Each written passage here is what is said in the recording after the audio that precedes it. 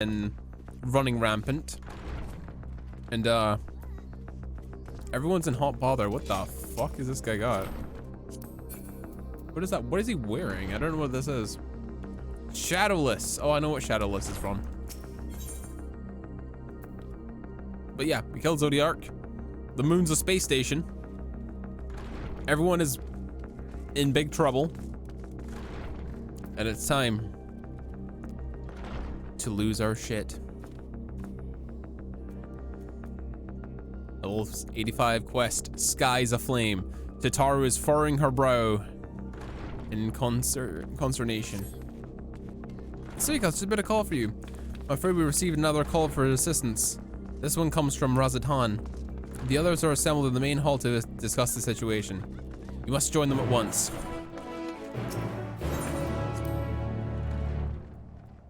It is time.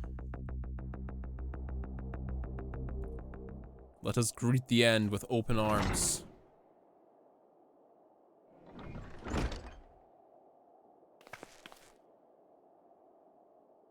Ah, there you are.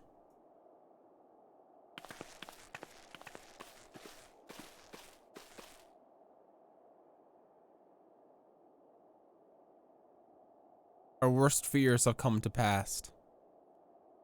But moments ago, we received grim tidings from our contact in Razatan. Vile beasts have appeared as if out of nowhere, claiming one victim after the next. What's more, they say the very sky burns above them.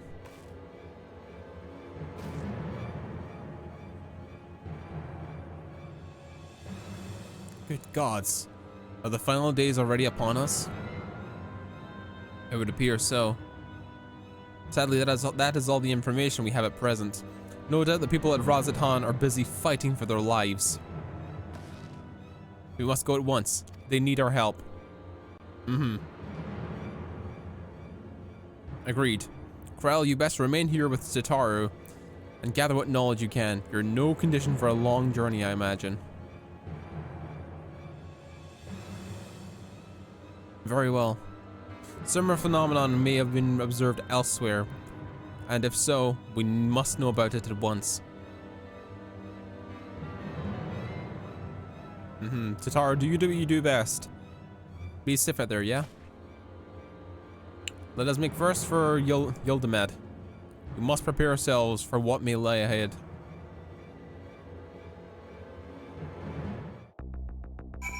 It is time.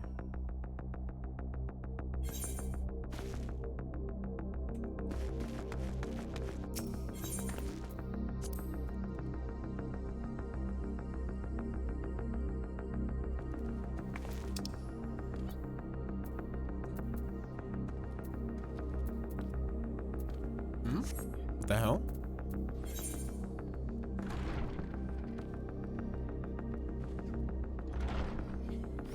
That's Razatan. That's Elsabard. The Great Work. Not into either one of these yet. Yildimed. It's the only one we can travel to. Well, we can travel to the Great Work, but we need to go to here first. Alright, what awaits us? What awaits us?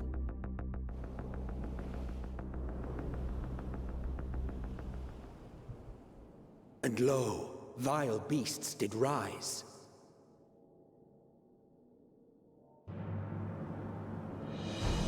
Oh. Oh, shit.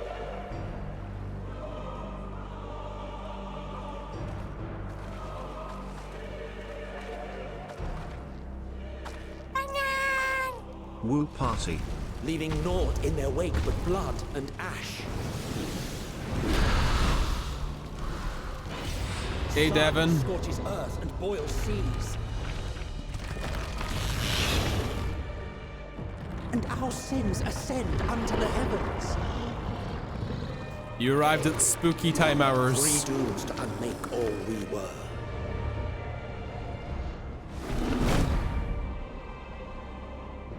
Welcome to the end times, Devin.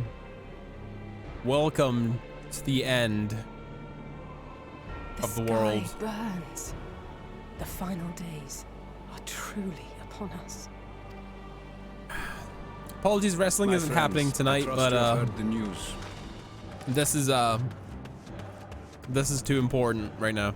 This is too important. We will be getting back to doing wrestling again next week, I promise. But right now, we've got a world to save and people to save. We have. What can you tell us of the situation, Your Excellency?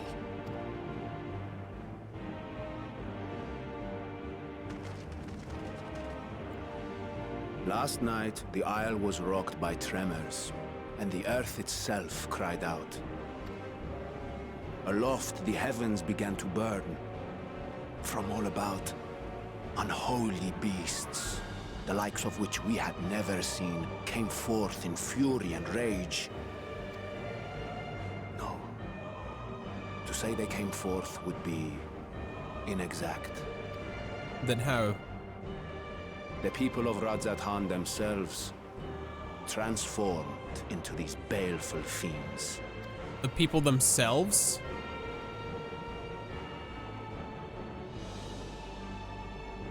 Though the phenomenon was observed throughout our lands, the first creature, the largest and most dreadful of the lot, wrought havoc upon us here in our fair city. Though they bear superficial resemblance to divinities of legend, they are ungodly abominations. The people decry them as blasphemies. The large one's rampage has since taken it to the northern reaches of the island. I mean to dispatch our radiant host in an attempt to quell the threat. And what of Vritra? Oh, and thanks again for the sub, Devin. I really, really appreciate that. Thank you so much for keeping up the support. Vritra too makes for the north of his own accord, and yet he knows the blasphemy and its minions were but yesterday his beloved people. Aww. I pray his boundless compassion and mercy does not deter him from taking unenviable but necessary action. You have to talk to the dragon. Understood. I ask that you allow us to aid you in quelling this threat. You would risk your lives to help us yet again?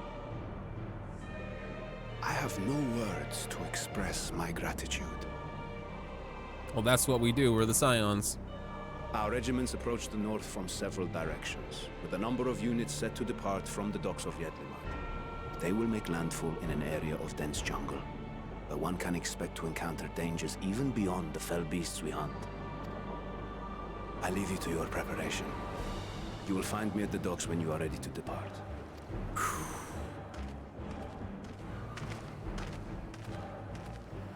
We've got people to save.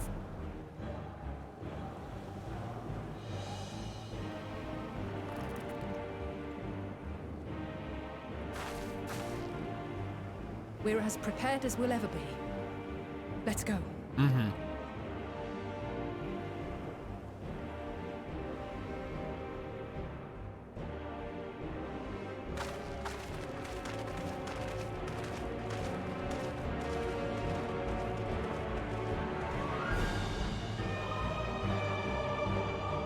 God damn.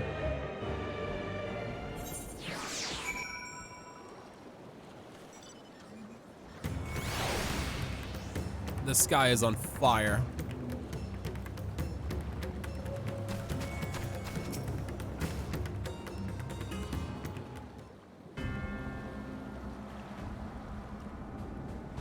Everyone assembled, yes? I thank you for lending us your aid in battle against the blasphemy.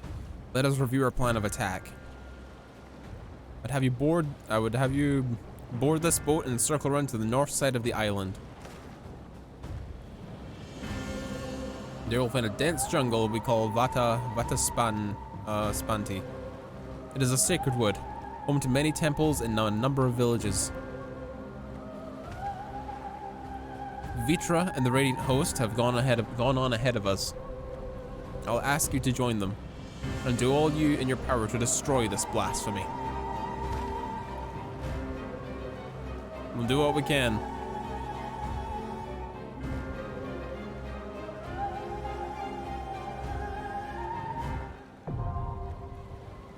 Vanaspati.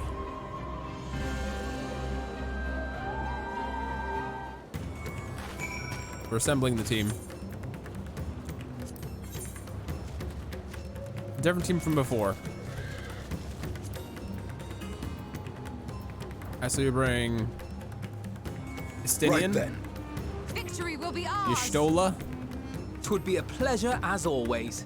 and an Alphinold. Mix things up a little bit. Let's go. We got a world to save.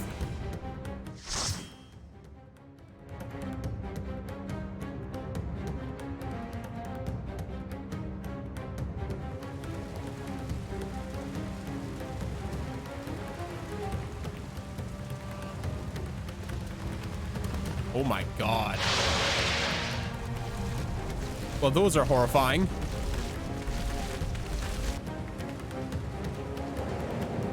Everything's gonna be horrifying from now on. It's the end of the world.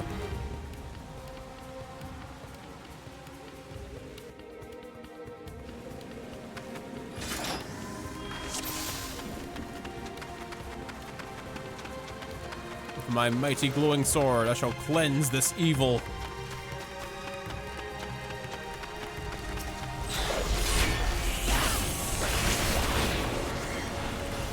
What is that?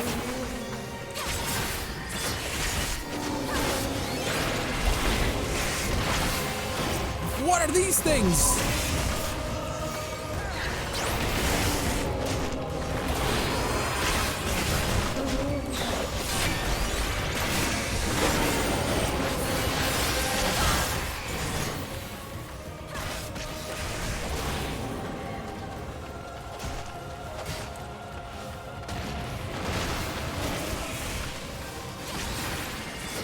You underestimate me.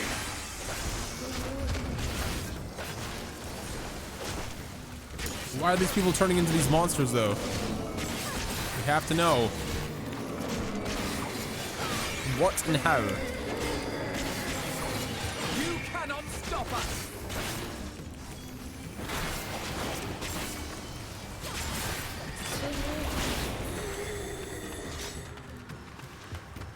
My friend, heed me. These are children of Stavne. Forgive me. I could do better. Aww. Dragon, I understand that you love your people, but you gotta save those who you can now.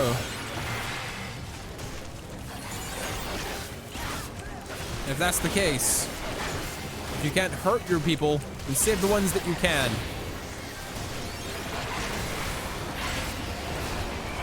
Save those whom you can. Vitra.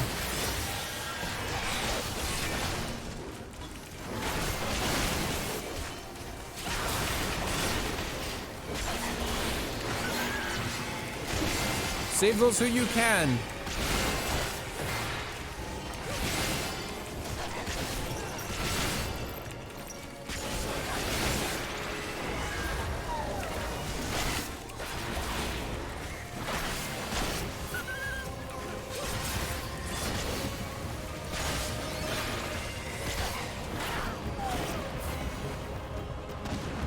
If this is the only way,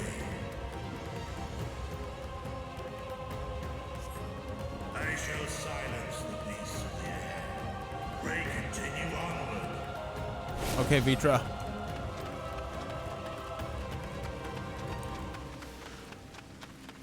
We're counting on you.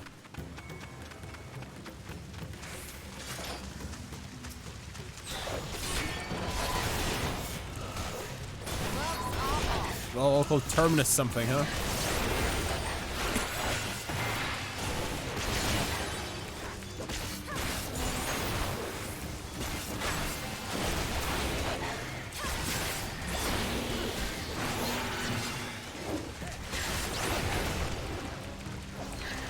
You underestimate me.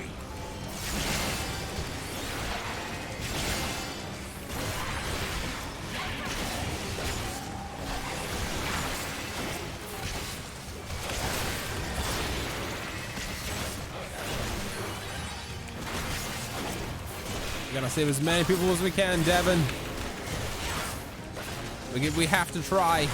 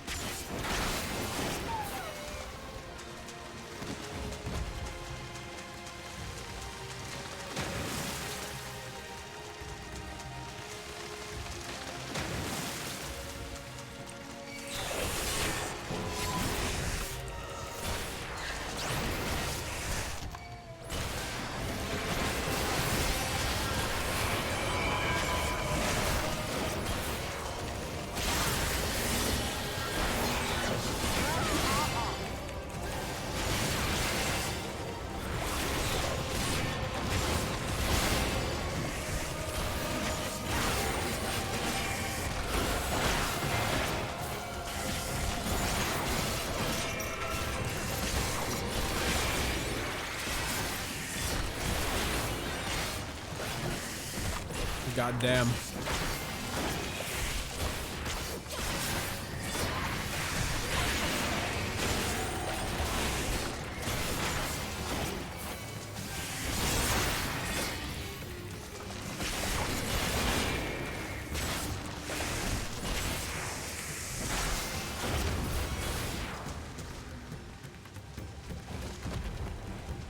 What the hell are these things? These end-time monsters.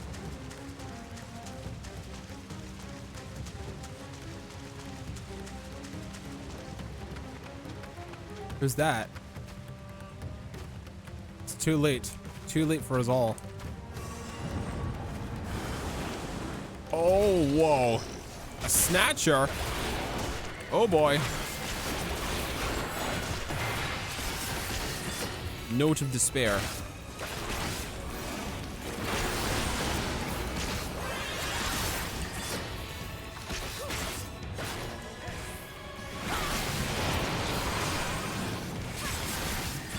Oh, what the hell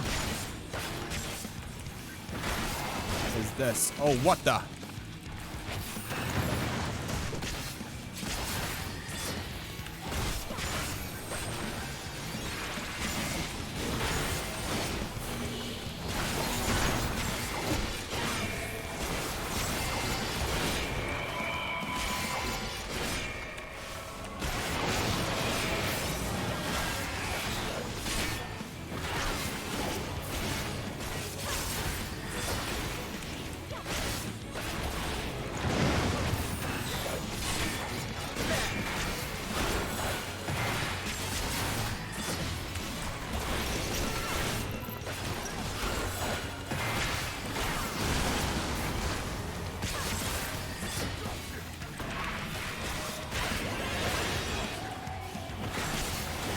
Hope.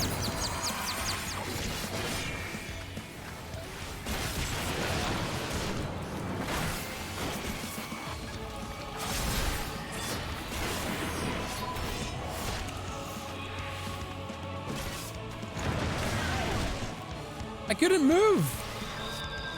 I couldn't move there. Oh, God damn. I'll have to be more careful then. God damn. I was not ready for the shuffle mechanic. We're going through all this again? Wow. That's unforgiving.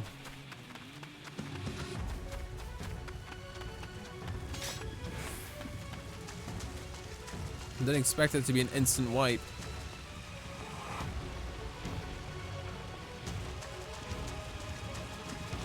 God damn.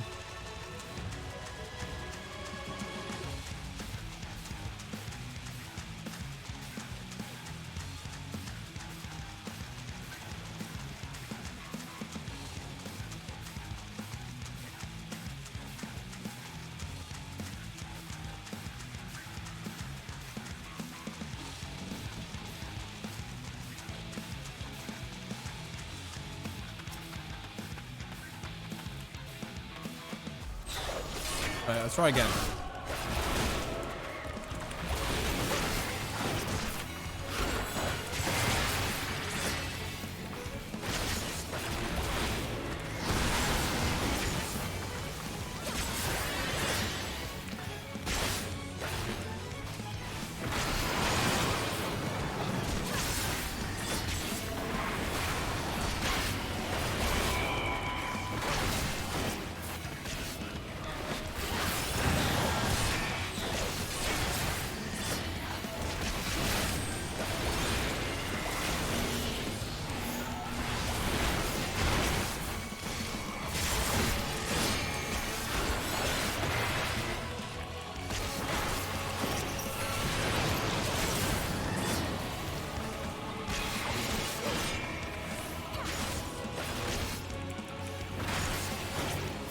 Oh boy.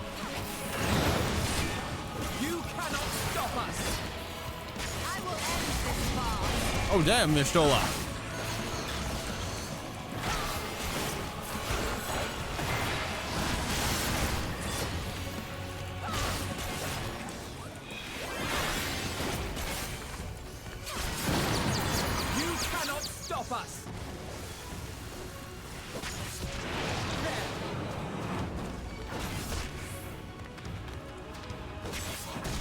Oh, now I get it.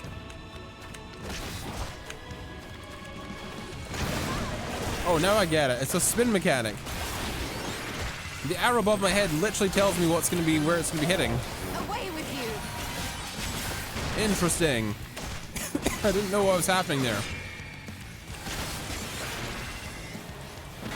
Very interesting mechanic.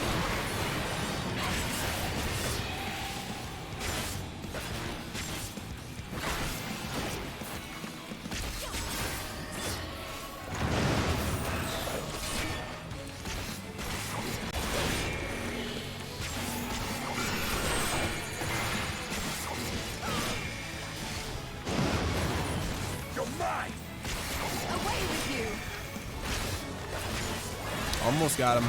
Almost got him.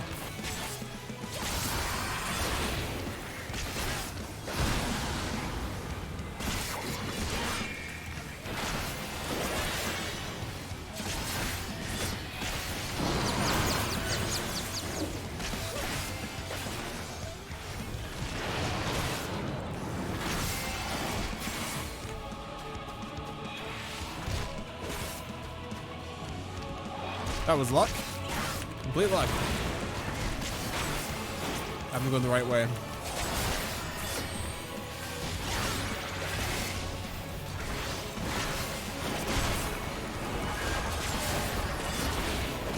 Almost got it.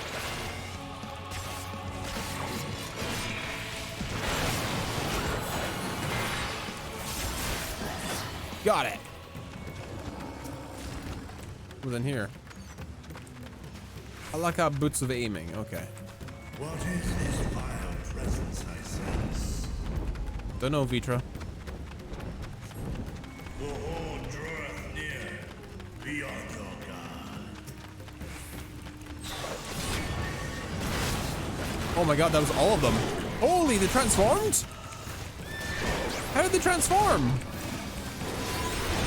Is it Doom? I don't understand how they're transforming.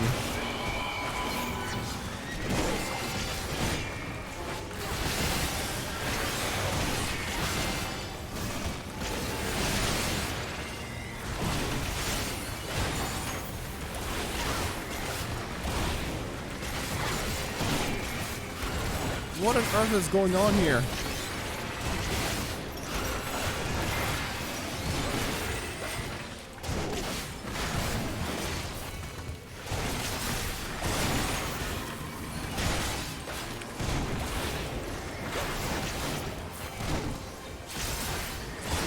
Very, very spooky. Very, very spooky.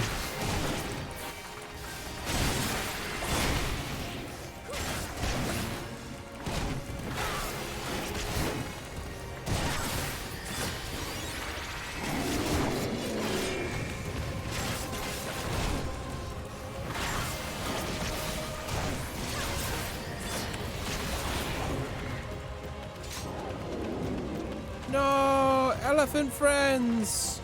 No. We must save as many as we can.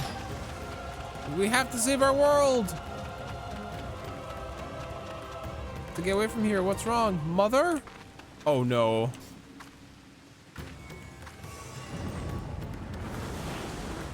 Oh no. No, make it stop. Oh my. That is horrifying. Oh no.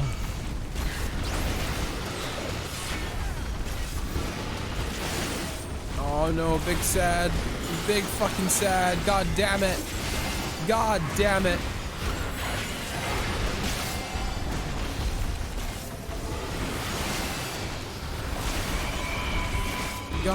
God damn it. God damn it. Big fucking sad. Now I'm upset.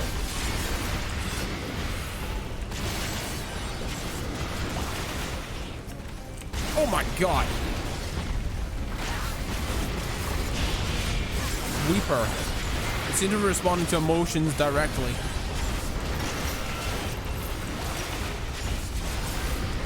This will hurt.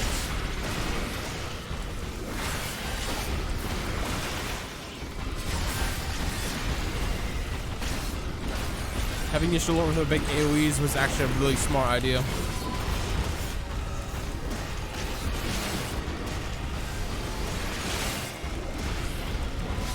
think we actually brought along the best team for the job.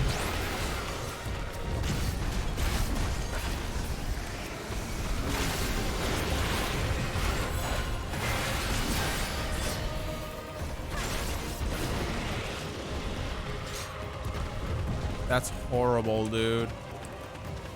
That's actually horrible. That's genuinely horrible. Shadowers.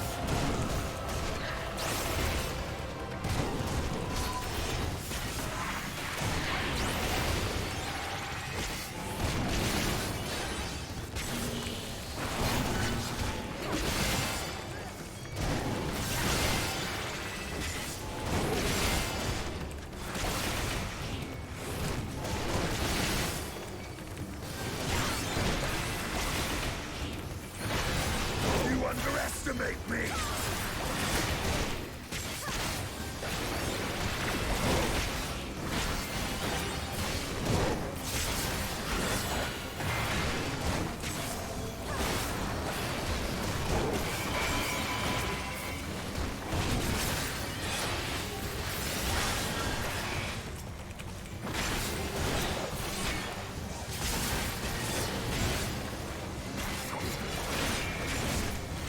God damn it. God damn it.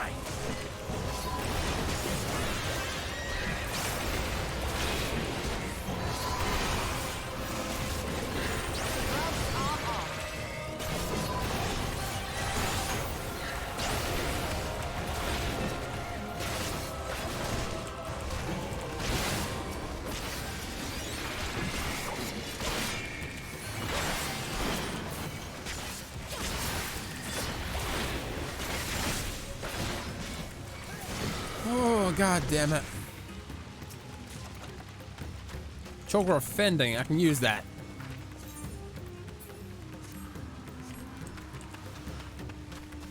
Arrive at insight.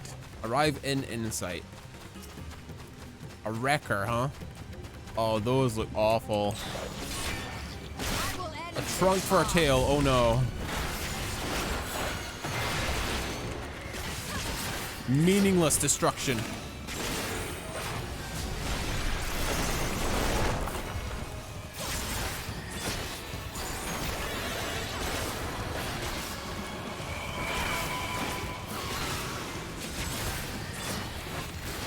Oh boy. Can't target those. Oh, I get it.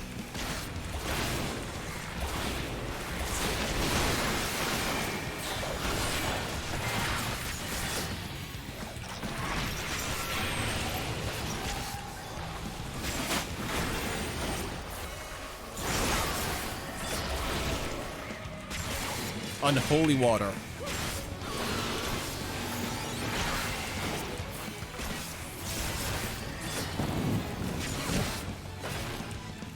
It will spray.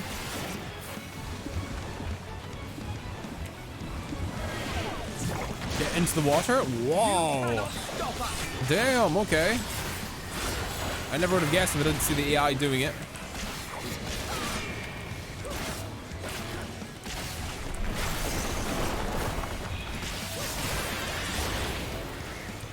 Never would have guessed that.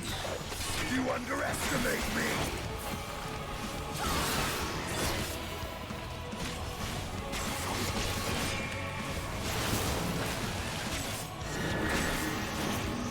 Make sure we're in a position not to get knocked into that.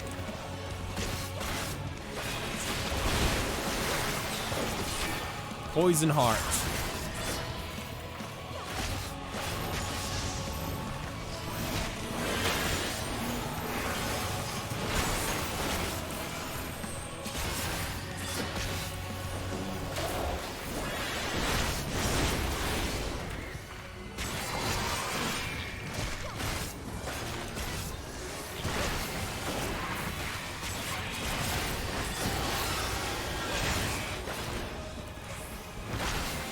Etherical Siphon.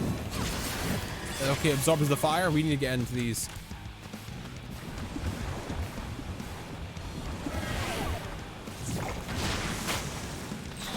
Ooh, cool mechanic, gotta say.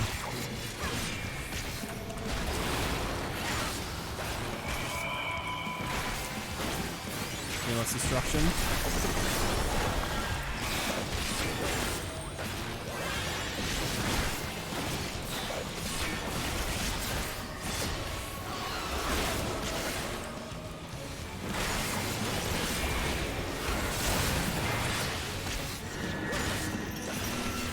Oof. Damn. I wonder if this is going to be too much for any of the silence to take eventually. I wonder if this is going to be too much for them to take along the course of this.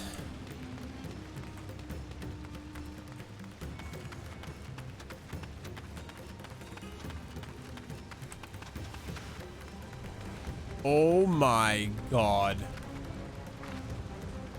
They're stuck above of those fiends.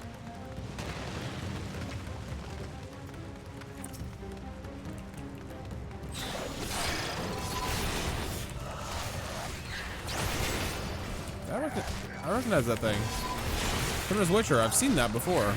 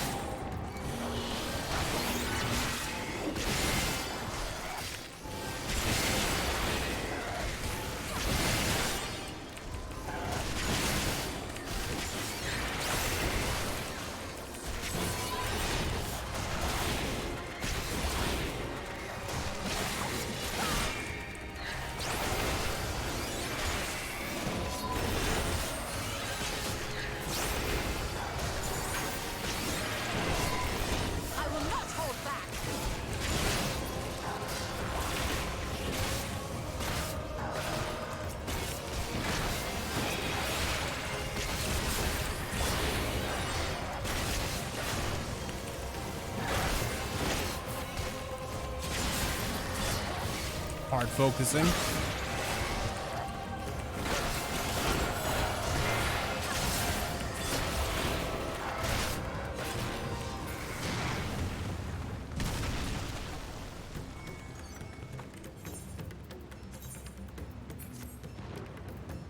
Another fending ring, hell yeah.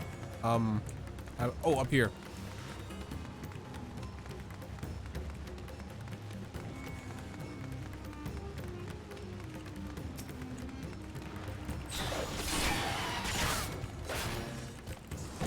These are like those chickens. Now they're monsters.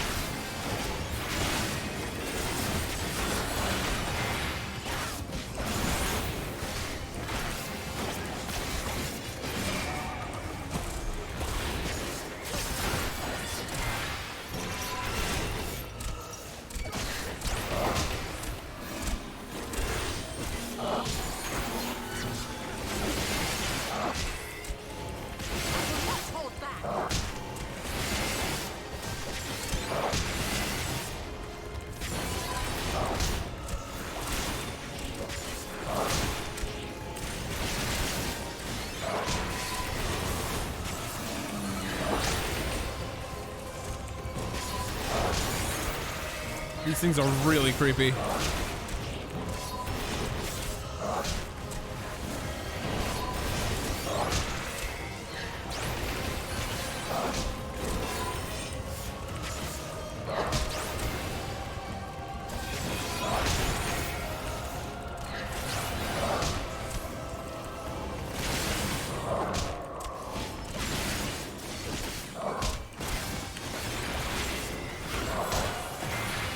You cannot stop us!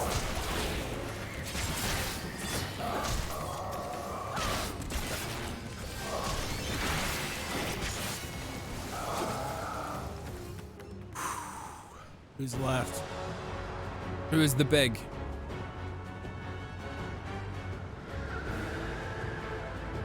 What is that?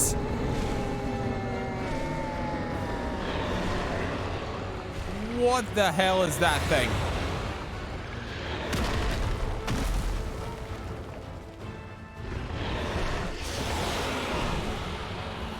Blasphemy. Sarvanu.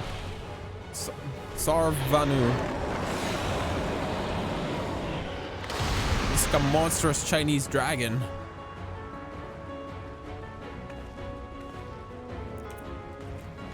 It's like a monstrous Chinese dragon.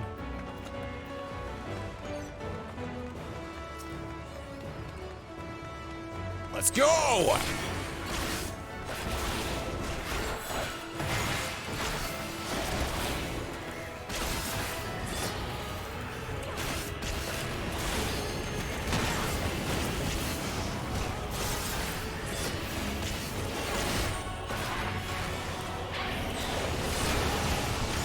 What the hell? Circle? Oh, right. Go to the opposite color that you're in. Okay.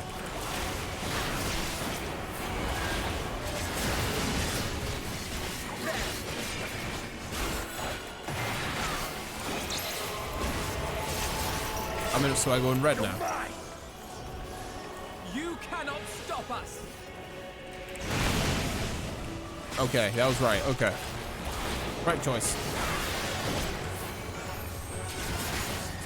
Gnashing teeth. Oh boy. Ow. Big ouchies.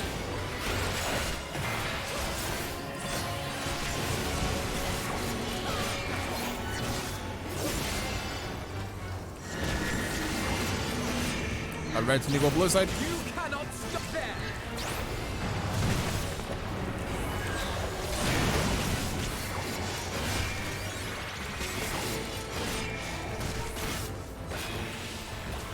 Alright, that's the easy stuff. What's the next part? Crumbling sky?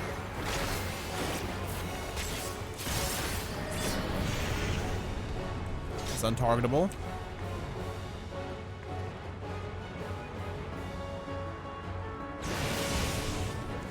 Okay, okay, I get it. Holy. Over here.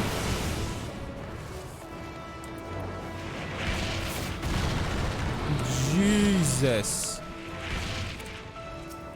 That's ridiculous.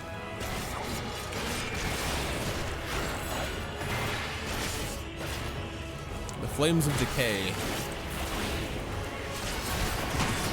Oh boy.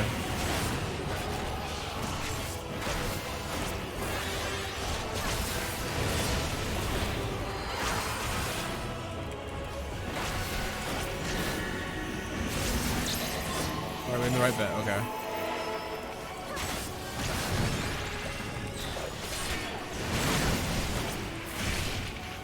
Ow.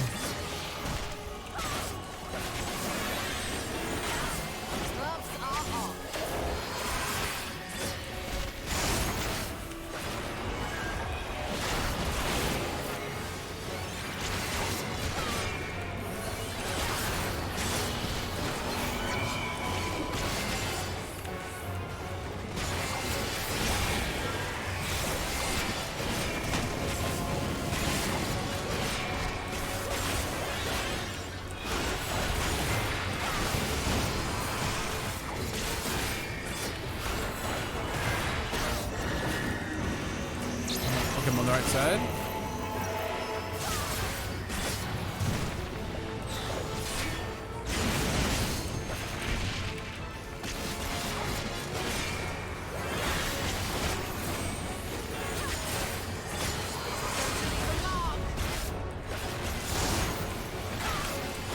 We got you, Stola. Hit him with the meteor rain. That barely made a dent.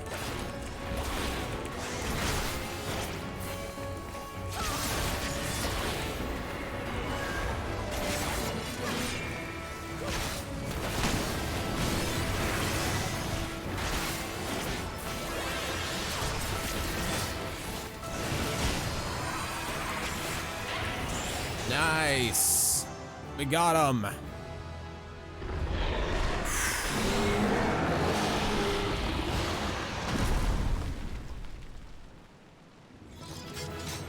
Jeez. Sadness. Sadness. These were all people once.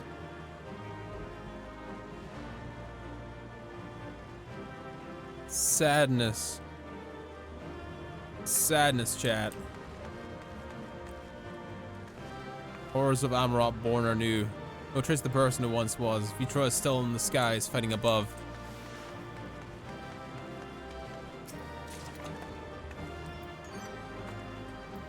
Nothing really for us there. Oh well.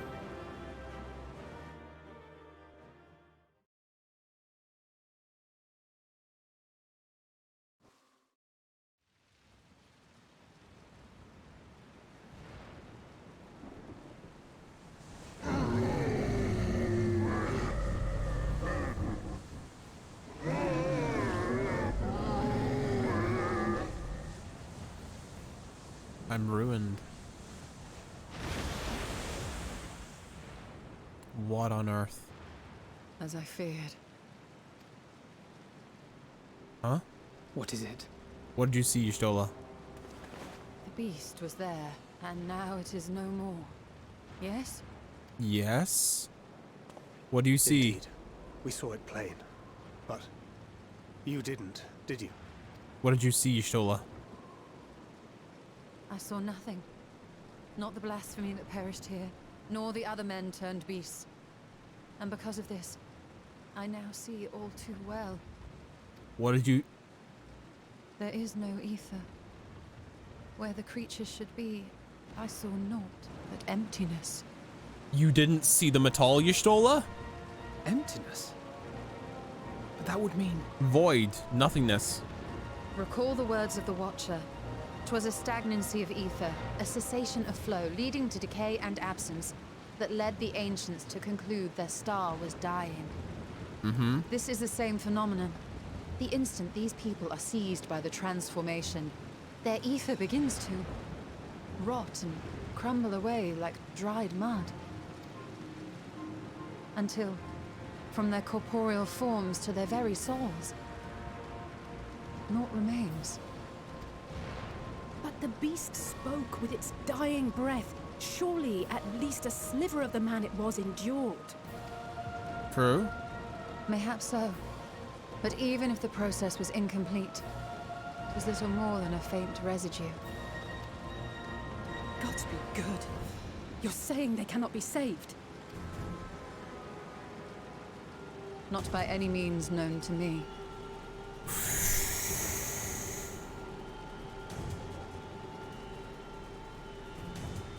Or by any means at all, like as not. For there is naught left to save. Oh no. This ain't good, Chief. This ain't good, Chief. They return not even to the ethereal sea. They're damned. I think my camera's freaking out. 1 second. I want to quickly start my camera.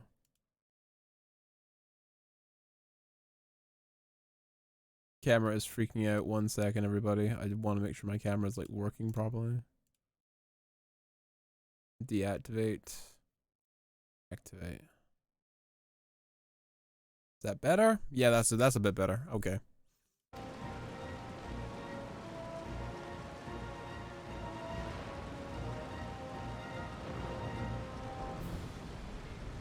Then what do we do? Vitra?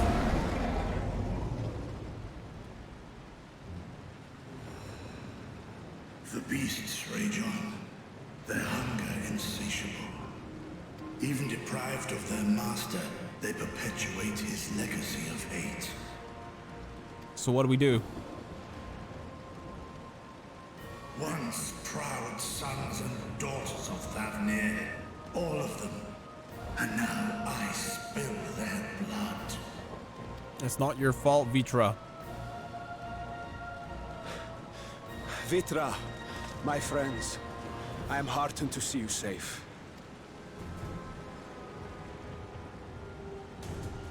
You put your secret at risk. Those closest to me already know the truth. A truth I must now share with one and all.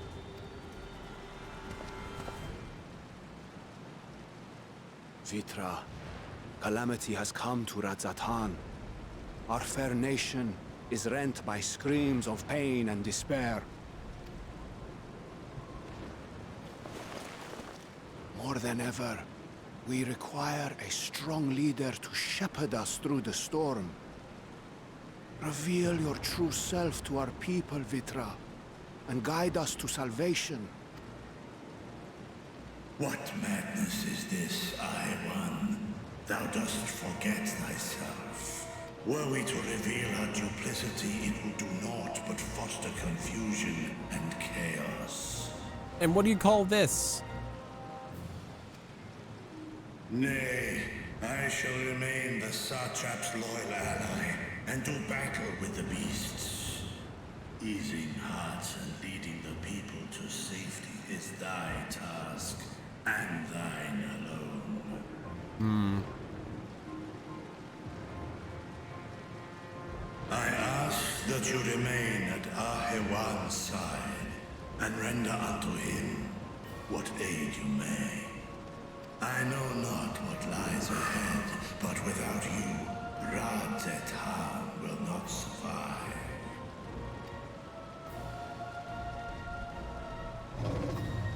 Take me with you. Ostinian? I am as at home fighting in the air as I am on land. Take me with you. Ostinian. Were my words unclear? I require no assistance. Thy place is at Ahewan's side. Ostinian ain't gonna take no for an answer, dude. Estinian, here. Huh? Nani? The last thing you ever wanted. A link pearl. We gain much from knowing your elevated perspective. And it'll keep you from getting lonely, which I know you loathe. You heard the man. Seems I'm coming with you after all.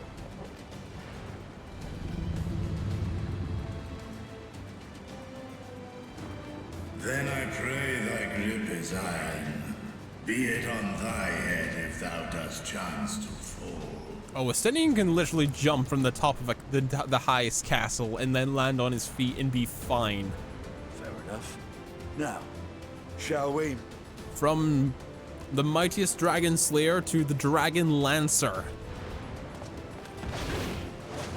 He's so badass. Let's go, Ostinian.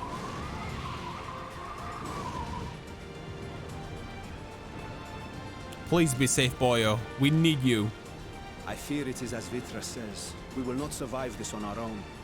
While I am loath to impose upon you again. I would insist if you did not. 'Tis the very reason we have come.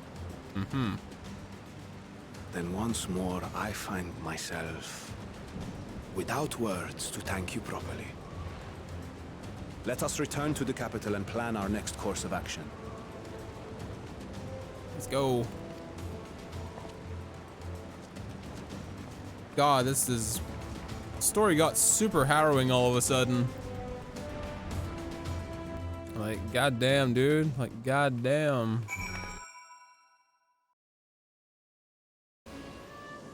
Oh, I didn't want to close that. Shit, my bad. I need to keep that open so I can monitor the stream. Shit, my bad. Sorry.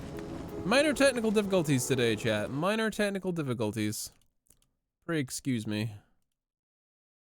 There we go. That should be at least a little bit better, I think. That should be a little bit better.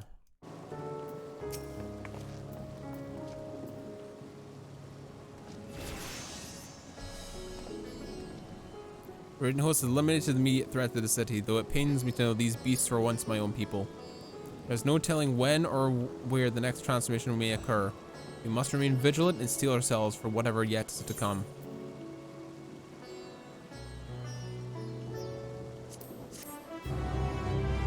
Oof.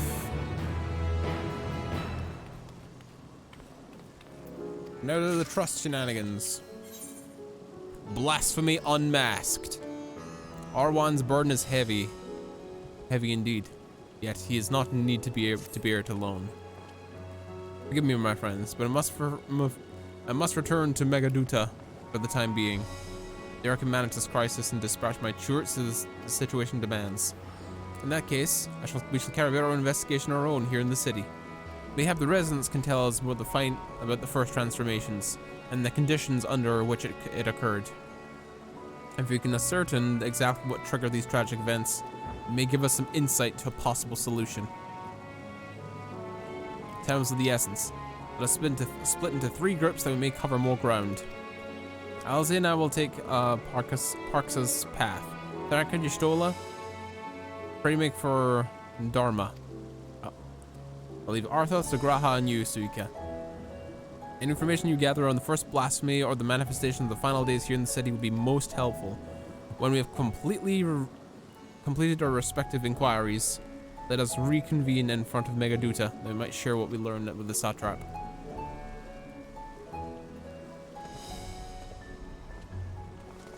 God damn. God damn. God damn, chat. God damn.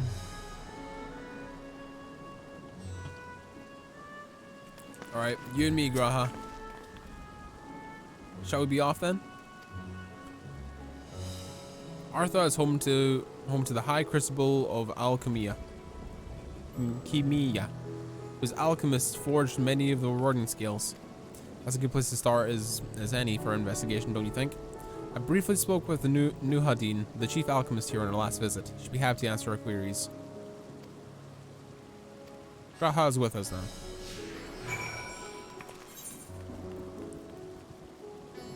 This way.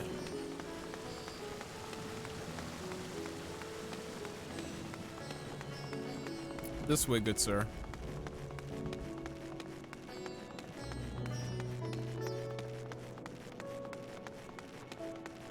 We should be able to tune to this now, right?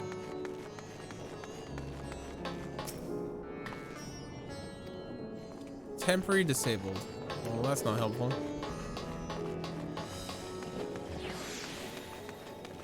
That's not very good.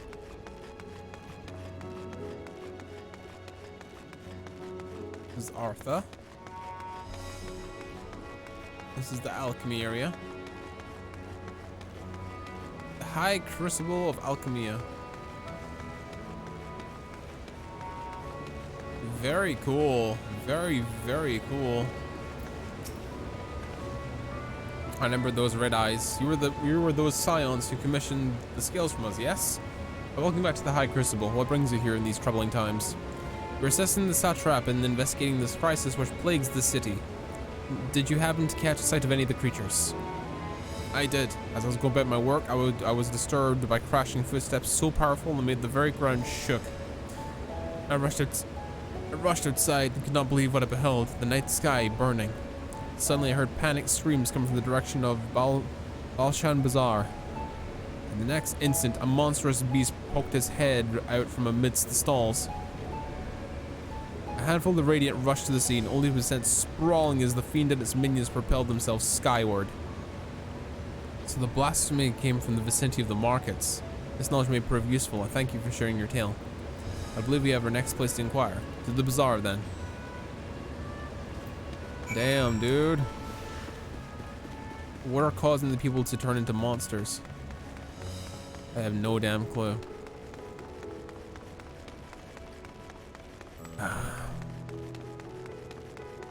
It's not great.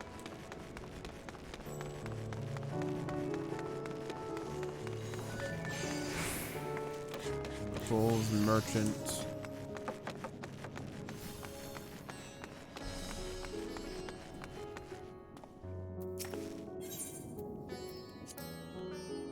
So this is Thavnian weave. Must say bears a resemblance to the traditional fabrics of Corvos. Small world, really, given it's just from across the water. But I'm an expert in Covosian culture, of course. I've had the occasion to visit my ancestral home since the coming to Charlian.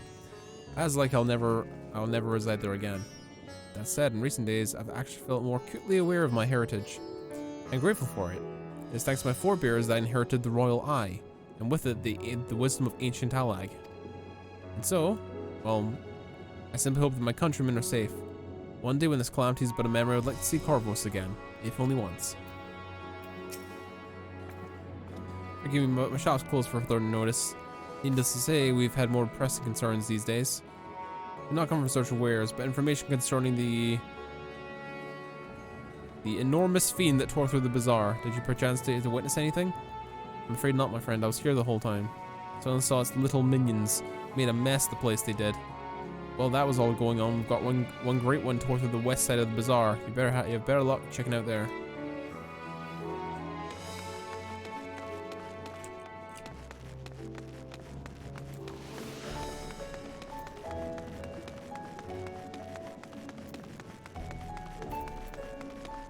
We're here? Yeah. Something the matter, traveler? Are you lost? Perhaps I could be of assistance.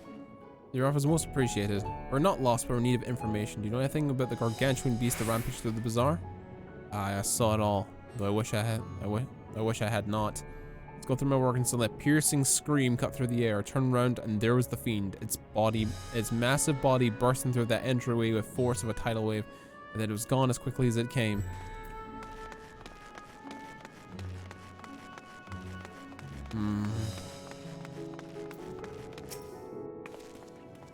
Sisters have mercy. What's happening in the world? What am I to do? Is nowhere safe? Settle down, friend. The danger is past for now. It's not too painful to remember. Can you ask to tell us what you saw? First I heard the screams, and then the horde of ravaging beasts came charging towards us. One of them was huge, bigger than a Marid, throwing people like rag dolls. It was eating them. I hid under the counter. Saw others do the same. But the shrieking and wailing was getting louder. More voices in the throng. Beasts or victims, I couldn't tell. I knew not what was happening, and I still don't. That is good enough, my man. You're brave to share with us your tale. Many of the fellow merchants are safe. The High Crucible too has survived, mostly unscathed. Pray stay close to your friends and loved ones, and rest your mind and body while you're able. So this is the most we can expect people to tell from us. I think it's best that we find a place outside the bazaar where we might rest and review our findings. One less nightmare end. Damn. Big sad. The biggest of sads, dude. Nani? Graha? Judging by their accounts, the transformation had already occurred by the time the beast reached the bazaar. Door through the west side of the bazaar and headed towards the Aetherite Plaza. In other words, the blasphemy have first appeared in this vicinity. In that case, the people around Mayhain may be able to tell us more.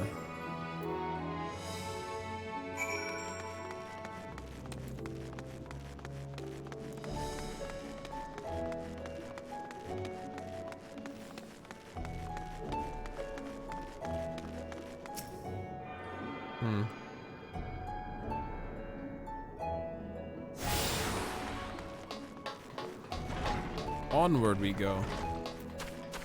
Fearful here. Going after that enormous beast, are you? Aye, I saw it, including the very instant the poor bastard transformed. Damn God, damn the gods for putting me there. It started over there, by the window. Few men, merchants talking and drinking. Conversation might have taken a turn for the worst. Next thing I know, their leader, I suppose he was, buried his hand in his head and black mist was swirling about him. His whole body burst apart and there's this hideous slavering beast, massive and foul, all gaping maws and bulging eyes. His friends too started shaking. And then the black mist comes again until the change takes them too. The stuff of nightmares, I tell you. Nightmarish indeed. Incidentally, do you perchance know who the merchants were? No, I'm a decorator by trade. Not much cause to mingle with their sort. Saw Michiel, the barmaid, chatting with him though. She might know something.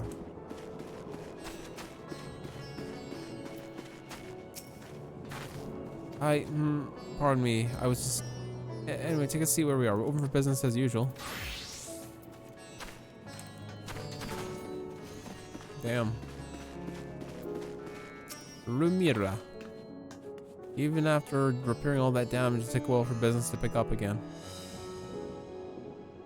These poor people. You mean the blasphemy? That's what the Radiant had been calling it anyway. I saw it too. We all did. I was standing at the counter as married poured me a drink, and then suddenly this dreadful sound, like a pained, angry groan. It was unlike anything I've ever heard. I turned around in shock, and an enormous black cloud of mist rose the creature, enormous and ghastly to behold. That's what happens next. To recall it sends shiver up my spine. With some stroke of fortune, he's able to slip outside before the beast got its claws on me. But the sight greeted me no solace. The blue sky had turned red as blood. Married, myself, and I, and the other survivors clung to each other for dear life until the Radiant host came to our aid. Wait, did I hear you correctly?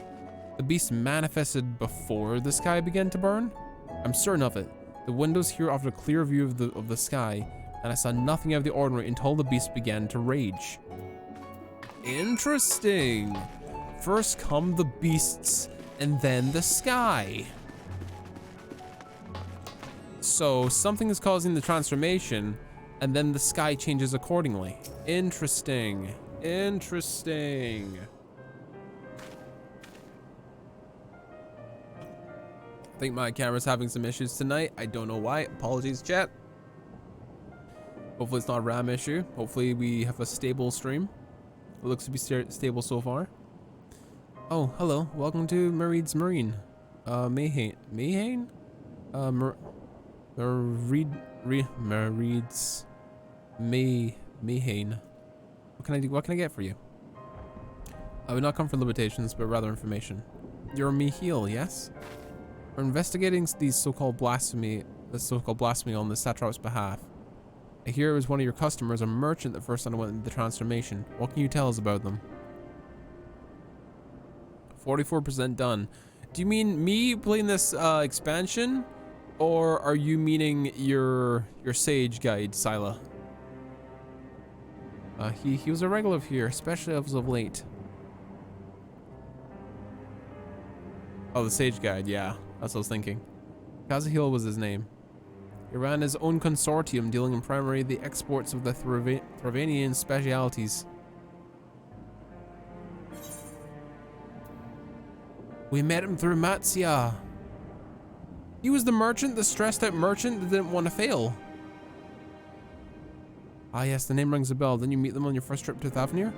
As I recall, Kazal had a trading operation in Yildamad, and it was there you met Matsia's acquaintance. Mm-hmm. Yes, isn't it? Yes, that was the same as Kazal. No doubt, a rather successful man from what I gather.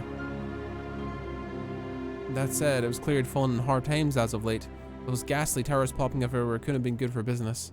Even now, where the towers have gone, the collapse of the Empire has led to all sorts of problems elsewhere. The market for luxuries is surely not as it once was. Trying times for the head of a consortium, indeed.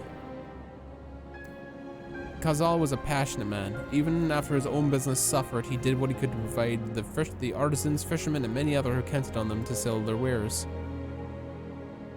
Indeed, that was the very topic of yesterday's meeting, as far as I could hear. Yet they discussed further matters. Kazal's tone grew grave and grim. It was then that forgive me. It would not have you to recall the memory that causes you pain. If I could, I would ask you one more thing. Did you notice anything unusual about Kazal in particular? Please, anything at all. Sorry, nothing springs to mind. Perhaps someone else can help you. Kazal lived for his work, and had no family that I know of. His employees and associates knew him best, but they too are lost to us. Still, perhaps his neighbors knew something I do not. I can direct you to them if you believe it may help. What do you say? Yeah, maybe. The general releases Reaper Guide, so I'm slightly late. You've got other things going on in your life, my dude. You can't be working non-stop, you know what I mean? Amidst the apocalypse. Michiel has information that should serve you well. Kazal made his home in Kama, a nearby residential area. From what I gather, Kazal lived there since childhood and was known throughout the neighborhood. Kama. The name is new to me. How do we get there? I'll write down some directions. Cannot promise that you'll find what you seek there, but if nothing else, it's a start. Come, let's go there.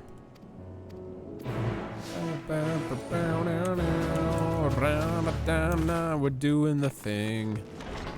Da da da da, we do the thing. Braha? Hmm?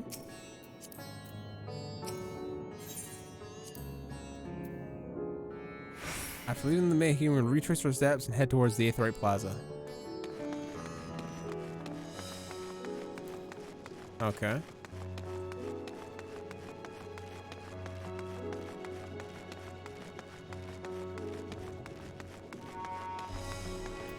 God damn, dude.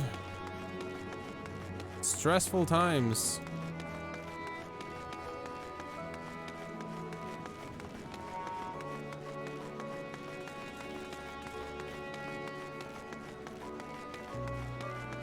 Then up the stairs.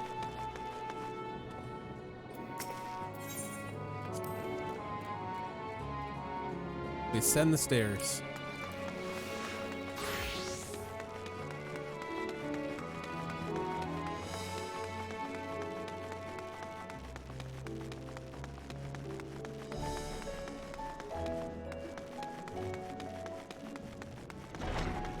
And then we take a left, right?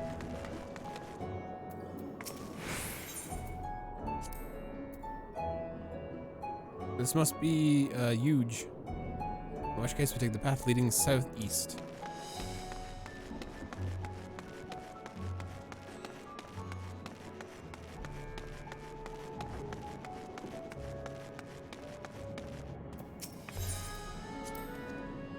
You're going this way.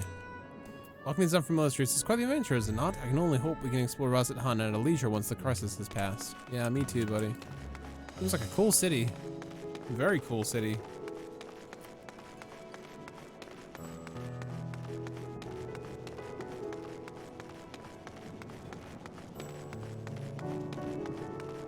There we are. Have a little pet.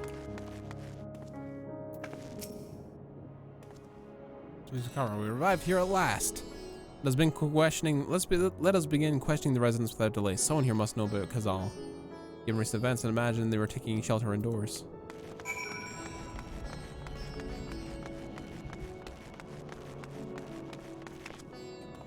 Can't go that way.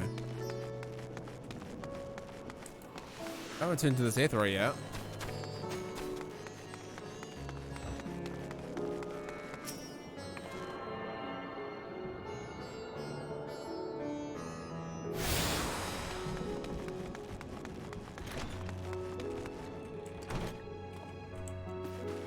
Hello. Could you come back another time? Just woke up and not exactly in the mood for idle chit-chat. Also wanted to avoid the panic, I suppose.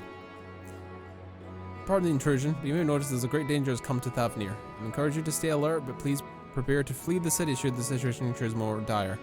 But before we leave you in peace, pray allow us to ask you a question or two. Did you know a local merchant named of Kazal? Did you notice anything unusual about him recently? Kazal? Aye, I know him. In fact, we just spoke the other day. Like many others, his business was going poorly. Still, it seemed they managed to turn things around. Thanks to a generous order from the Ruvida fibers. I was practically dancing in the streets. I haven't spoken to him since then, but I assume it went well.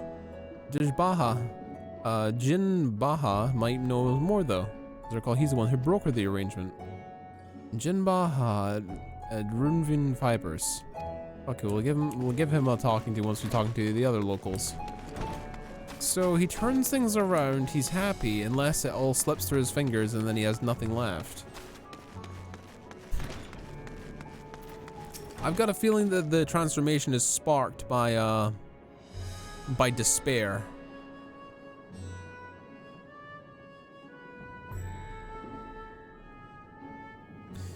Kazal, you say yes, known since he was a boy. If there was ever a man who was born to be a merchant, it was him. Always early to depart and late to return.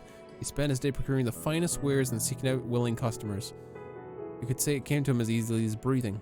Sadly, business was flagging as of late. No surprise, really, with how the dangerous travel has become. He was cooped up in his house from dawn till dusk the other day, no doubt racking his way for his fortunes to turn around.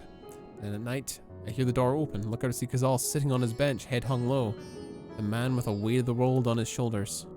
See, the situation must have been quite dire indeed. Did you notice anything out of the ordinary? Nothing to speak of, other than the troubles with his consortium.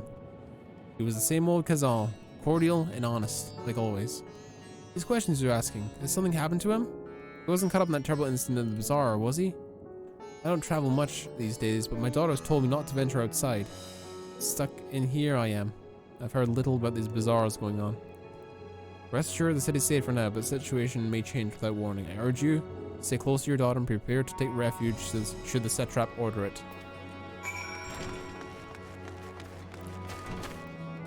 Alright, you go back to the huge, right? Or we can go to the fibers.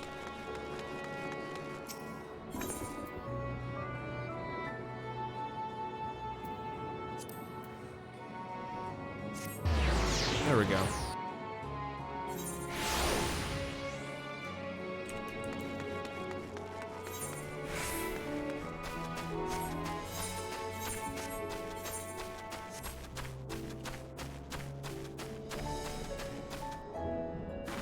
Huh?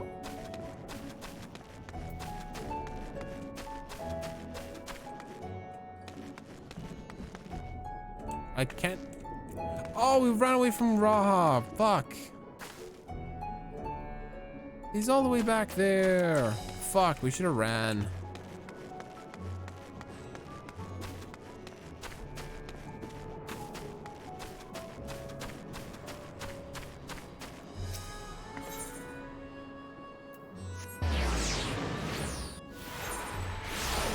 You gotta join my party again. God damn it. Damn teleportation.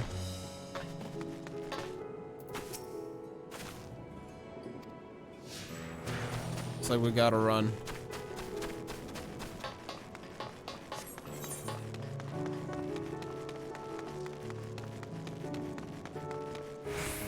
Totally forgot about that.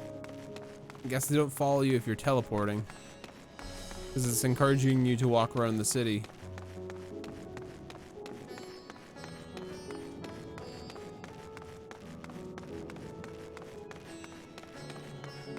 This guy has hard times. Something falls. Then all of a sudden, things seem to pick up again.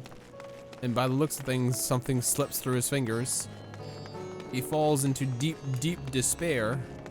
And then he transforms.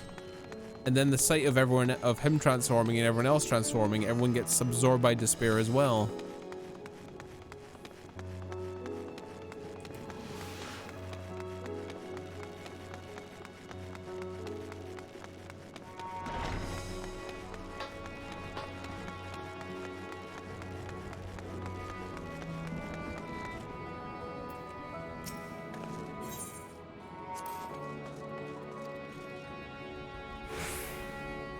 It's quite the sight, the red sky above. During the final days of yore, the heavens burned and the stars fell. Creation magics ran amok. That was my assumption of what I saw at Amarat.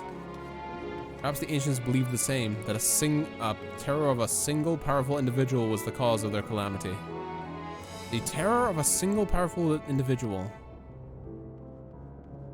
Those self-same horrors now manifest themselves before our eyes. What could it be that sets the heavens What could it be that sets the heavens aflame and turns ordinary men into beasts? I don't know, but we're gonna find out, Raha. If it's the last thing we do, we're gonna find out.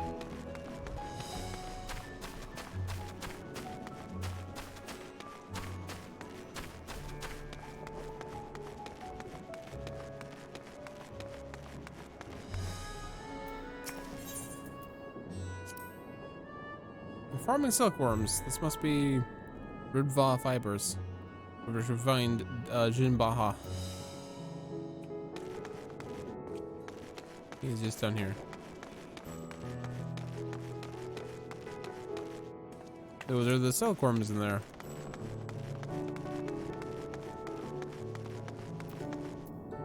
Yeah, Jinbaha.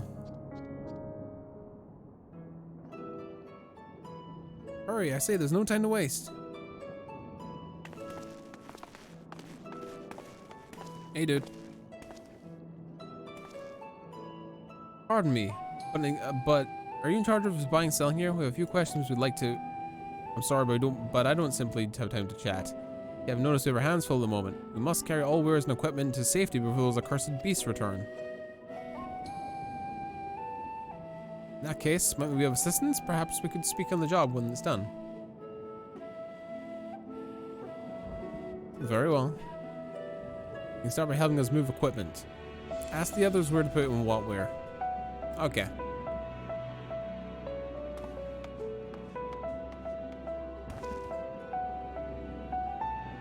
New carrier fabrics. Alright. With that door and speak with Kamala. She'll tell you the rest. Remember, these textiles are our livelihood. Handle them with care. Okie dokie. We will look after the things.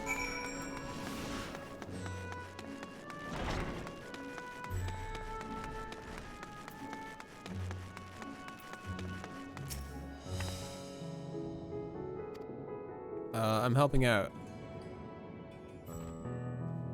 Is I come to help? Oh, praise be to Mundurva. Kind stranger, I welcome your assistance. Anyway, here, do you pass through 3 storehouses? Yes? I'd like to carry that small crate to Nabrafal. By the storehouse near the hatchery. The crate of clothing is for Hana, huh? A massive crate goes to Myrdia in the middle storehouse. Watch your back with that one. It's never time to complete the task.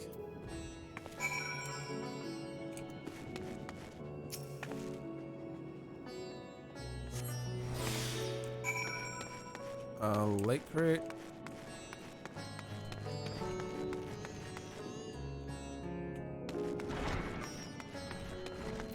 Ball.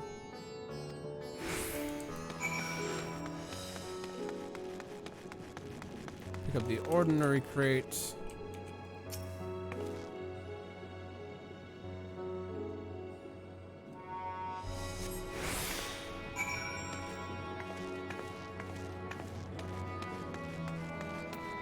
One goes to you.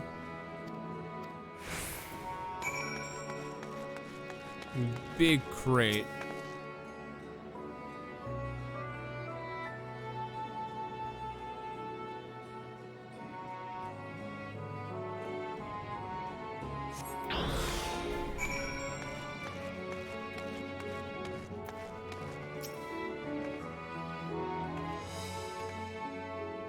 Little fabrics? Because I was hoping to have. Let me put that away for you. There we go.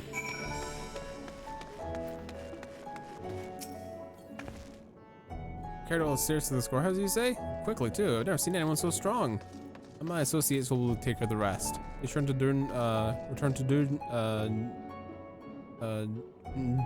Jinabaha. Tell the truth, we're grateful for this distraction. Too many terrible happenings as of late. The generous souls like you give me hope that we may emerge from this trial even stronger.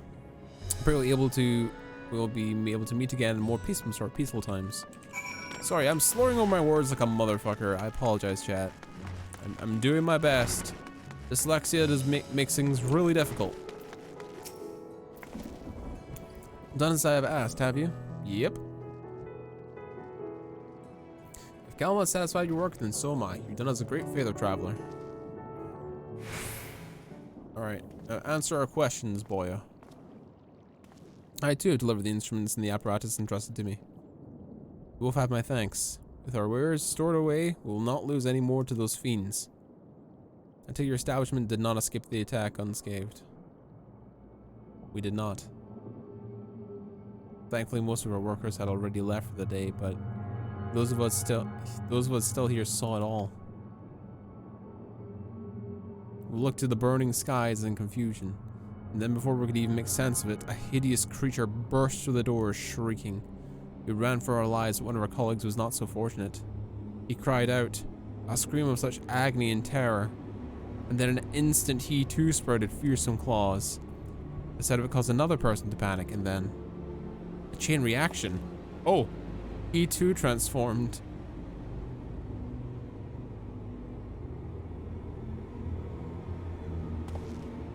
I'm sorry, was there something you wanted to ask? Indeed. You know the merchant Casal, did you? I believe he had some dealings with your establishment? Casal? I know him well. We arranged his consortium to deliver a large shipment of fabrics, but in the end, we received a better offer and had to turn him down. I understand his business is struggling, but so is ours. Another of our most reliable trading partners agreed to transport the goods to a much smaller commission, and we've been forced to refuse. I felt terrible for withdrawing the offer, but you must understand, we simply had no choice. He tried to put a brave face on it when I told him the news, but the dejection and despair was plain to see.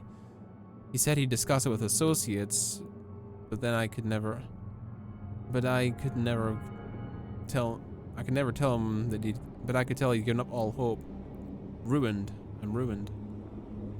He was the monster that we killed at the end of it. From what I seem to gather is that it transforms when people give into despair. Or in the sight of these beings continue this despair. So we have to find the root of despair and get rid of it. Dejection and despair. You remember when we saw the Vanaspati, yes? The soldiers and jungle dwellers pushed the very brink, turning into beasts one after another. It would seem the same phenomenon occurred here. The poor craftsmen attacked by the fiends, as well as those who witnessed it, all undergoing the change. I suspect that everything began with Casal. By all accounts, it was he who suffered the most profound and piercing despair. Wait, could it be that such intense emotions are what triggered his transformation? Much remains unclear, but I believe we're drawing closer to an answer. At any rate, we must discuss his findings with the others. I'm surprised this guy's not hearing and just going like...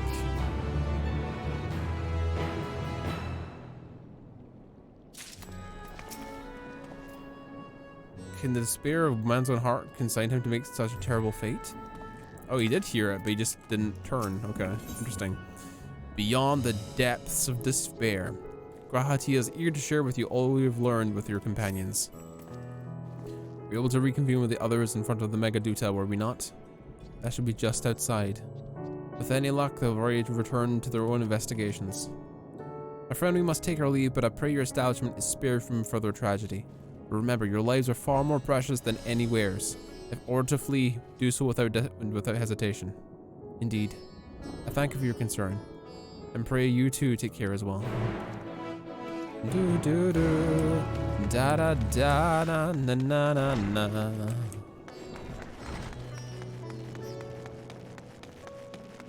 It's despair that does it.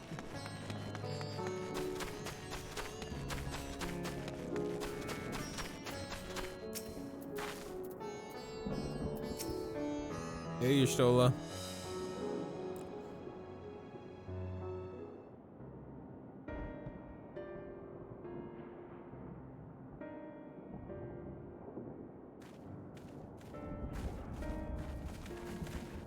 There you are. You've spoken with the survivors? Yeah. Indeed. We thought to share what we have gleaned, that we might together gain a greater understanding of present circumstances. Hey guys. Fortuitous timing. Alize and I completed our own investigations not long ago. Mm-hmm. Then we should take a moment to compare notes. Shall we begin with the two of you? Yeah.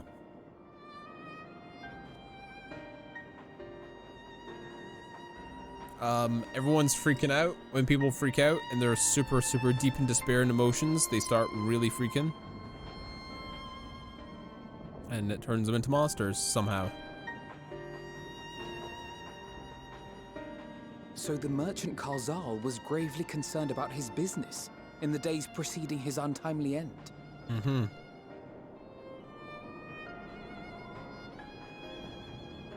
The tales we heard were much the same. The first victims to be changed into blasphemies were all overcome with anguish of one manner or another. Then those who saw their loved ones stolen before their eyes succumbed to a similar panic, setting in motion a chain of transformations. It's a domino effect. Fear, unease, despair. These negative feelings serve as a catalyst. If so, then it is not unlike the calamity that befell the ancients. With their creation magics, they unwittingly gave form to untold horrors. Had they simply lost control, surely it would have manifested in many forms, not all of them monstrous. Mm-hmm. Very true. Yet somehow, this phenomenon is triggered solely by the darkness in their hearts. A common thread with what we now witness. Maxie, don't let the darkness consume you. I'm going full Kingdom Hearts in this, apparently. Common, but not identical. While the beasts the ancients faced were forged with magic alone, those of today are born of sentient beings. Why remains to be seen, but there is one fundamental difference between us and our predecessors. Our souls are sundered, whereas theirs were not. True. Our souls aren't full. Our souls are fragmented among every single one of the shards.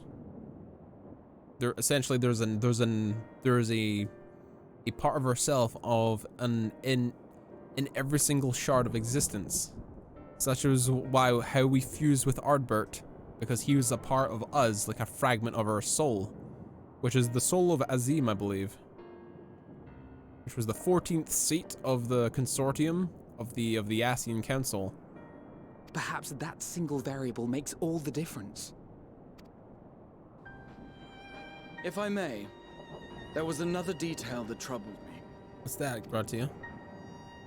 We have it on good authority that Karl Zahl's transformation took place before the skies began to burn. Hmm. What?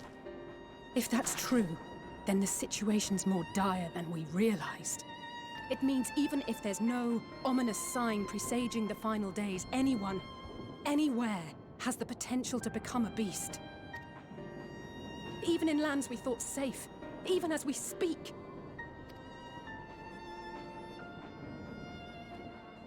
Oof. Look! It's the Satrap! The Satrap! Thank the heavens. What's up, boyo?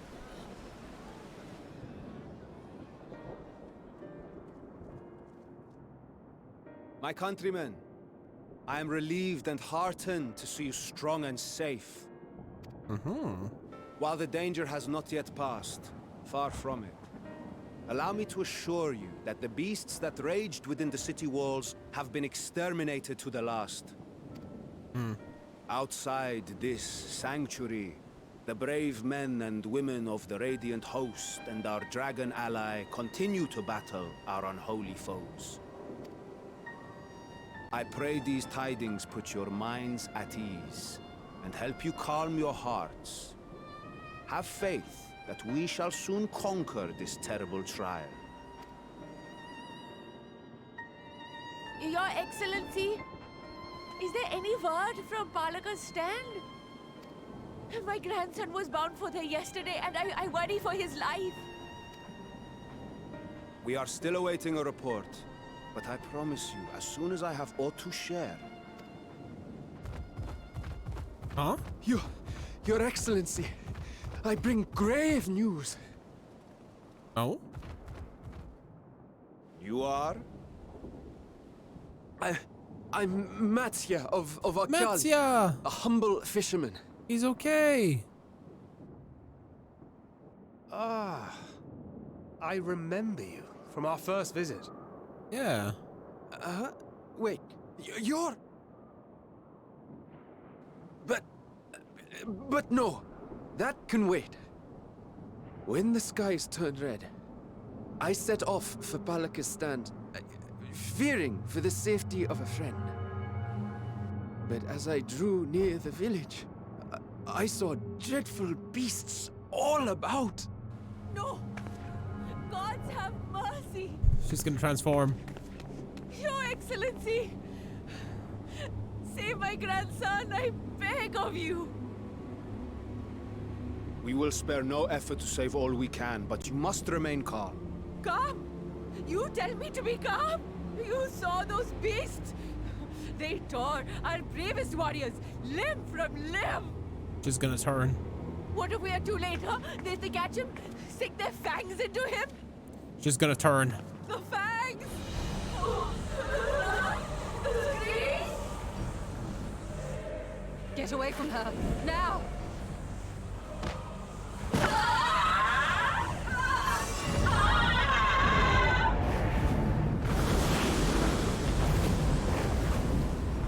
Holy shit!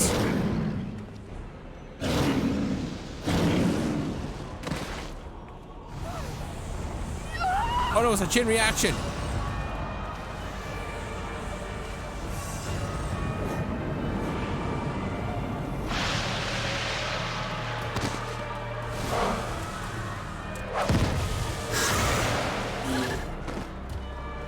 Damn it! We've got to kill them before it spreads. We'll handle this. See the townspeople to safety. God damn it. God damn it. God damn it. Oh. As fast as you can!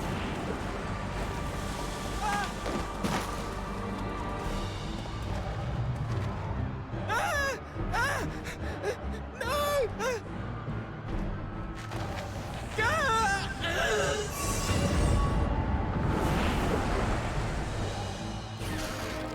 Oh my god, that's horrible.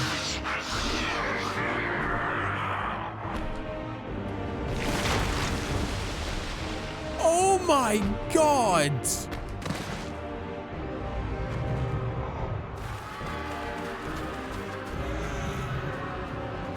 That's horrific. That's horrific.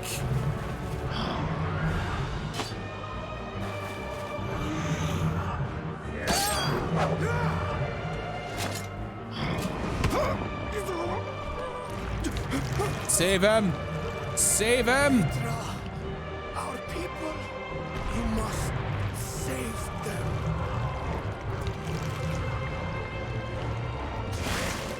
Oh my god.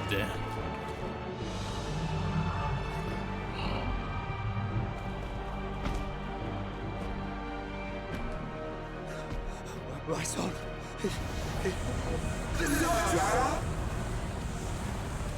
Enough! You must run. For their sake and your own.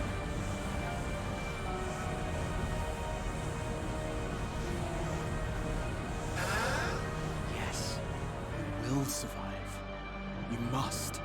It's hope.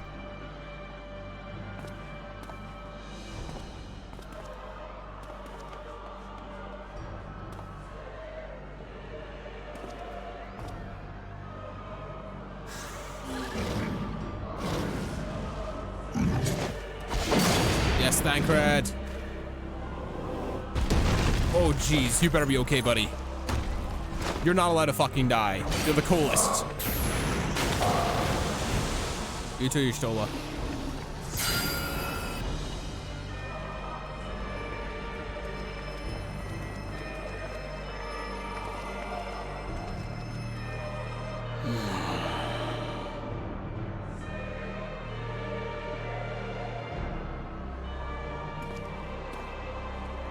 Grahatia?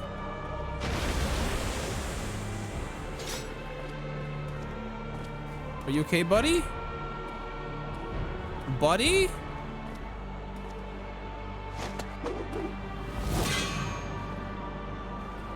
What are you doing, buddy? Be strong, my friends! Fear not, for we will defeat these abominations! It's hope.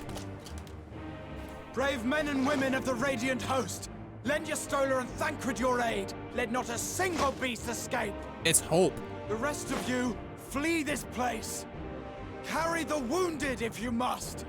Head indoors or underground. Above all, stay calm. No beast will follow you. We will see to that.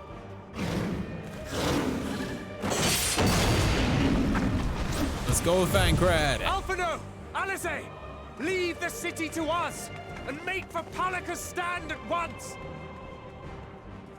Matsya, show my friends to the village. I promise you, they're more capable than the host's finest. Right. Go with them, will you? We will save these people. As many as we can.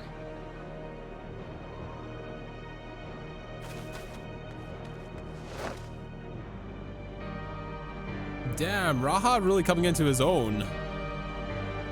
Saved several people from turning. Oh my god, dude. Alphino? We must save Palaka's stand, whatever it takes. Matsya, it pains me to put you in harm's way, but would you mind asking your aid as well? Of course, Palaka's stand's not far from here, just down the hill.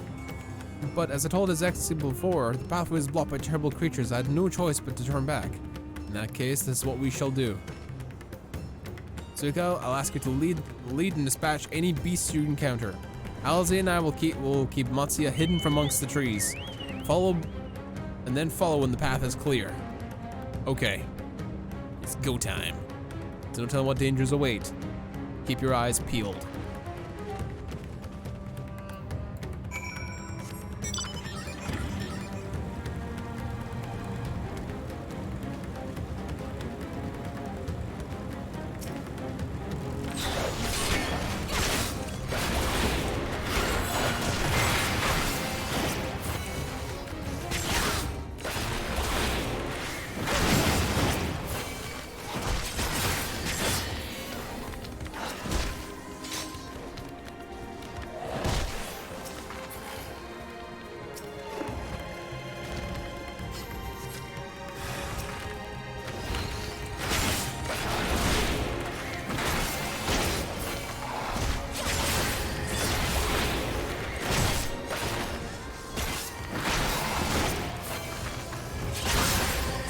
What is left? What is right?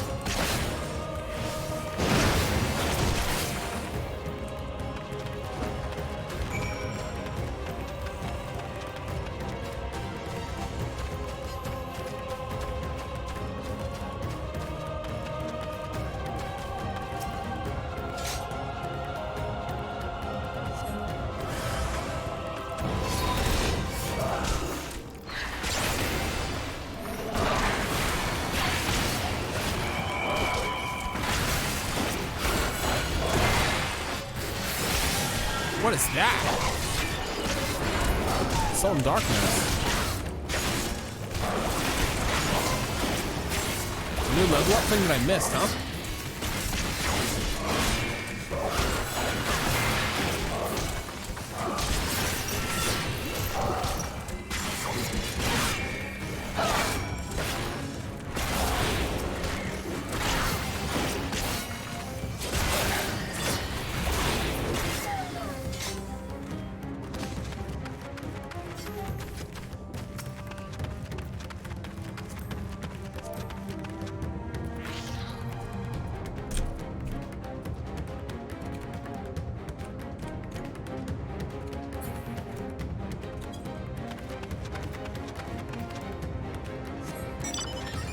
Onward!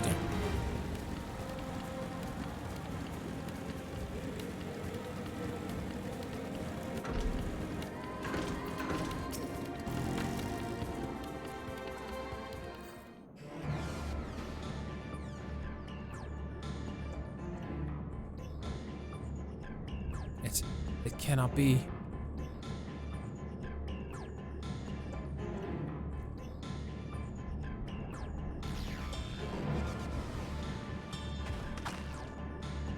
We must heal all those we can, and quickly. I see no beasts, but stay on your guard.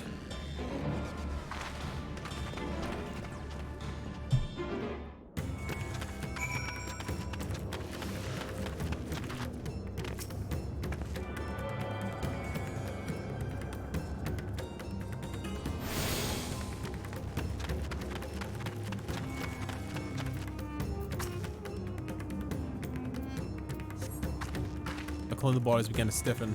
Master Wind suggests he was gored by the beast. No pulse, and they do not appear to be breathing. Okay, those two are dead.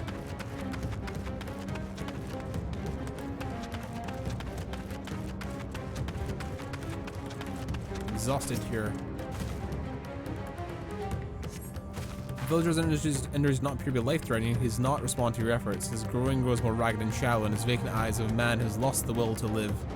Painful the nightmares go on. Leave me to sleep. We call up, the man does not respond. Jesus. Jesus Christ. Everybody just wants to die. Everybody's giving up on life. Friend Aura. Buddy, you okay? Have you come to help us? Too late, my family, my friends. Aw, oh, god damn it. Alize? The wounds are deep, be saved. The wounds save everybody. Sorry, I'm admiring this this white mage. Goddamn. Alphino? Are these the only villagers who survived? I can only hope the others managed to flee, but if the rest turned to beasts by the 12. Let us do what we can to see the damage spreads no further. And no matter what comes, we must keep our spirits high, lest we ourselves suffer a similar fate. Holy crap, dude. That we might live. Alphinold is determined to offer the villagers what succor he can. I can tend to the rest. Pray look after Matsuya. No doubt what we have seen here weighs even heavier in his heart than ours. Where are you, friend? Where are you, friend?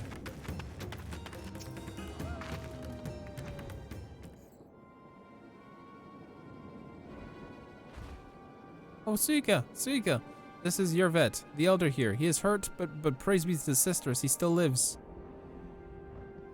Young Matsuya has told me everything. I cannot have the words to express my gratitude for your aid. When the heavens began to turn, we were afraid. We did our best to carry on as we always have done. Until today, when those ungodly beasts came pouring into our village, a flood of midnight and death.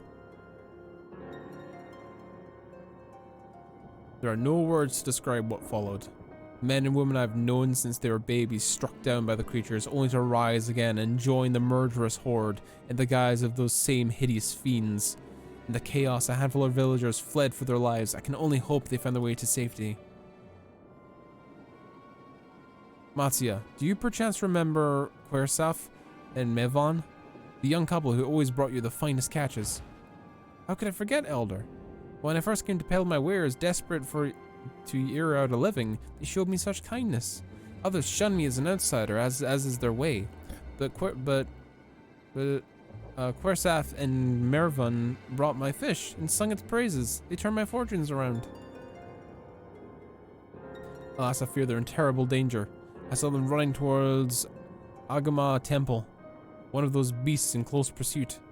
They had their child, still a tiny babe. To elude these fiends while carrying one so young is impossible a task. Surely, I beg you, go to the raid.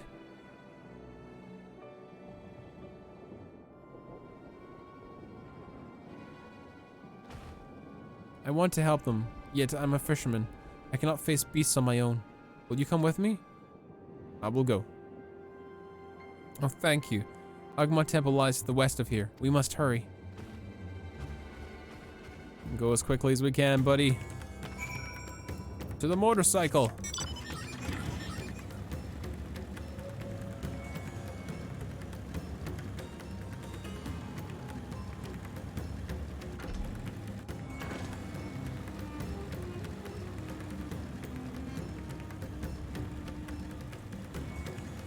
There's the Morble just chilling out here. They don't care.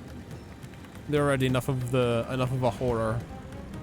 They don't need to worry about anything else, apparently.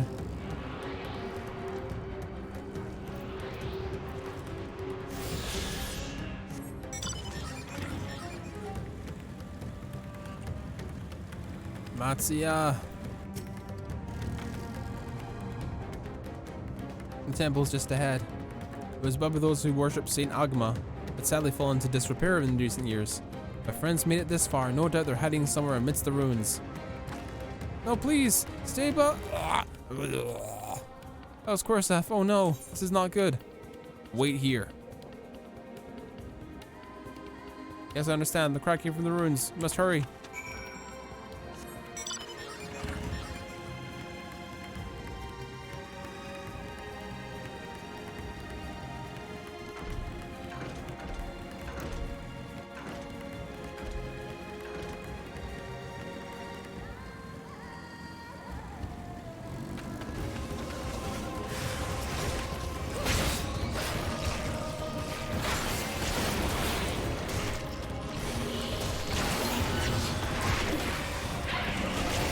Assault notice. Enemies take assaulted down and take an unaspirated damage of 500. Okay. Good to know.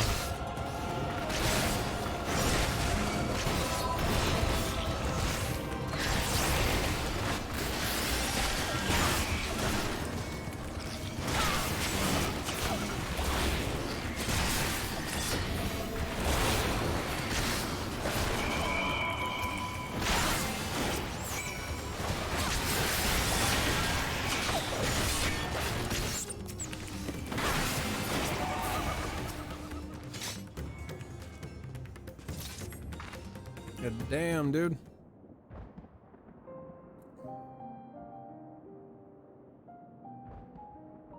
A man lies motionless on the ground, bearing a grievous wound. I'm sorry, Sig. I tried to stay behind, but I couldn't.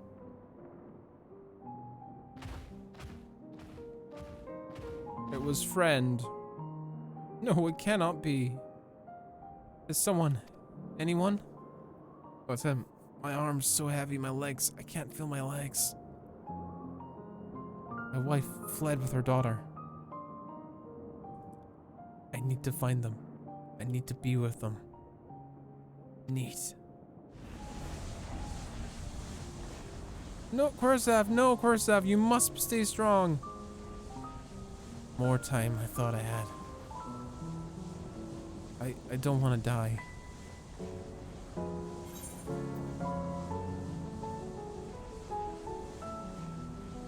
Dry as tears.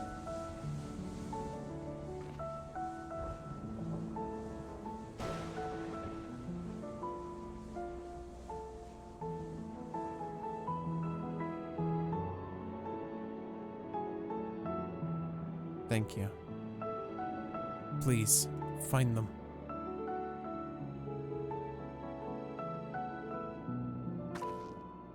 He's gone. Mivan still lives and still has her child. We must search the jungle between here and Palaka Stand. There is nowhere else she should have gone, I think.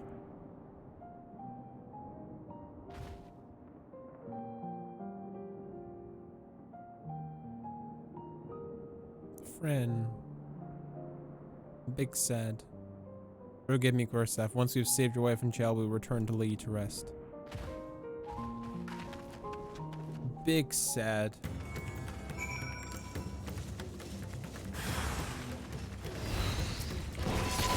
To help this guy out with his thing.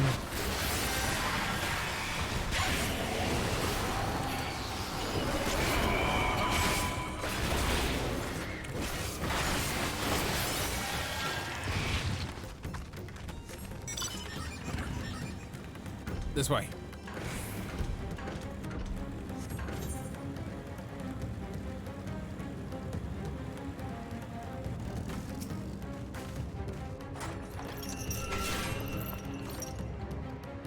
Let's be elsewhere.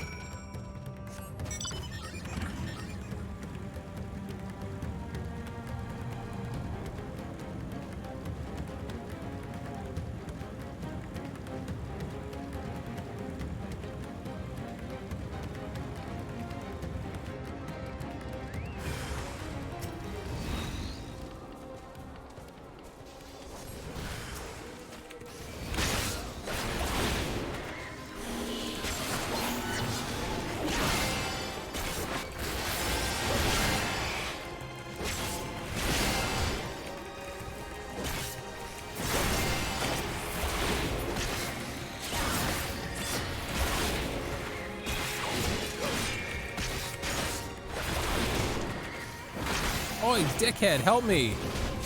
Some four-tomp knight you are. Jesus.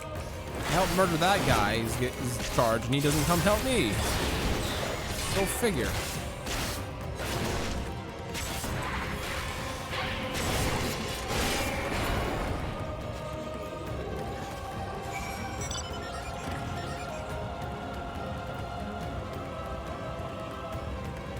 Blood and salt and darkness. They work really well together.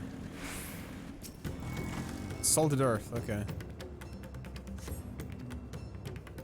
Gives me another button to click.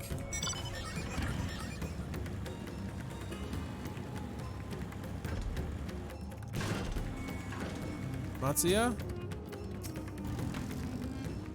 Did you see any sign of them? I found nothing. No, I found nothing as well. Perhaps the beasts have chased them further from the village. Oh gods above, I beseech you, pray deliver Raven and our little one to safety.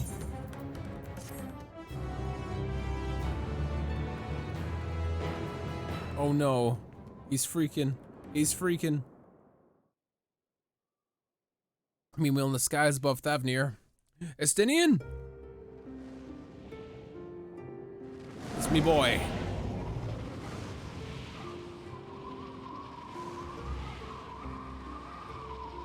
No more enemies to trouble us here. Mm-hmm. It's me. How fare you below?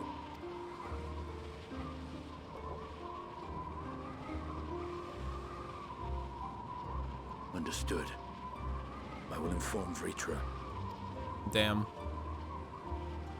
Chaos and panic sweep Razat Han, and many more have succumbed to the transformations. Amidst the fray, Ahawan fell, protecting a grief-stricken father.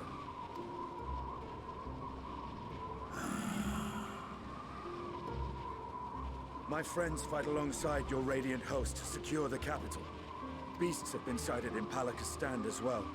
We have divided our forces in hopes of quelling the threat there.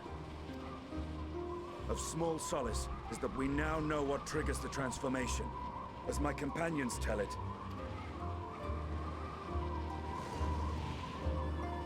any large emotion of suffering. So it is the very fear and despair in their hearts which inflicts this abhorrent punishment upon them. A nightmare from which my children will never awake. O capricious and cruel fate, they are undeserving of such condemnation. Yeah. will you wallow in sorrow or rise to the occasion? Razat Han is leaderless. Before he passed, Ahawan sought to reveal the truth to his people. Honor his wishes. To what end? To breed a new conflict between dragon and man? Well, not with Estinian by your side. These claws could reduce thee to shreds with a touch. These jaws crush thy bones to dust. But you don't know of Ishgard. Only through my proxy could I walk with my children. Without him, I am a bringer of fear. No different from the beasts which beleaguer them. That's not the same in Ishgard. Perhaps so. Only in death were Hraesvelgr and Shiva united. Indeed, whenever man and dragon have come together, death has ever been the inevitable result. It was our fear of your kind that sparked a nigh-endless war. Fear and hate of which Nidhogg drank deep as he laid waste to my homeland. And in turn, I took my revenge on his brood. Blood for blood, pain for pain. I thought nothing of theirs, only of mine. And yet, were the chasm between us too vast and too deep, Hraesvelgr would not have borne Isael to battle and our rescue. He would never have entrusted a mortal champion with one of his eyes, and the Dragonsong War would still rage on. And I would still wage a never-ending war of violence and vengeance. The future of our star be damned. I cannot speak I was all red greater there. goals. Yet I know that he served you, served your people, long and true. In this time of unprecedented crisis, he turned to you. You could do worse than to place your trust in him. It will not be easy, but the future of Radzed Han hangs in the balance.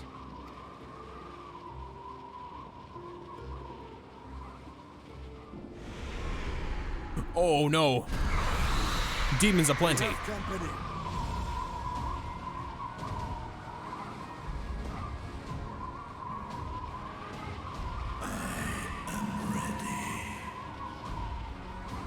Kick their asses. The hour has come, Vritra. It's all or nothing.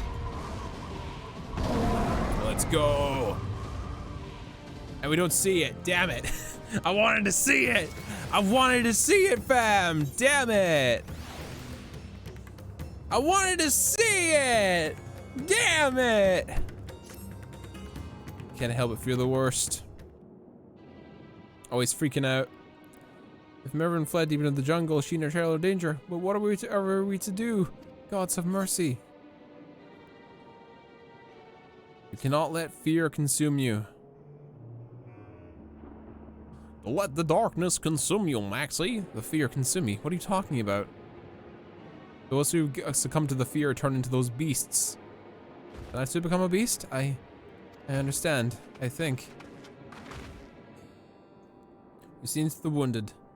How did the two of you fare? Did you find your friends? No.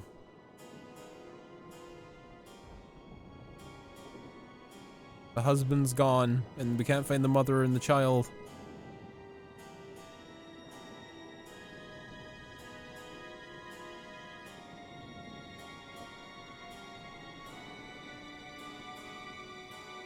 See.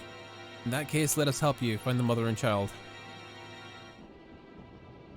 Before we leave, we must ensure the village will be safe in our absence. Alzina and I will patrol the area and search for more beasts. Would you and Matsuya speak with the elder Yeruvet? Pray explain to him the situation and join us as soon as you're able to. We can do that. We will see Mervyn and her child. That much we can do for Quersef.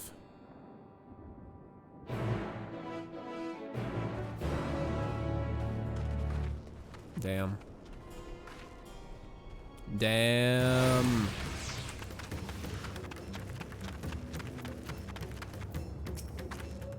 Yeruvet, hard to see both of you safe. What of the family? Found Quersef, but he... Say no more. I understand. We lost another one of our dear friends. Quersef may be gone, but there's still hope for Mervyn and her child. Please find them. I beg of you. And if in your search you come across anyone else that's escaped the slaughter, please explain to them what has happened. I'll do my best to keep the villagers safe and their spirits high. Come, let us rejoin your friends at once.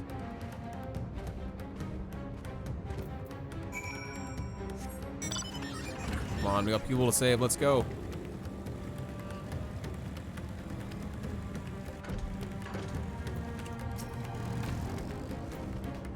Please report that in the vicinity appears beast-free, no doubt thanks to your earlier efforts. And with that, let us resume the search for your friend and her child. Where will we begin, Matsuya? We follow the sword of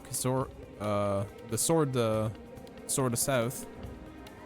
We'll arrive in Purusa, a temple. It is a sacred place where people go to commune with the deities. It's possible the Mervyn sought shelter there, and perhaps other villagers as well. And is settled. Matsuya, stay close to me, alright? You should take the lead. Keep an eye out for beasts and anyone in need of help. Very well. We'll make for Purasa as quickly as we're able. With me.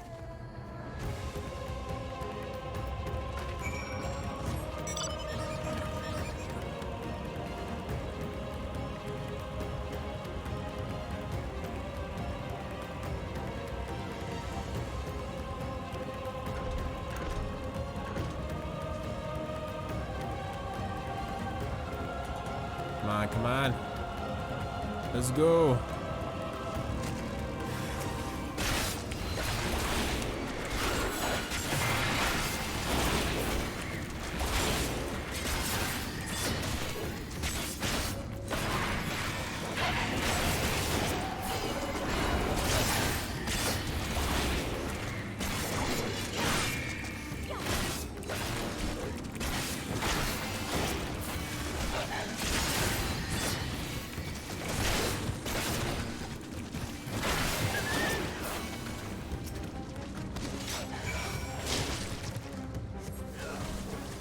What was that for? Reverend? A friend of hers, but I've not seen her.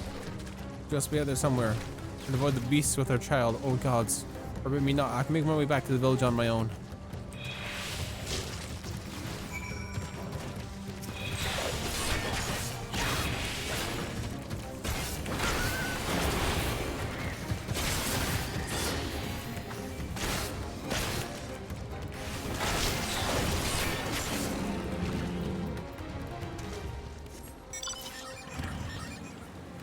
I'm not an asshole like you that just leaves warrior lights behind.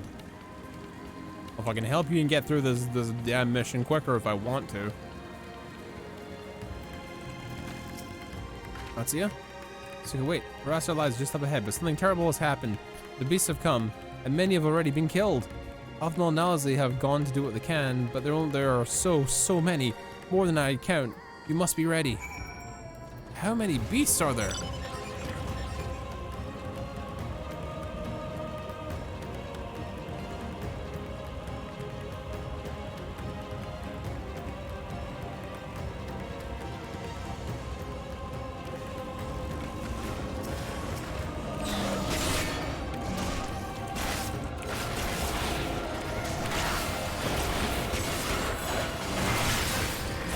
So everyone just wants to do what they want to do by themselves, huh?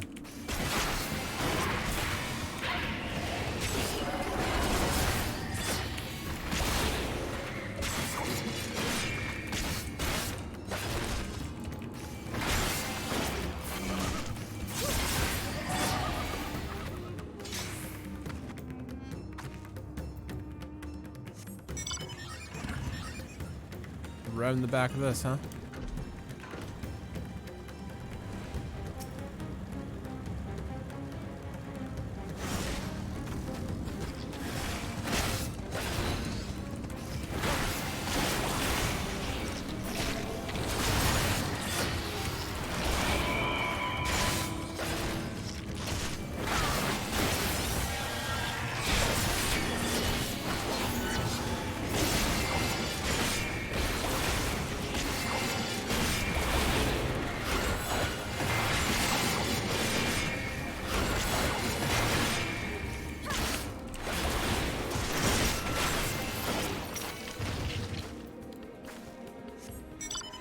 This way.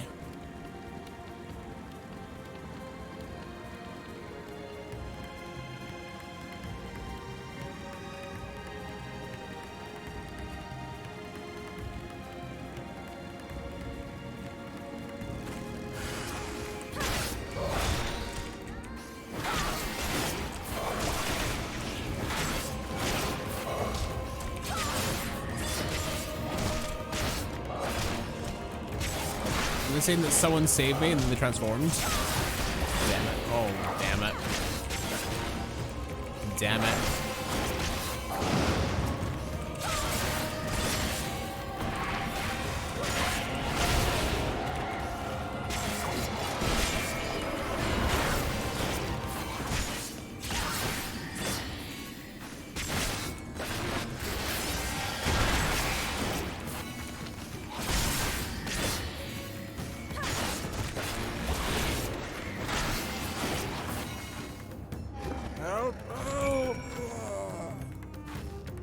Biggest of sads.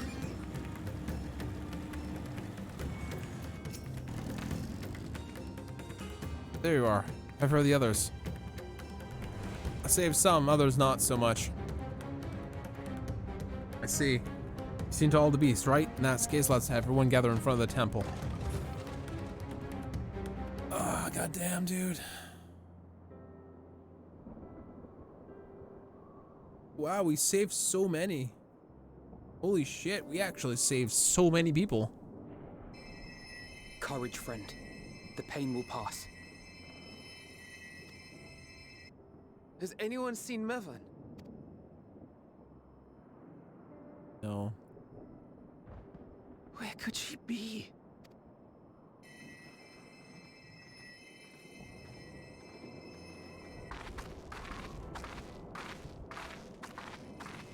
We've dealt with all the blasphemies and made certain no villagers are still in hiding. Good work. We've otherwise tended to the wounded as best we can. Mm-hmm. What will become of us? Help is on the way, surely. We may have to abandon our homes now, but we will return someday. But where can we go? Is anywhere even safe? Probably Razatan.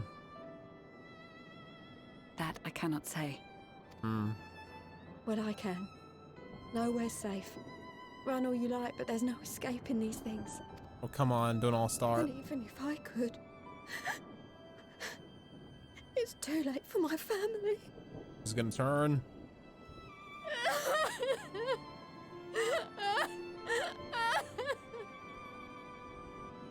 Maybe not. I'm anxious every single time someone's upset. This isn't good. The more they dwell on the tragedy, the more likely we are to lose them too. Yeah.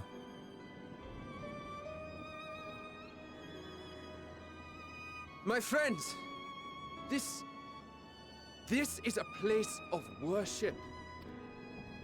Should your heart quake with sadness, cast your mind to the heavens and remember. Remember the teachings of the old gods. Did they not implore us to stand fast when waves of sorrow break against our shores?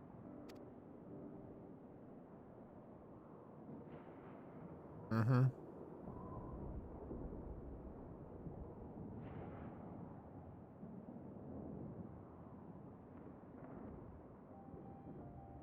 Know this, my children. There is more ugliness than beauty in this world.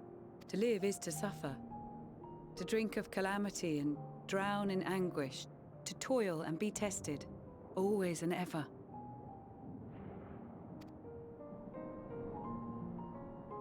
"'Tis a perilous path you walk. Death lurks in the dark, and is the sole promise that awaits at journey's end. You will tremble with terror. You will weep tears of anger and despair.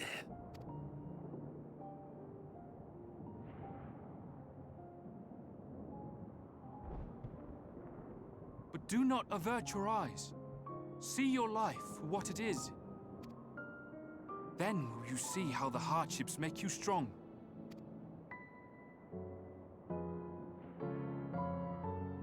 Every doubt reforged as scales for your armor. Every agony to temper your blade.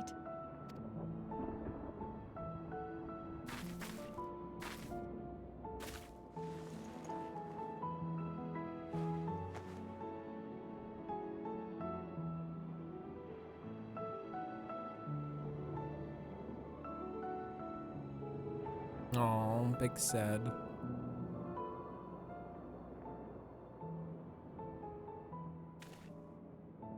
Thank you, lad. We'd almost forgotten who we are.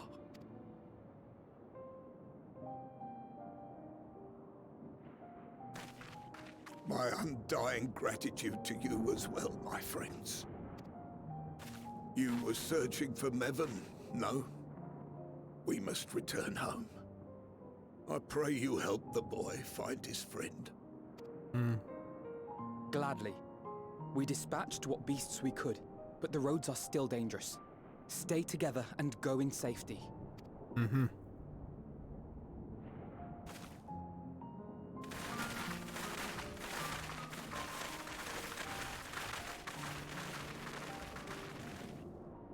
That was very impressive, what you did back there.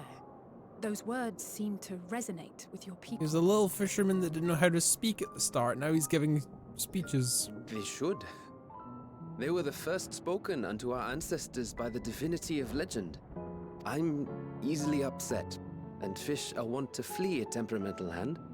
So I recite the teachings over and over to calm myself. They're lovely and inspiring to hear, though I imagine they were born of great misfortune. They are born of life. There's as much bad as good in it. More, many would attest. All the more reason to appreciate the good when you can. Yeah. Thunderclaps. I won't argue with that.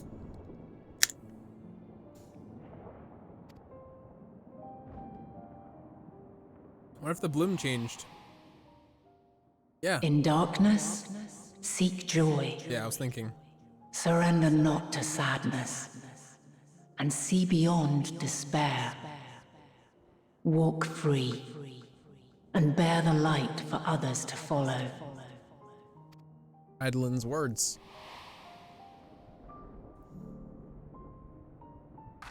And with that, let us see if we can't find Mervyn. Mm-hmm.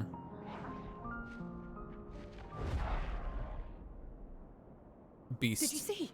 That beast was chasing someone.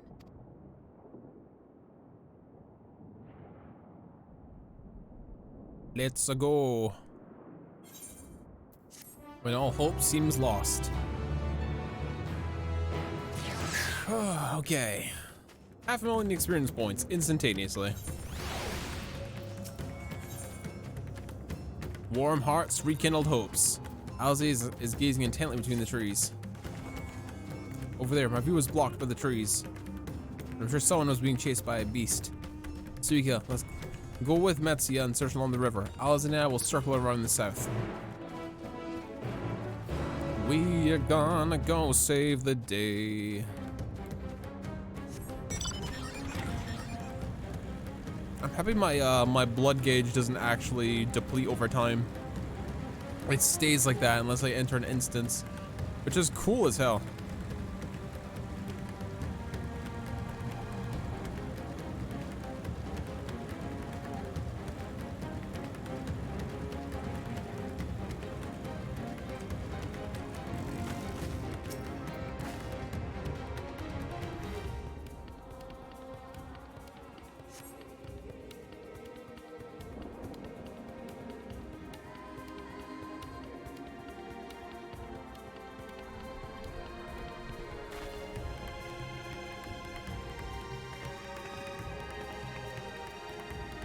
Over there.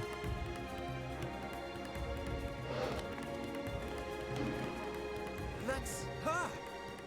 No, I'm sure of it. Mervyn! Don't, please.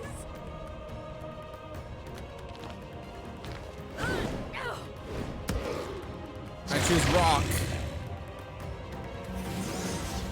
Alphino!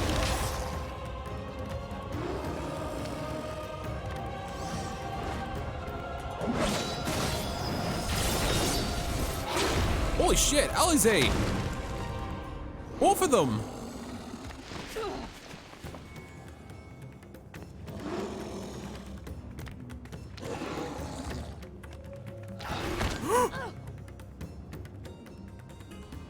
Holy! Oh my god! God have mercy!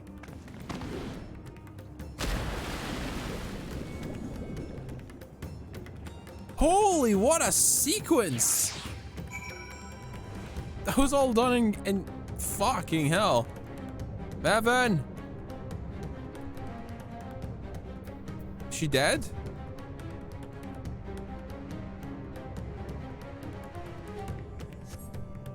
Mervyn's lifeless body floats before you, battered and broken. Her death no doubt came swiftly. Her infant daughter, however, is nowhere to be seen. Oh my god, are you kidding me? Oh my god.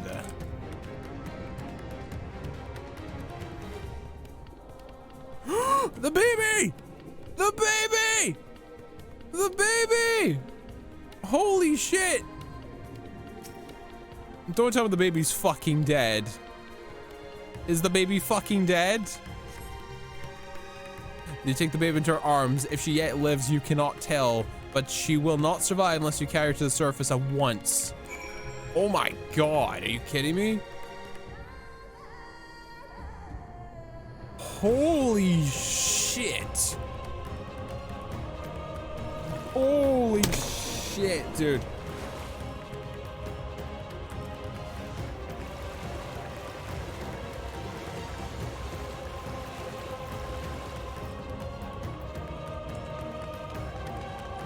Holy shit.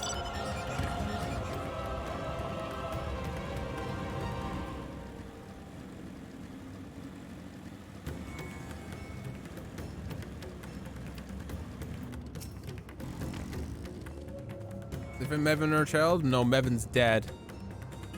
She's dead as hell. Damn it all. Have you the child? Let me see her.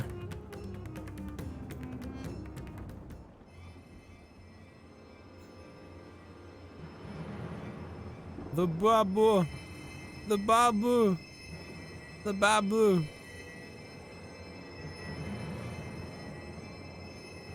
She's so cold, Elfino.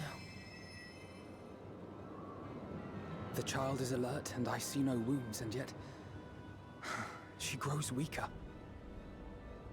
My spells can do no more. What she needs is a change of clothes and a warm bed. We must hurry back. More of them.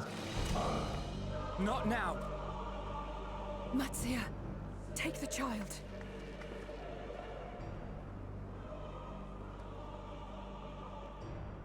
Tiny small babu.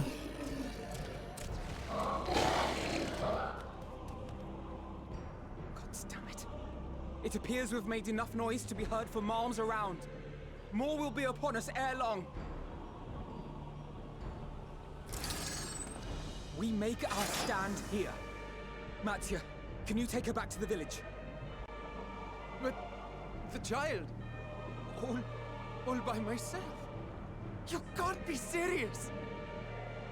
The beasts will follow you home unless we stop them here. And so we shall. But the kid can't wait. Be strong, Matsia. Her life is in your hands. Right. I can do it. I know you can. We'll keep them busy, Matsia. Go! Quickly!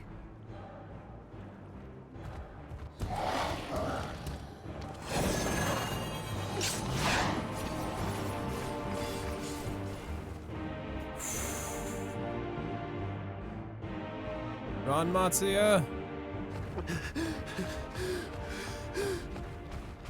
Steady. You know the way.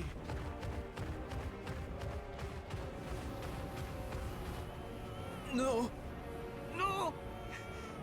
Not you too.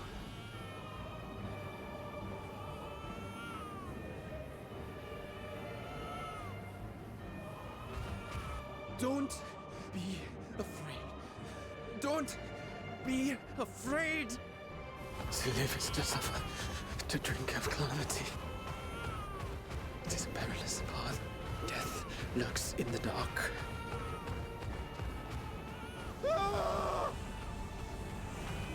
No!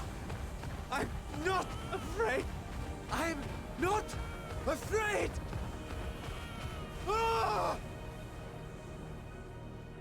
Do not avert your eyes. See your life for what it is.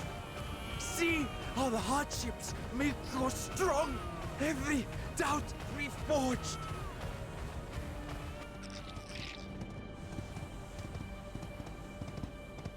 Oh no.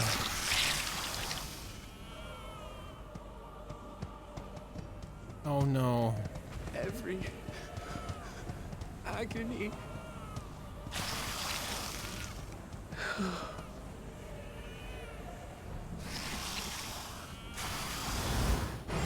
Justinian! Where did you come from?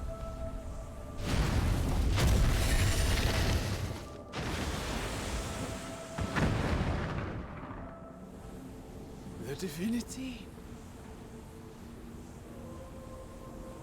Nay, but one who would deliver thee just the same.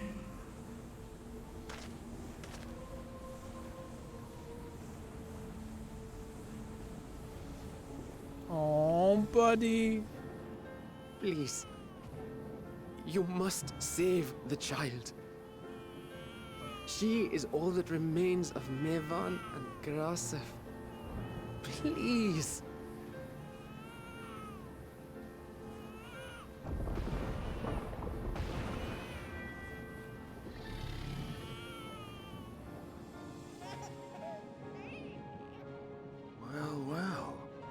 Seems the babe's taken a liking to you. Aww. Thou art strong, little one. Let us convey thee to thy home. Aww. I spied our friends as we flew in. They appeared to be holding their own against the Horde.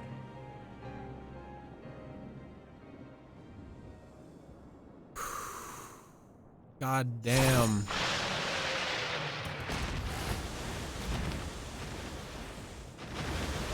Did we win?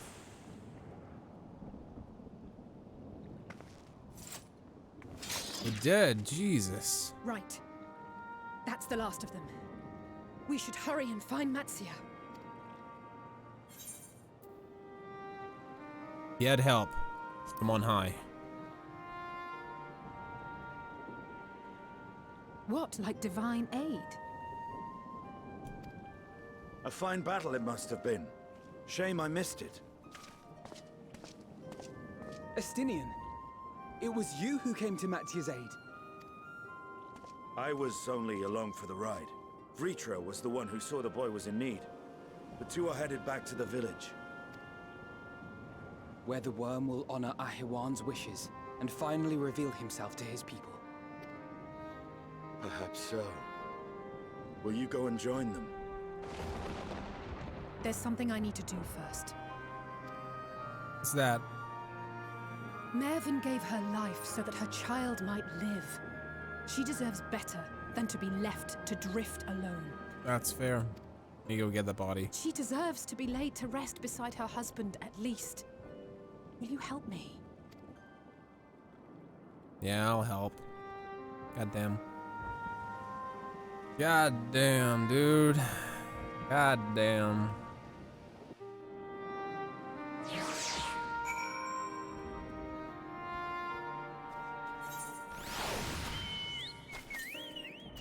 Big Sag.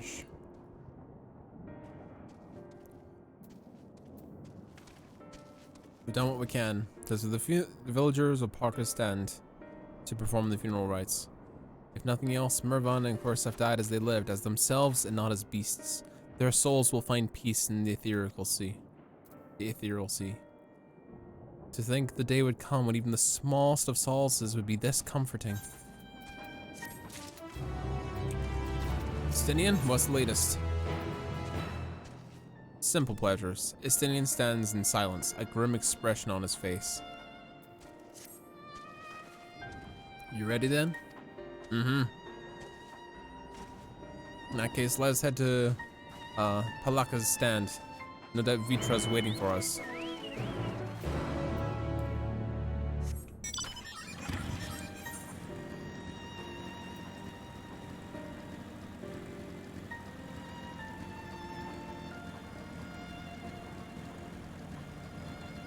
God damn, dude. God fucking damn.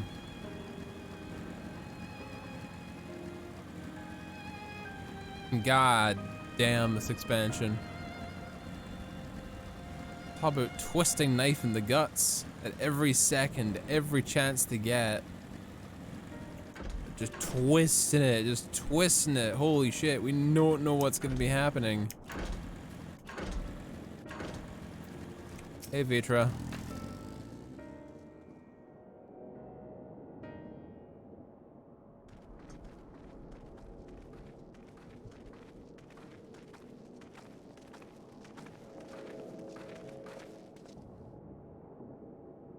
Rest easy, for all is well here.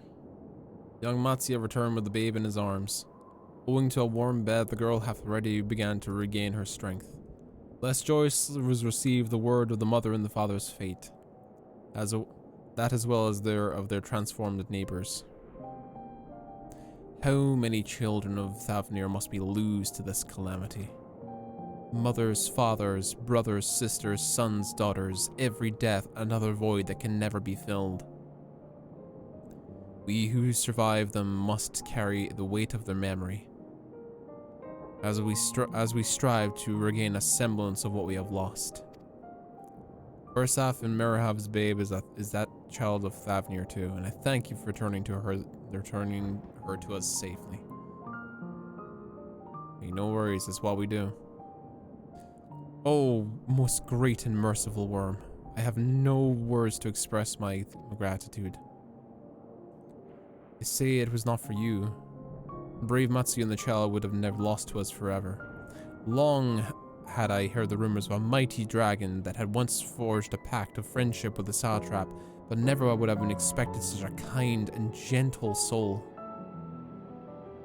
In truth, in part, but not in the whole.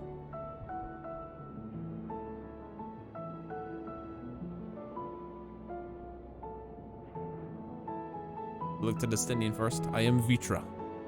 For years uncounted hath this isle served as mine abode. An isle I have ruled over as satrap, with Arwan as my loyal servant. My ears to be believed? You were the true satrap all along? Oh, hello. Nitana, what are you doing here? Hello. The alchemist found something?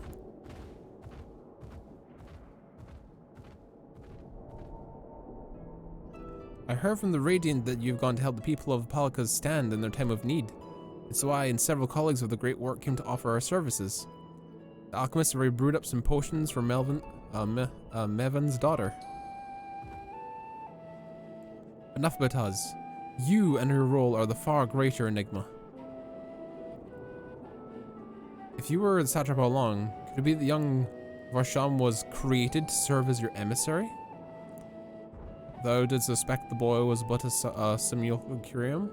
The rumor had circulated for years about the high crucible that our most skilled alchemists were once commissioned by the satrap's family in secret to fashion a mammoth indistinguishable from a living boy. Looking at Varsham with that knowledge, I simply put two and two together. I was not long in drawing this conclusion, but like me, they have no doubt recognized that the satrap was using the simulacrum to work more closely with his people, and we decided to not press the issue. I'd always assumed that Arwen's associates was manipulating from afar, though the truth is indeed far more surprising. It's an honor to finally meet you in the flesh, Master Vitra. Pray allow me to express my gratitude. If you not believed in and given us into your scales, I do not know where we would be. Thank you from the bottom of my heart. 'Twas thou and thy fellow alchemists that fashioned the means to unmake the towers. You were the saviors not at Razathan, but the star. You're far too kind, Master Vitra, yet the star yet wants for salvation. Once more, my colleagues will commit the knowledge and resources at our disposal to the mission of aiding the people in this, their darkest hour. It would seem this place is in good hands. I would return to see how Razathan fares. What will you do, Scions? I worry for the survivors we met in Perusa. Shall we pay them a visit before making our way back? In that case, may I ask a favor? Nothing too bothersome, I promise. This way. You have something? You have something to help us?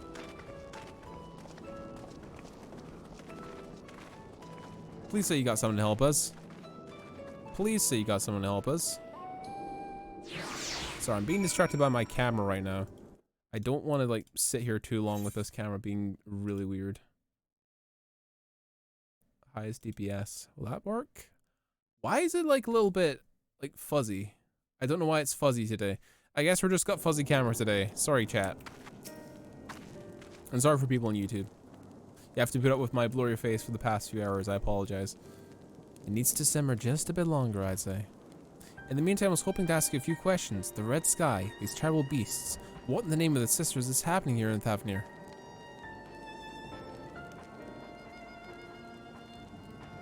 Oh my, that's a rather lot to take in. It seems like my situation is even more grave than we suspected. Thank you, friend. My colleagues will use your knowledge and see if we can further our own research. With that, there we are. A piping hot chai, brewed from my own secret recipe of spices and tea leaves, together with hearty helpings of rich milk and the purest sugar. I have enough for a few cups for everyone in the village. Might I trouble you to you a few cups? The drink has medicinal properties then, yes? Not in the least. The ingredients are quite ordinary. It's so very tasty though, and has a way of lifting the spirits. The spicy aroma and distinctive sweetness of chai is a simple everyday pleasure on this island. Sometimes the best medicine is the simplest. A lovely sentiment, Nitana. By all means, let us assist. Everybody have chai tea. Everybody have the chai tea. While you lot distribute hot beverages, I'll do a sweep of the errant beasts to slay. A far less arduous task, no doubt. When you've finished, look for me at the wakeful Torana. Everybody get DT. Look at them all lazing about, knowing full well that beasts might strike at any moment. Do they not realize their lives are in danger? Well, I for one intend to survive. I'm too young to die. Yes, I'll leave this island behind if I must. But where would I go? Is anyone safe these days? Here. Tea. Shush. It's all going BK. A cup of chai? Can't you have more important things to worry about? No. No, you're right. It's precisely in times like these we must strive to remain calm and steady. I do believe I'll visit the Elder and see what needs to be done. If anything to aid my village and my friends, I will do it. You gotta stay calm. In times of crisis, you gotta stay calm.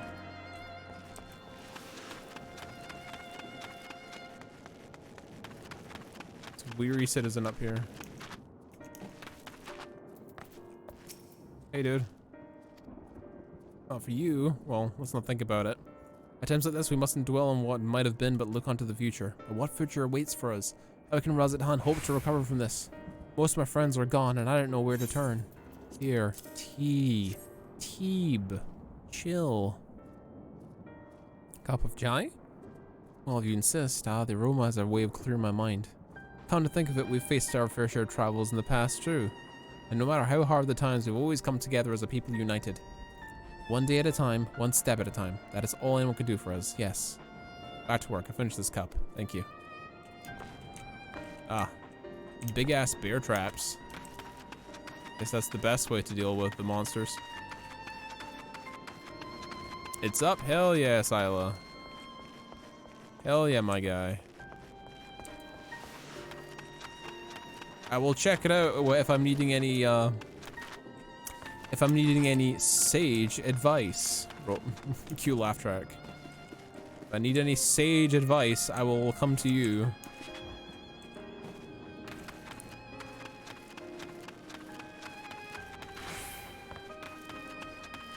Where's the last guy? Where's the last one?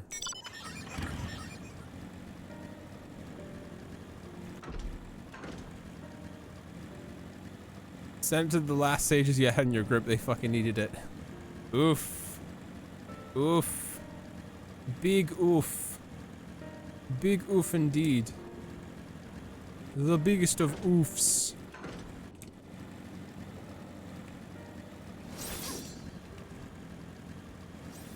There you are, hiding up here.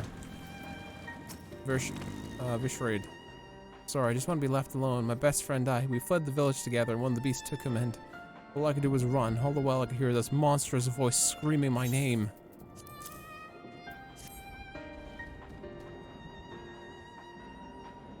Is this for me? We used to drink chai off and share stories over steaming cups after our long day's work.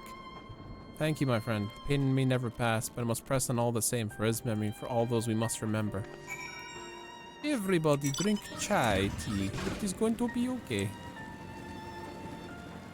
Alright, Nitana. Thank you for delivering the chai. So you could help lift everyone's spirits? Yes, it did. That's heartening to hear indeed. The final days have no sign of abating with us. But as in all more, we must try to keep our composure. The lives have been forever changed, and the people here will never have lost. People here we have lost, but we will never return to us. These tragedies will long weigh on our hearts. But we have the capacity to live with our suffering, to carry the agony until we too join the fallen in death. It is not a surrender, but a recognition. For it is the only acceptance that we can find in strength to move forward. Natsuya? Under his wing, Matsuya is eyeing you as if he has something he wants to say. As you finish your deliveries, might I talk with you for a moment? I'm curious to know what has become of Mevin's and Kursiv's remains. Oh, they were buried by the villagers, right? Oh, thank you, friend. Surely they will be able to rest peacefully by each other's side. I and the people of Palakistan will perform the rites as soon as we are able. As for the child, it will not be easy for her, growing up without her parents. I promise to do what I can. Once she's able to eat solid food, the fish I will catch will help nourish her. Oh, buddy, he's gonna help look after her.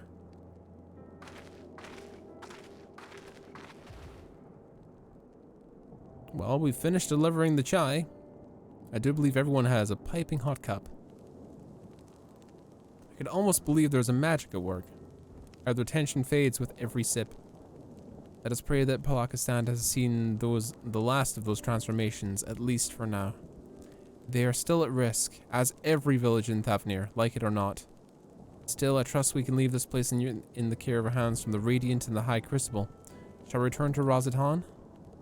By all means, do not let us keep you further. There's still many who need your wisdom and strength to deliver them from this terrible calamity.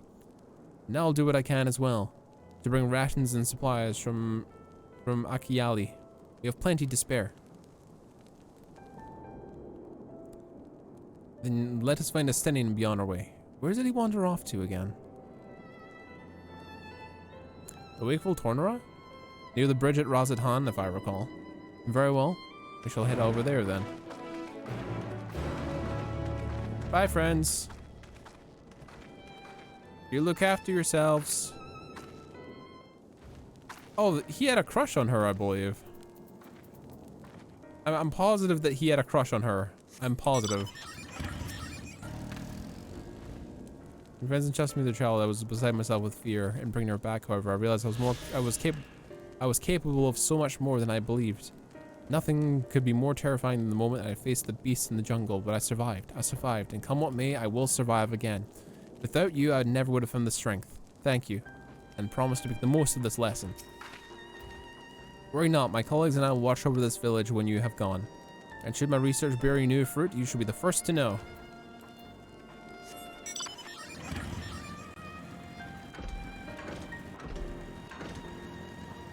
This way direction. Back over here.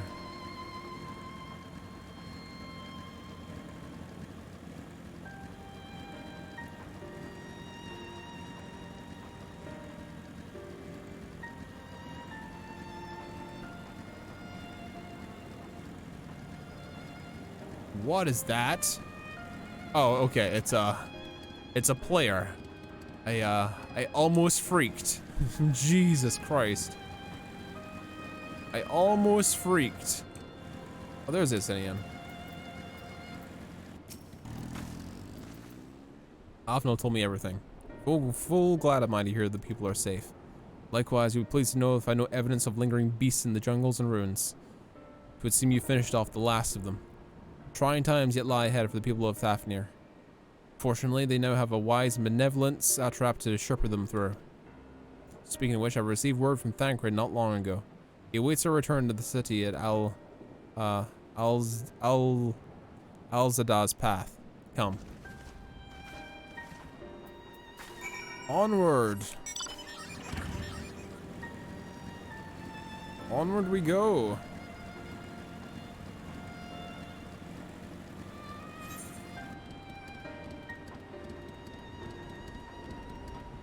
What? What is this? To reduce congestion, the area you're about to enter has been divided to multiple identical instances. Interesting, okay. So lots of people are in Razadhan at this specific moment. Interesting. Very interesting. I was wondering if it was like something like this is the point of no return or something.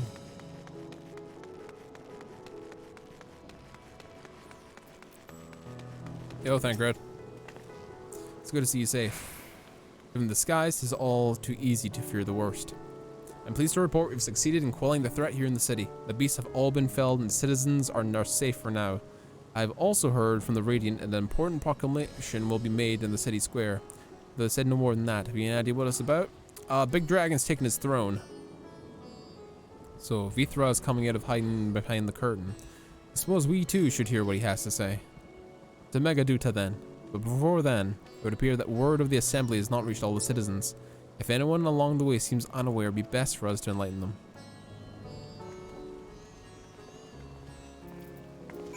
We gotta go run around and talk to people. Jeez. Missed the announcement. How could you miss the announcement at a time like this? Then again, you could probably miss it rather easily, because everyone's too stressed and scrambling. Everyone is being the scrambliest of boys.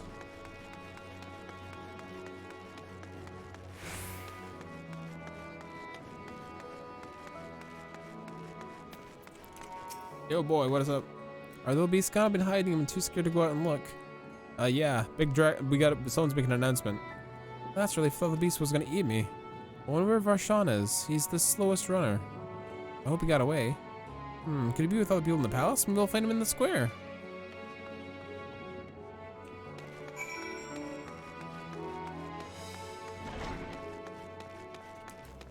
Spooked youth. He be spooked. Big spook. Hey, what up, dude? Leave me, please. I swear to you, my flesh tastes terrible. Oh gods, what are you doing to scare me like that? We're not quiet, those beasts will find us. Yo, stop. Stop being stupid. Square, you say? That's where the satrap was killed. With my very eyes, I saw him crushed in the creature's maw. So many lives lost, such terrible carnage. You see someone is there who would lead Razahan in his stead? Whoever they are, if they're anything to sully the memory of our beloved satrap, I'll make him regret it. Oh, jeez. Ah, jeez. Ah, jeez.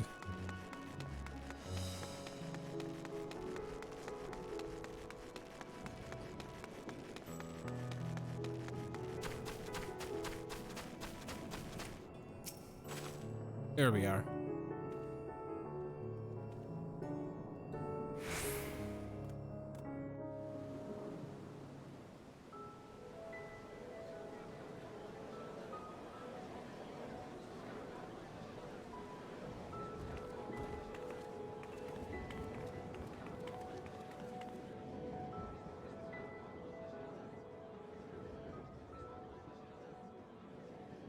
Look, someone's coming.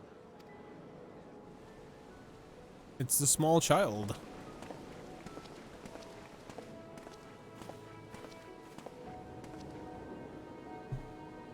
People of Razathan, it warms my heart to see so many brave, resilient souls before me. Today, I would share with you a great revelation. But before I do, I must make a humble request. Do not be alarmed, nor avert your eyes. See the one I unveil for who he is, and know that he means you no harm.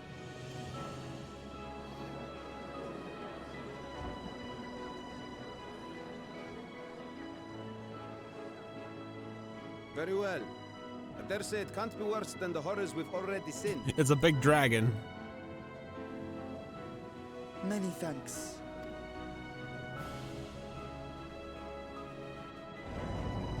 His eye's gonna return.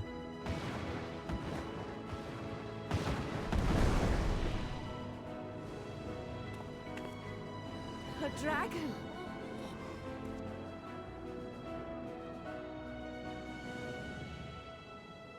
Wow.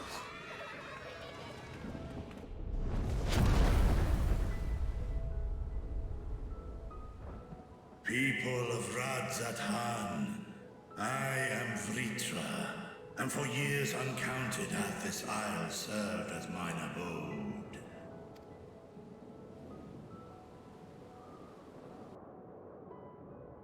Tis as the satrap's ally I am known. Today, I would reveal the truth unto you. Oh. Let us hope they accept him. Yeah.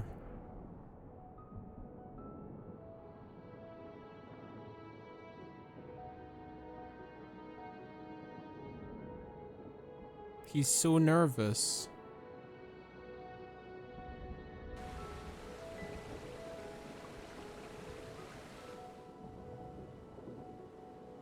If I am hearing this right, you were the satrap all along?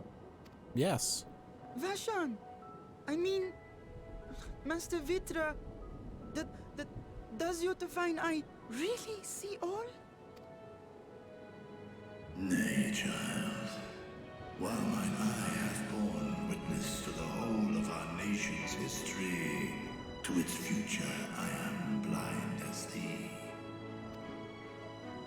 Countrymen, calamity the likes of which we have never known is come to Thavnair, our home. Friends and loved ones have been taken from us. I, too, have lost my closest confidant. Ahawan loved this land and served it with dignity till his dying breath. A nobler satrap there will never be. For so long, I lacked the courage to face you.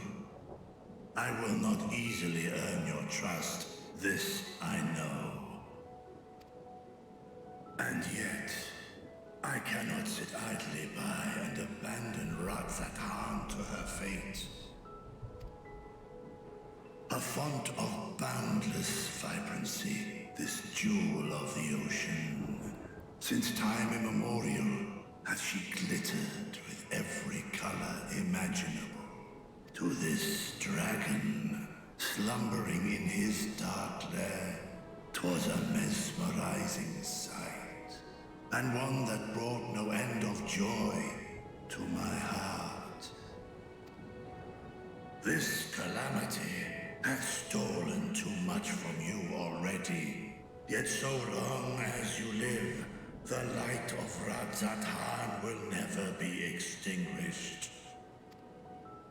I pray you let me watch over it, over you,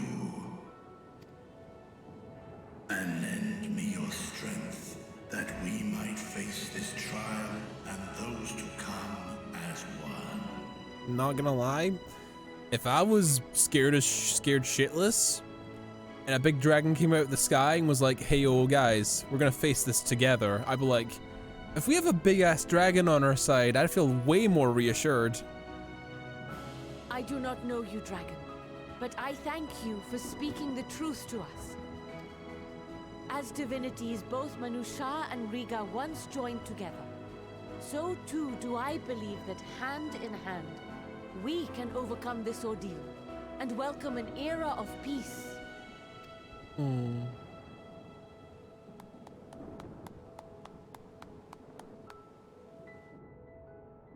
That one person clapping, jeez. A sight that would have surely brought a smile to Azael's face. Yeah. Indeed. Aww. All the friends we've lost. Oh. The forum is here. What are you doing here? What are you doing here? Excuse me, but I must speak with the satrap at once. Father.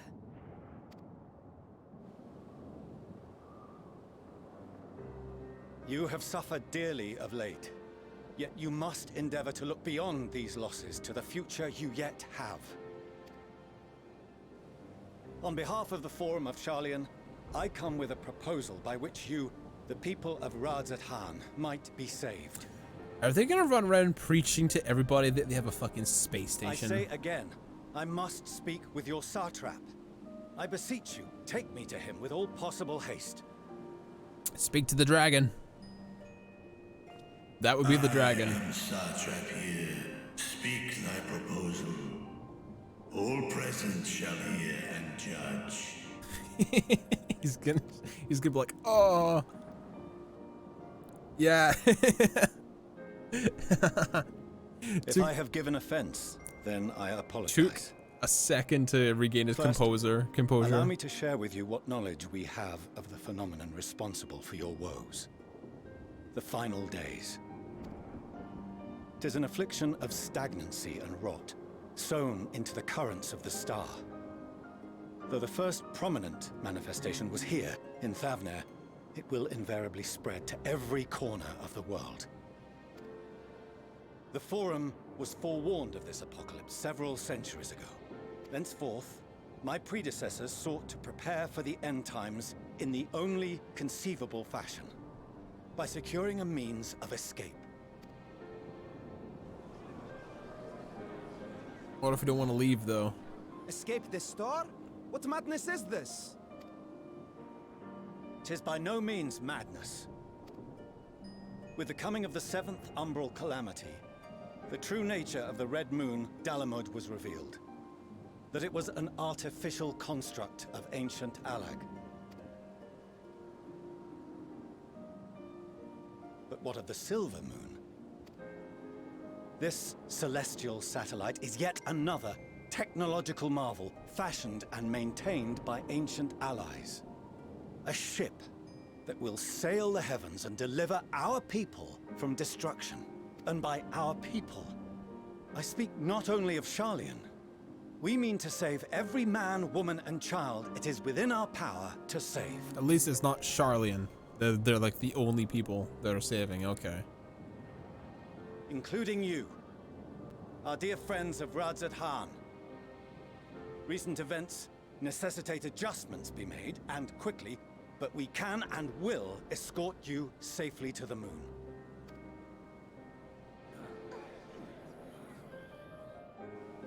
Long has thy forum been allies to Thavner.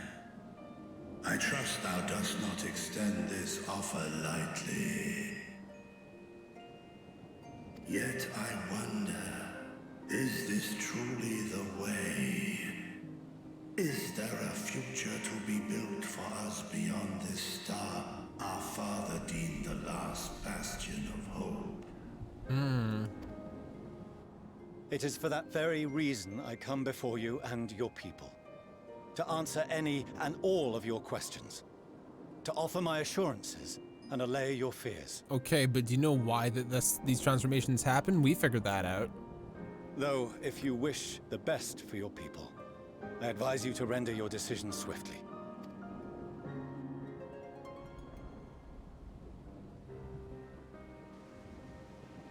Show our friends to Megaduta. They are to be received as honored guests.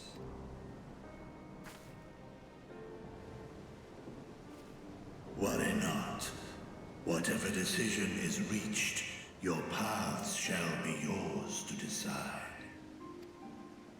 Until then, heed the warning of these brave heroes.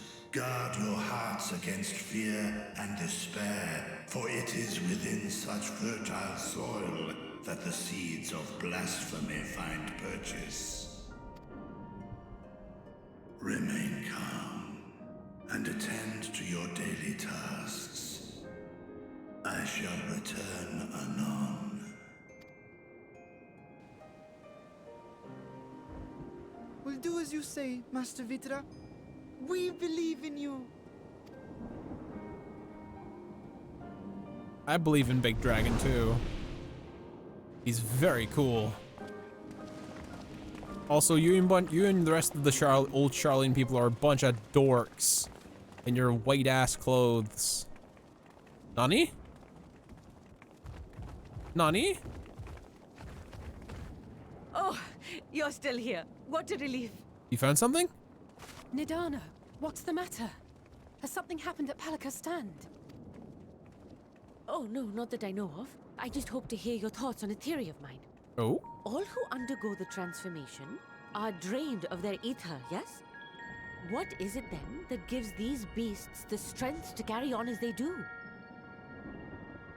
The sorrow. They feed off torment and misery of everyone else. It's emotions. Logically, they must be drawing upon an alternate form of vital energy. That put me in mind of our earlier conversation, when I tried to explain the essence which many confuse with ether. Akasha. Yes, I remember. The unseen gift bestowed from on high. An energy influenced solely by emotion. Yes. Seek joy. Yes. In this instance, negative ones set Akasha into motion, thereby infusing the beasts with vitality. I posit this as the mechanism by which the beasts are born and sustained. Ah, do you still have that flower? Mm-hmm. Whoa. Whoa! If we accept that it once shone bright by drawing upon Akasha, influenced by the thoughts of those nearby, then fear, terror, despair, negative emotions so powerful as to suffocate it, permeated the air in this place. Huh. You must be very careful. The forces which drive the final days may be beyond our ability to perceive. Oh, wow. Something we can't even see. Sorry, I didn't mean to scare you like that. At any rate, I will continue my research into Akasha.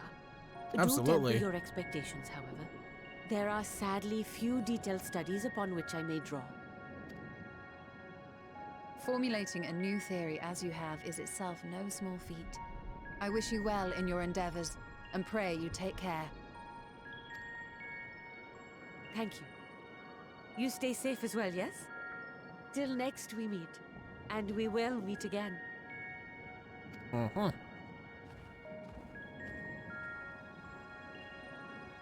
How do we fight negative energy? With positive energy? When the apocalypse happening? I don't know what we do here. As far as we have come, all the horrors we have seen, there is still so much we need to know we don't know about the final days. Maybe as Nidhana said, that the cause of this phenomenon is beyond our comprehension, and if so, are we powerless to forestall it? Reading Host Soldier? Reading Host Soldier is a message for the Scions of the Seventh Dawn. Greetings, honored Scions of the Seventh Dawn. Appears a message from His Excellency the Satrap. Brave Scions, you have my gratitude for aiding my people in this most trying of times. Alas, matters here the Megadutra prevent me from meeting you all in person. As a token of my appreciation, I've arranged for a feast to be held in your honor. May it nourish you in preparation for the trials ahead.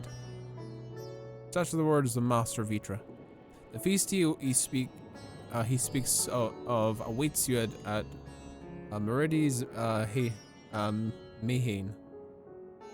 And pray make your way there whenever your business is done. Thank you for your kindness indeed. I was hoping we might find a place to discuss our next course of action. That seems like the ideal venue. Oh, and for you, Tsukase, there's someone we'd hope to introduce to you in particular. Well, I'm loath to detain you any further. May I spare you for a moment of your time? Personal invitation, knowing full well your services are in the highest demand right now. This must be important. Worry not, we'll save some food for you. Take all the time we need. Okay. Who are we meeting? Thank you, my friend. Whenever you're ready, please join me at the Aetheryte Plaza.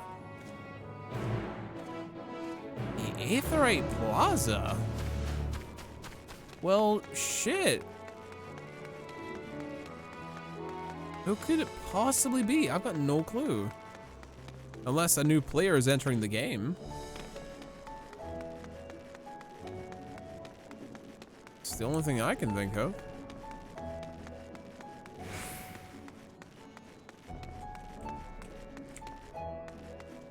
Oh, not there.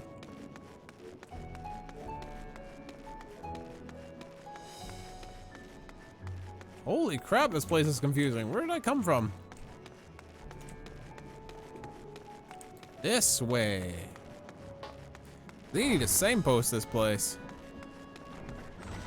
Very confusing. Very, very confusing.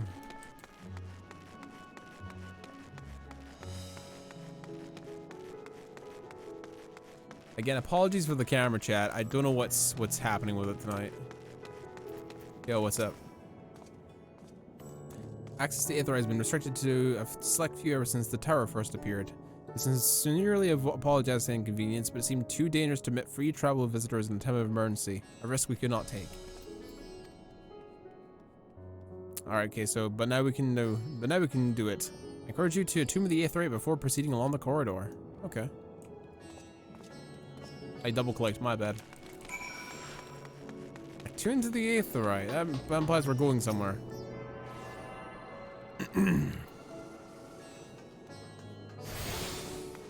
So where are we going?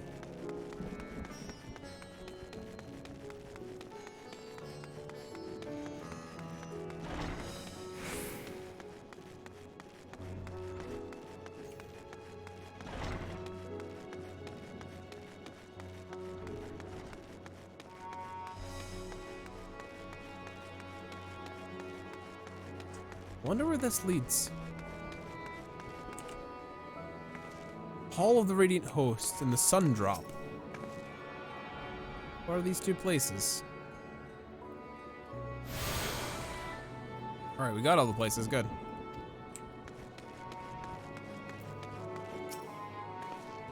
Ah, you must be wondering where this place is.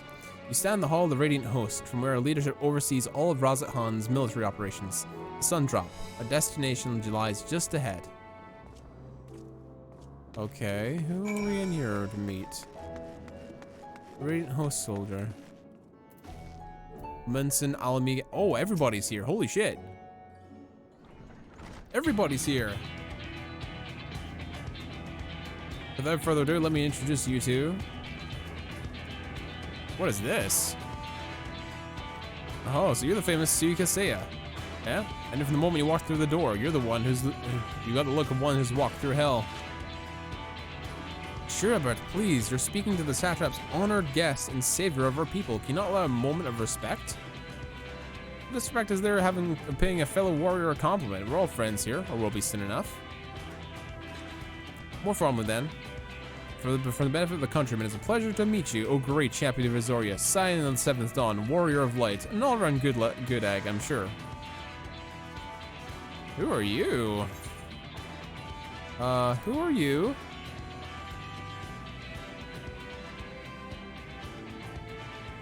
I feel with too many scars and knees that ache in the winter. Name's Shirabat, and I tend to business here. As for what kind of business? How can you put it? Razat Han welcomes delegates from other lands to oversee trade and diplomatic dealings.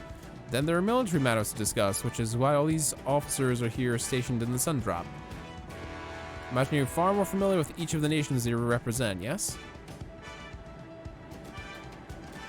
We got representatives from Doma,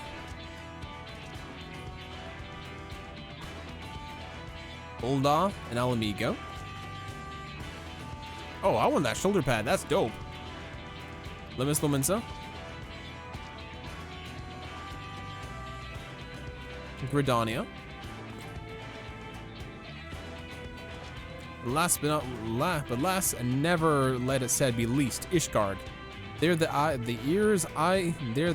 ears, and mouths that bridge the distance between Razat Han and their respective homelands.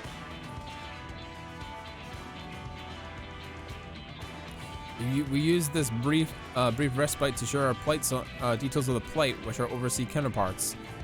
And wouldn't you know it, all the leaders request a few words with you specifically. You're a woman in high demand, eh? And so, would you mind regaling us with your own account?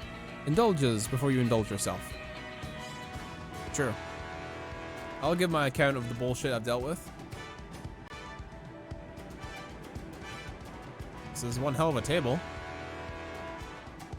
Thank you for the report. Under the conditions under which the men have turned to beast the etheric anomalies you observed, you've given us much to consider. It is concerning that the first transformation apparently occurred before the skies turned us red. It is contrary to what one would expect. Thankfully, the information you conveyed to Lucia upon your return from the moon has already proved invaluable. As soon as the reports of the calamity here in Thafnir reached the ground companies of Eorzea and our far eastern allies, our leaders knew at once that the final days were indeed upon us, and they began taking steps to assess the exact of the phenomenon's spread. Our agents able to confirm, for the time being, that skies only burn over the bounty. including the land, the islands, and Corvus. Alas, that is of little comfort. Aye. All throughout Allied lands, there's been reports of people transforming into hideous beasts. From what little we have learned, the incidents are similar in nature to that involved the merchant, Kazil. As with the case here, the victims underwent the change prior to the heavens that's being set ablaze. And so, while the burning skies have yet to manifest beyond the bounty, the transformations do not appear to be subject to any similar restriction. If anyone anywhere is overcome from despair can turn, then no one is safe. That's about the size of it. Speaking of which, we ought to give these creatures a name, don't you think?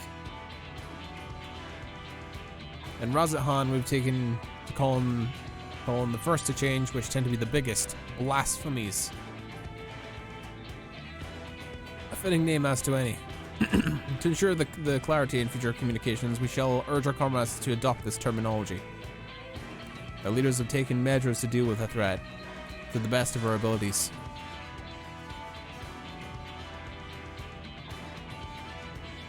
Each nation has assembled their own group of elite soldiers to put down these so-called blasphemies and their spawn as and when they appear. At the same time, they're doing all in their power to put people's minds at ease and prevent panic and fear from spreading. That said, brave souls with the strength and fortitude to fell these terrible fiends are not easily found. Just so, and it's that for a reason that we turn to you. Pray lend us your strength and help us slay these blasphemies that plague our homelands. Now, you don't have to give your reply before dinner. I should also mention that each blasphemy seems to possess wildly different characteristics, and what works well may serve you poorly against another. So before you go rushing off to save everyone's day, have a word with the delegates. I expect they'll tell you what to expect. She's got two different eyes. Interesting. And with that, I do believe our friend here has a feast to attend. Spare a thought for us when you're talking to all that fine cuisine, eh? You've gained access to the role quest for Endwalker. A separate quest line and story is available for tank, melee DPS, range DPS, magical DPS, and healer roles. To undertake these quests, speak to any of the delegates in the Sundrop and agree to help defeat the blasphemies that plague their respective homelands. Ooh, multiple choice.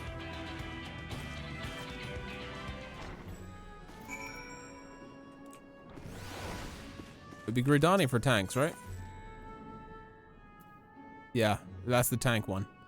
The Gridanian delegate is an urgent need of a stout defender to help combat the new threat to his homeland. I've come on behalf of the Twin Adders to enlist the aid of accomplished fighters. The small folk cower in their homes of fear of an unprecedented threat to the 12's a blasphemy. It strikes quickly with deadly precision before returning to the shadows whence it came. Try as we might, we've yet to find a means to track it, much less slay it. Several brave souls search for even now, but their chances would improve greatly if they had a stout protector by their side. Judging by your reputation, I dare say you're precisely the woman we seek. What will you say? Will you serve as the shield that stands between Gridania and certain doom? Protecting the realm is what I do.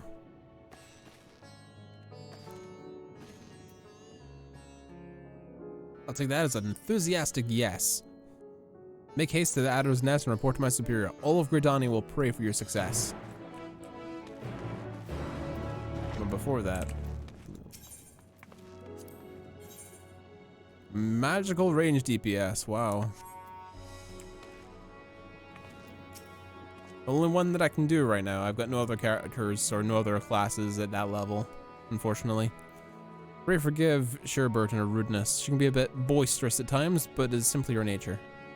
Anyway, my apologies for keeping you in your hard-earned rest. You'll be rejoining your comrades, yes? Do you know the way to the Mayhain? Yes, I do. I know Razathan like the back of my hand. Glad you become familiar with our fair city. You'll be pleased to hear all the drinks around the house, so order whatever suits your fancy. With that, I'm told I must return to my post. On behalf of all the Radiant host, I thank you and your friends for lending your strength once more. Your strength and your courage at Razathan in our time of need. We shall endeavor to fight the good fight until the end. But we might honor A1's legacy and serve Master Vitra well. We have on our word that our efforts will not be in vain. Good stuff.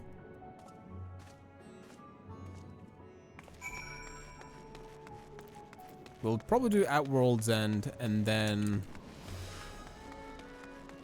move on from there. To the feast.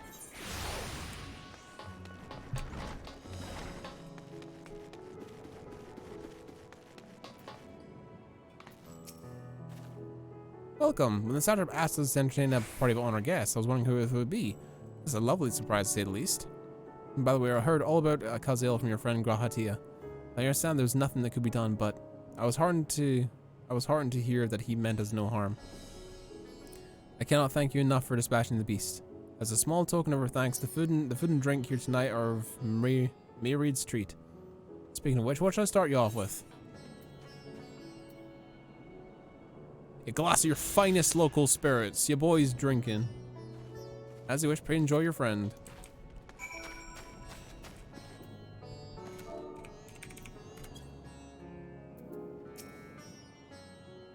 Welcome back. Whatever the Radiant want with you.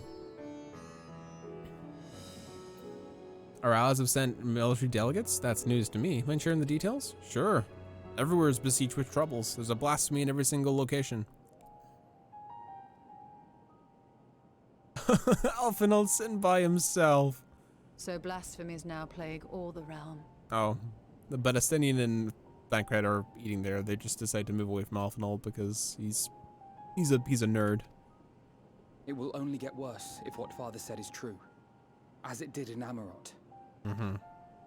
If that's our model, then shouldn't we expect the effects to grow more severe as it feeds off its own spread? As if people transforming into those monstrosities wasn't bad enough. If the flora and fauna, if the land itself turned against us. Yeah. No one would survive.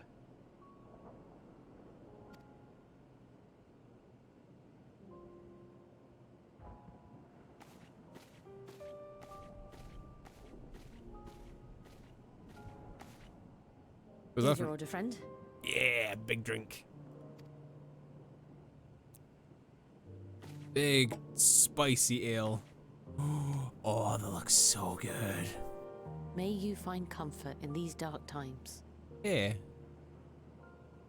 Thanks for the big sip of spicy. Where do we go from here? Where do we go If there's now? one thing we've learned. Fighting blindly and simply reacting to what comes will accomplish nothing. We must find a solution that addresses the fundamental cause. Before our strength is exhausted, before this crisis spirals out of control. Mm-hmm. Is there something, anything we've overlooked? Maybe Master Matoya will know. If there is an answer, Hydaelyn herself will have it. 'Twas she who bound Zodiac and forestalled the final days. Uh-huh. Alas, we have heard naught from her since the Tower of Babel. Whether she cannot or will not speak, I can only speculate. Even the flower she gave us is no more. Mm-hmm.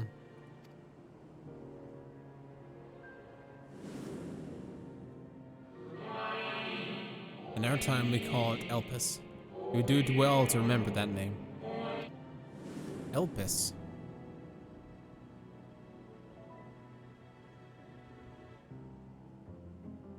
So advised the Watcher. But what could be the significance of that name? It is entirely unfamiliar to me. To me as well. It meant something to the ancients, though. In our time. Most surely. Yet I do not recall a single mention of it in the records of Anida. Another dead end. And quite literally. It's not as if there are any ancients living we could go and ask. There is the one on the moon. Wait, hang on. Not alive as such, but not quite dead.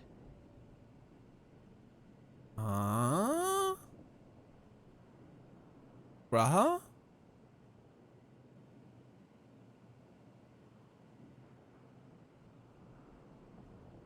Elidibus.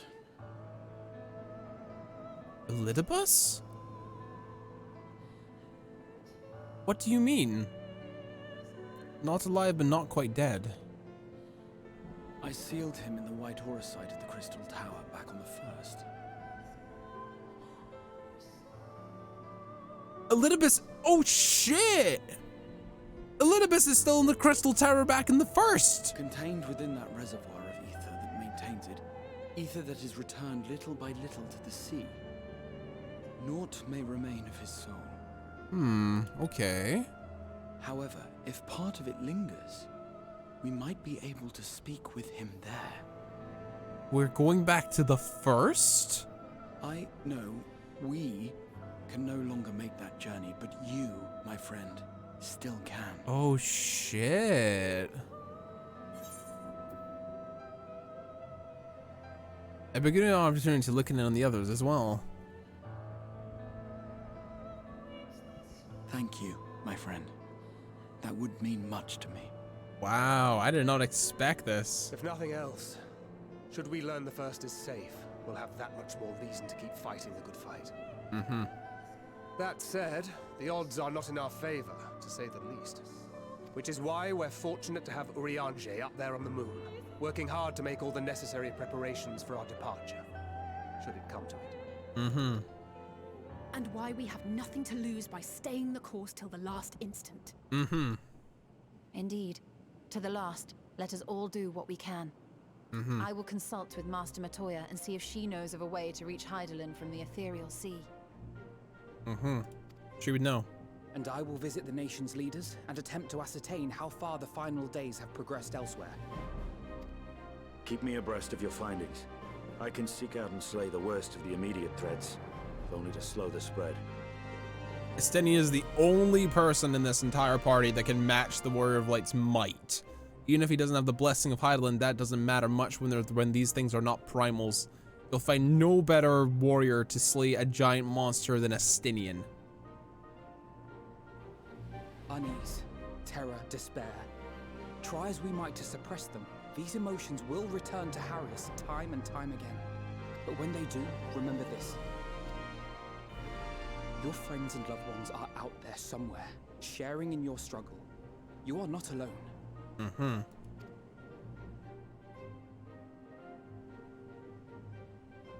So ends the brief respite before the next revelation. Yes, so much left for you to see. Wow.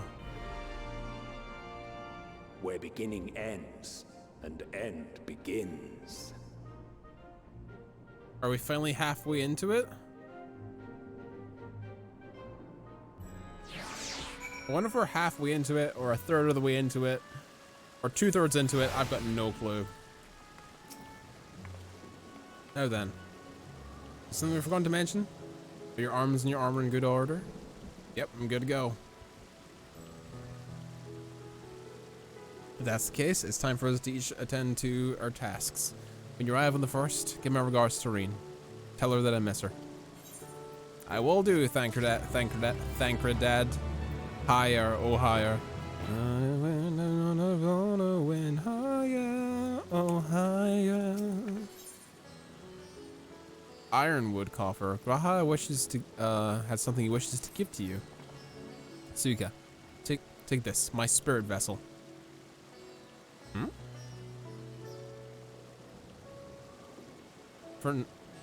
Empty now, of course, but should allow you to operate the tower's systems in the umbilicus.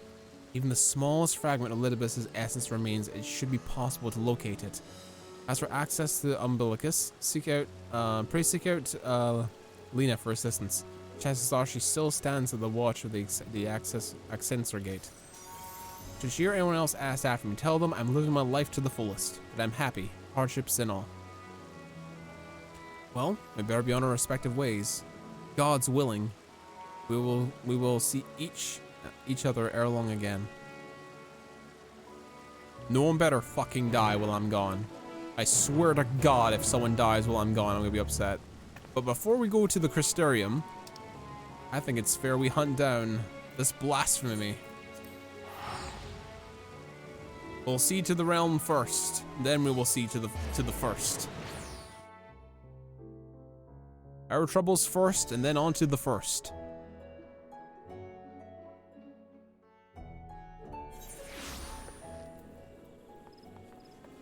Ah, it's refreshing to see a sky that's not actually on fire for a change. Very refreshing. Level 86, almost 87. Wow. Blasphemy Hunter.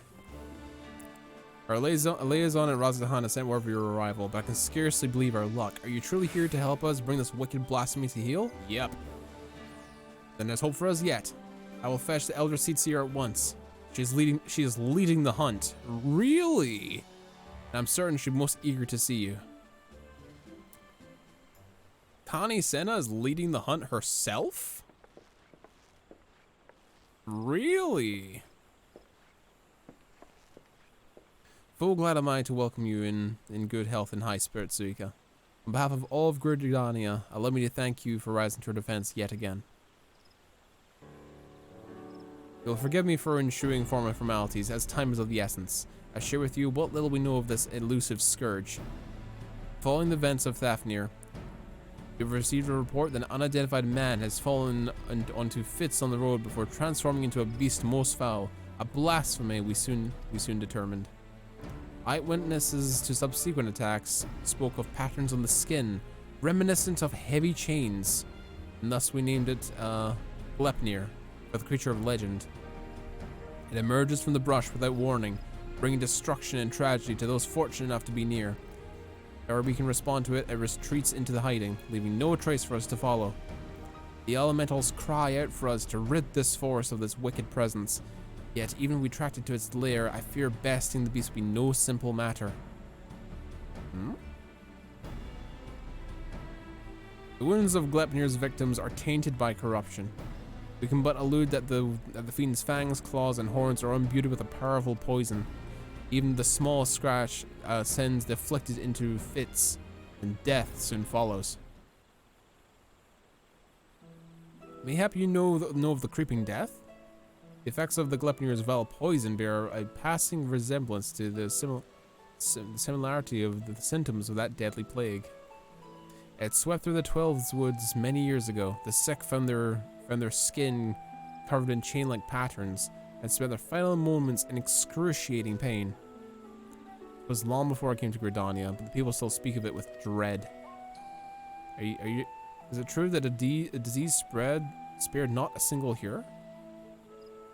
Very nearly, yes. Before the remainder were taken, we were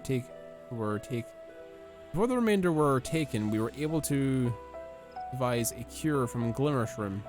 Though slow as it was, the scars of this tragedy would then begin to heal. Glepnir threatens to reopen old wounds, I fear.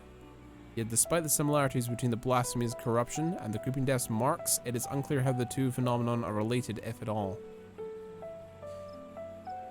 Both conjury and white magic have failed to abate the poison's spread. To confront Glepnir, we would now place the soldiers at risk of grievous injury. Forgive me, Caesar, but this seems to be urgent. It's appeared again. What? Again? Glepnir strike once more. In the North Shroud. The Whalers came too late to see the beast for themselves, but the man attack yet lives. They're bringing to full-gored float as we speak. And we must meet them there. Will you accompany us, Suika? Ilfamir should be able to apprise us both in the details upon arrival.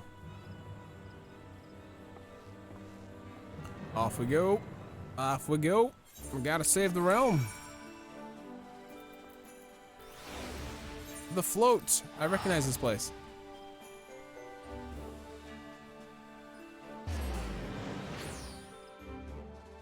I wonder who got hit by it.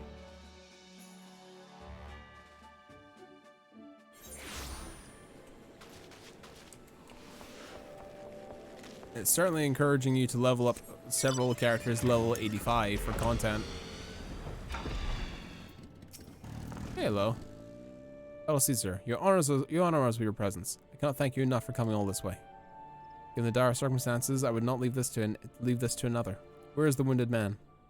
Outside of Bobbing Cork. Outside of Bobbing Cork. Attend to one of our healers. He's a capable healer, but I worry this is beyond his abilities. I shall do all my power to aid him. I in turn may have a need of assistance as well. I ask you, stay close. Both of you.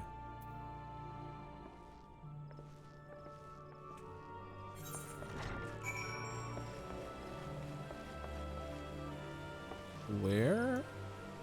Oh, it's up there. Oh, I know this place.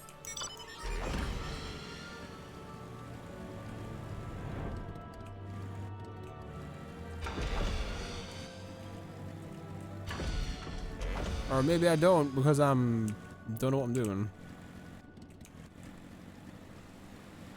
He's over here, really? He's in agony.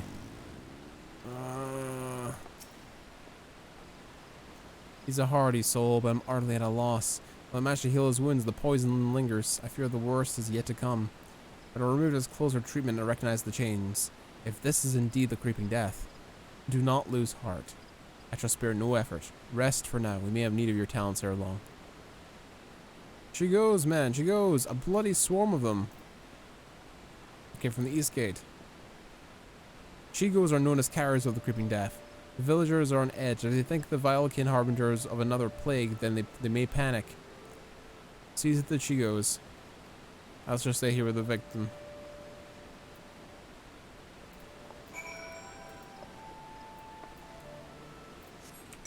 If they panic, they'll turn, so we need to make sure we're there immediately.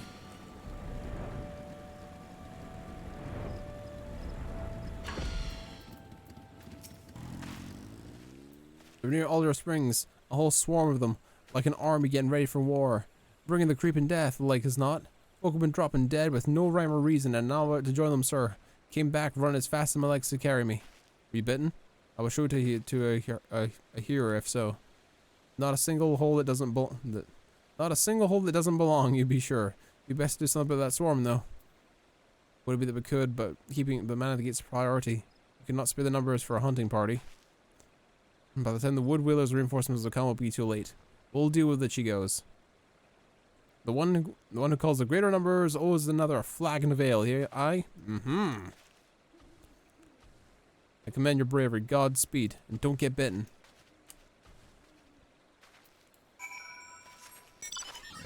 All right, let's go.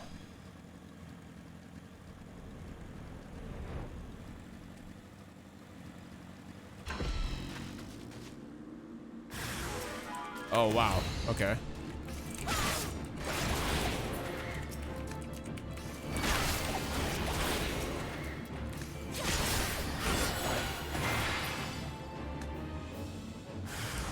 Wow, okay.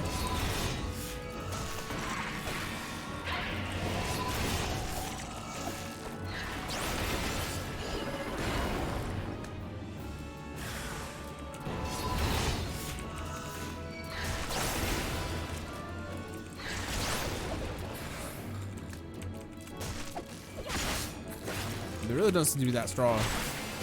They die very quickly. You okay? You been bitten? Praise be, 12 be praised. It's you. I've come bearing a cure for creeping death, but it's little use against actual death. Aye, that's why I've come. I've heard of the man suffocating from uncommon pains at Fulgord Float. Sensing the opportunity for philanthropy and a touch of profit, I'll admit. But what if you say it's true and the condition demands a much swifter payer of feed than mine? Could you bring the medicine to him in my stead? No need for payment this time, of course. Alright. You saved my life. What was that? Something appeared in my reflection there. That was weird. One good turn deserves another. I hope the cure works as well as my purported. As for me, I'll be on my way. Give any Viking a spy a wild birth. Gotcha.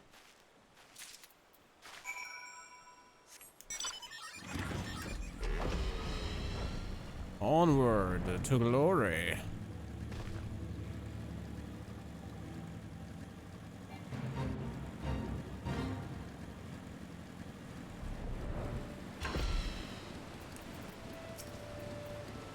Set up. Thank you for calling the Chigos. Last patent's condition is yet to improve. All I can do is keep him from submitting to the poison. Vial of creeping death remedy.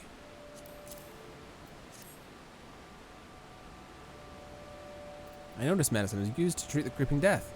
Given its symptoms, it may prove effective here as well.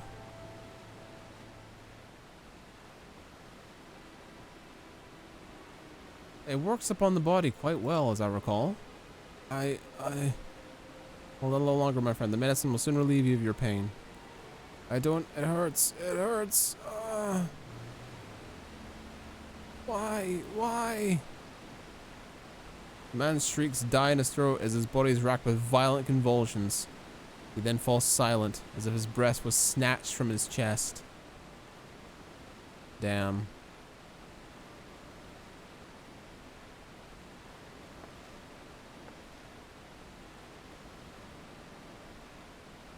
"12 had mercy.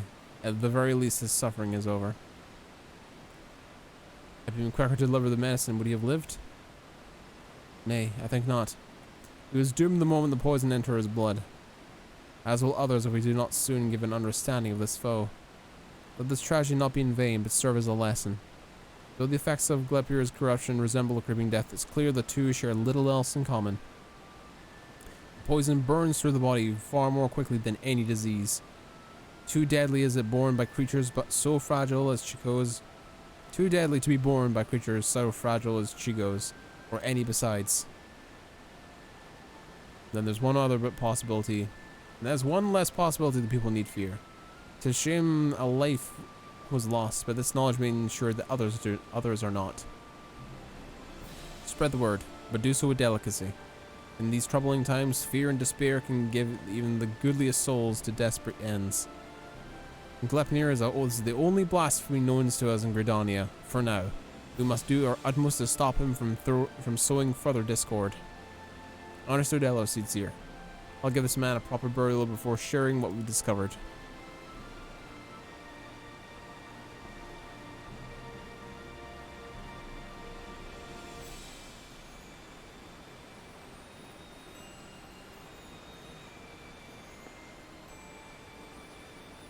Ascertaining Glepnir's whereabouts is still a primary concern. Let us return to the Adder's Nest for information. Shall be our most reliable weapon against for the days ahead. There's no better place to acquire it. Damn, bro. Fucking sad. Full sadness hours right now. Shrouded in peril. Back to here we go.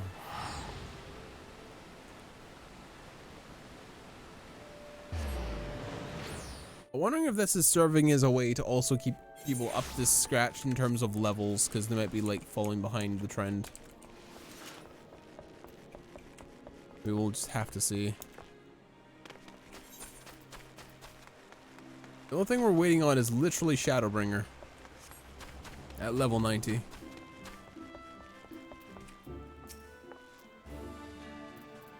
Glepnir has been sighted in several locales, but we are reviewing every report. We suspect are most erogenous. Fear has his way of making one jump at shadows. It'll take some time before we determine which reports merit more involved in the investigation. Until then, I ask you stay vigilant and keep your eyes peeled for any sign of the blasphemy. The keeper of entwined serpents is eager to resume the hunt. We followed up on every report concerning Glepnir. Even those have beggared belief. The most promising suggests that blasphemy is currently stalking the South Shroud. We're able to proceed there at once. There's no telling what might strike again. Elder Seeds here is already en route to Roots Lake. Let's not keep her waiting. Let's boogie. To give voice.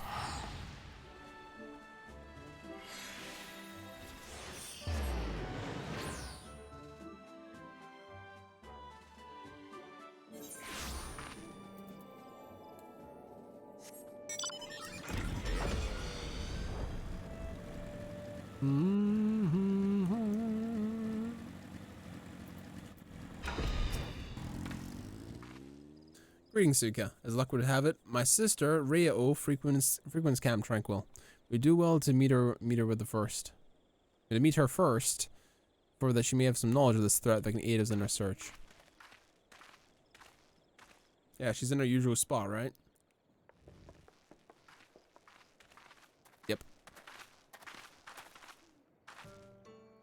It's been too long, Rio. Connie, I was afraid this situation might force your arrival.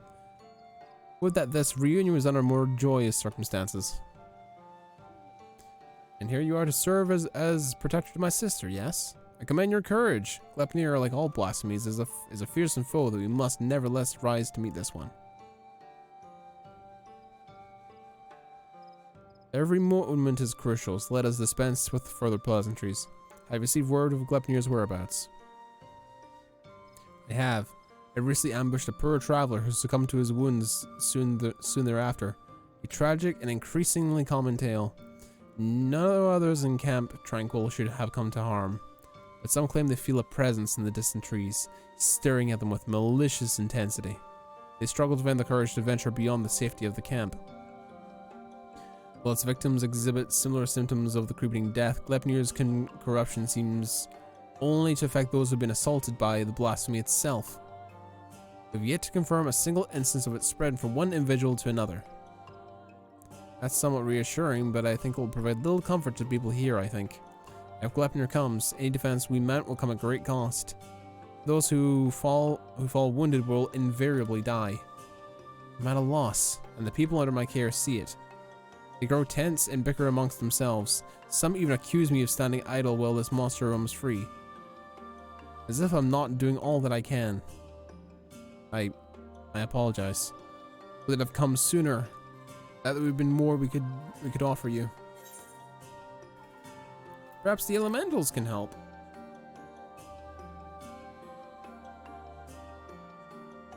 Elements cry out for succor as loudly as the people. This I know you feel, Connie Senna. Gleipnir poses a threat to all life in the Twelveswood, and as such we should face it as one. Their strength has waned since the calamity, and I'm reluctant to impose upon them. Nay, as seed seers, it is our duty to first expend every option available to us and spare them further distress. Once we have laid low the blasphemy, the elementals will be at peace. Well then, how do you propose we go about that? First, allow me to speak to the people here and reassure them that all will be well, that Credania's resolve will weather this storm and remain steadfast. No road is closed to those true of heart. I suppose I shouldn't be surprised that you'd begin with an earnest and heartfelt appeal.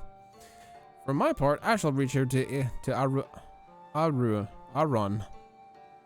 Perhaps together we can find a way to provide similar comfort to elementals.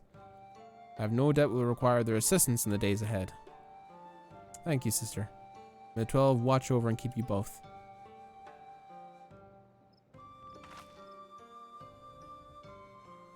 Might I trouble you to accompany me?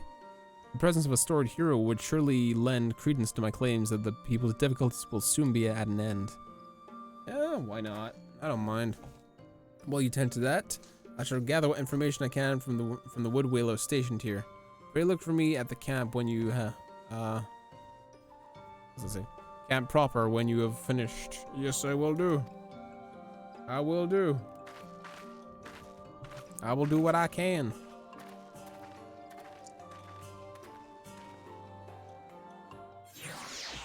I will do what I can.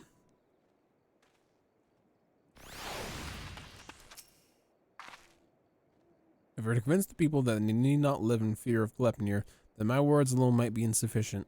I do not comport myself as an imposing figure blessed with martial prowess, to say the least. You, on the other hand, are renowned as a peerless warrior who has triumphed in countless trials. Simply looking at your features fills me with the confidence that this crisis too shall pass.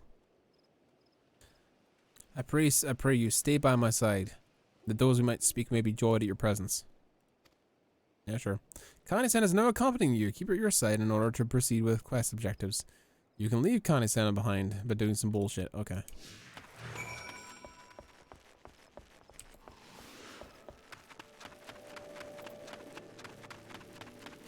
I'm making this lady sprint. It amuses me. Inflamed man. Ayo.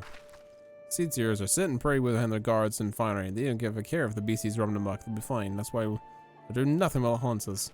We fools to trust in lives and those we don't care a whit. I passed the time we made south. At least an Ulda don't pretend to look out. They don't pretend to look out for the common man.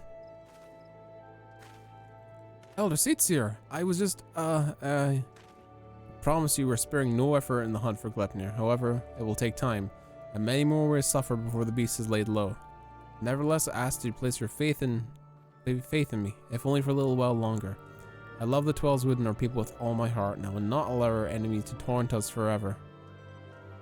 I understand. Man's gotta voice his worries from time to time. I want nothing less to abandon my home. I'll stick around for now. Ugh. These people. Ugh. A single scratch is enough to spell doom, they say. Nothing but to wait for death to come. How can we face a beast like that? Do not give in to despair, my friend. I know that I shall do all my power to see us through this chaos. Hold on to hope and encourage others to do so as well. I'll try, Elder Seedseer. I'll try. I know you've placed yourself at rest, leaving the safety of the city and coming here.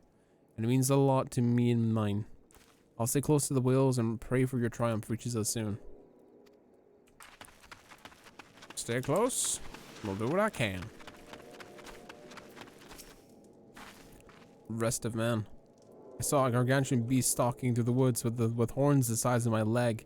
What's to stop it from coming here into its fill of its belly? Glepnir will do no such thing, I swear. I shall see to personally that the blasphemy does not come within a mile of this village. Keep heart, for brighter days lie ahead of us. Truly, Elder Seedseer? Perhaps I've been letting my imagination take the better of me. You're a beacon in these dark times. I pray you restore the peace soon. And that gives you...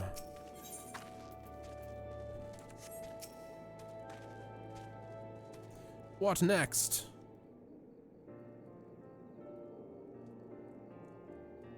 That all be for now, Elder Seedseer? It will. I have done what we can to quell the unrest, but so long as Glepnir lives, they will never be at peace.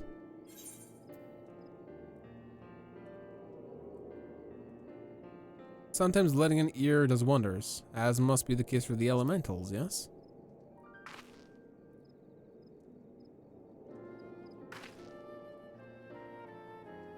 Indeed, you're correct. Today's been a welcome reminder of that truth, and an important step in our journey. Maybe I should visit these settlements more often. And doubtless some here think of me as distant as the elementals. So rarely do they see me in the outer reaches. Yeah, you do kind of sit in your house a bit. You've served me admirably as protectors thus far, which I'm grateful. Yet until we have laid Glepnir low, I must continue to impose upon your goodwill. There's no imposition, Elder Seedseer. You saved me on the killing fields of Carthena. My life is yours, now and always. Your life is your own to command, but I thank you for your words, and your conviction, which fills me with confidence in the path that we walk is true. Even if that path takes us far afield. Did I ever tell you that when I was a young student, I'd often steal into the woods with a dear friend of mine, much to the chagrin of our teacher? Deep down, I suspect there's still a part of me that yearns to wander where I should not. Who is that teacher? Who is that person that she walked with? I don't know.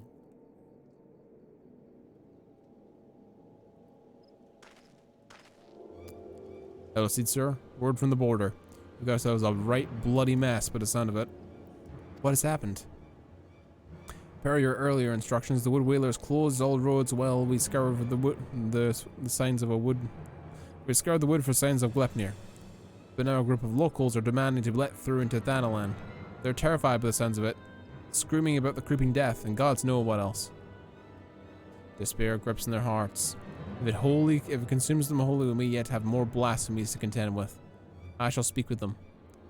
Wild rumors fuel their panic, and with truth and compassion, I'll convince them to see reason and return to their homes. If anyone can, it's you, Elder Seedseer. We're doing our best to keep them calm for now, but my man's words paint a grim picture. I pray you make way to the border as quickly as you can.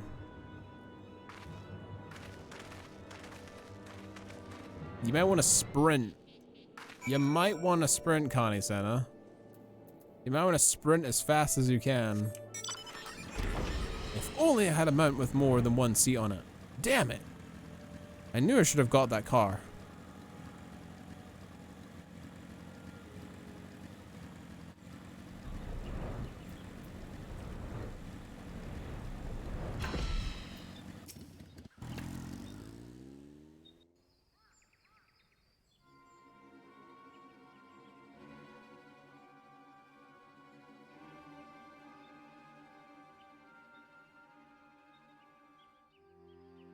Let us through, damn you. We're standing here where the creeping death nips at our heels, and you're telling us to die?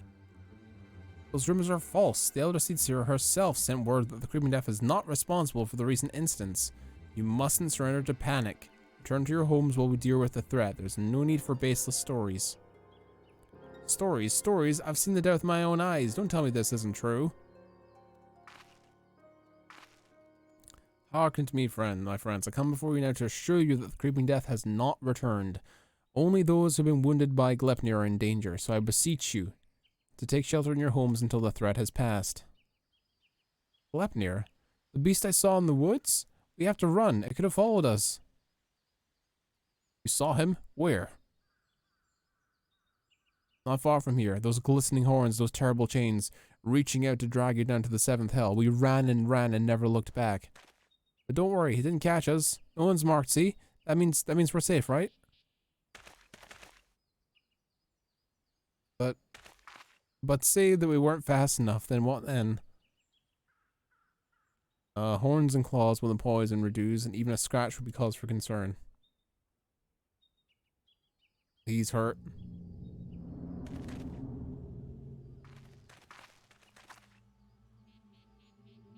Is he gonna turn into the monster? Even a little scratch? Then it's too late for me? Is that why my body feels like it's on fire? You said the branches nipped you up. You said that's how it happened. You said.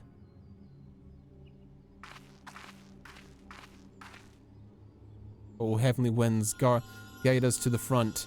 If we drink from it and be made whole. What are you doing? Something beyond it? I don't feel any better. Do it again. Do it again.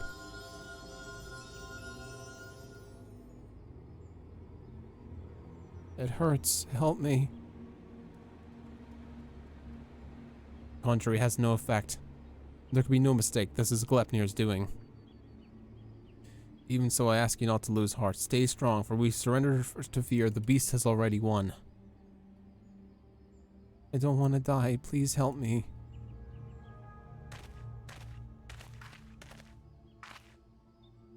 Jesus. Oh no. He's turning.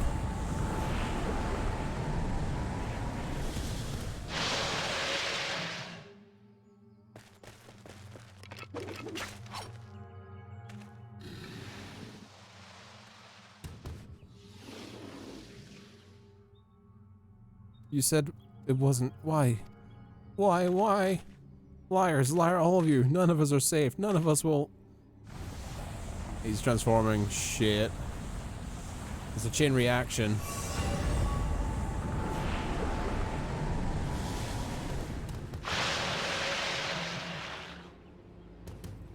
Despair made manifest. 12 for bed. Is there not gonna be done for these poor souls? Nope. No, they gotta be put down.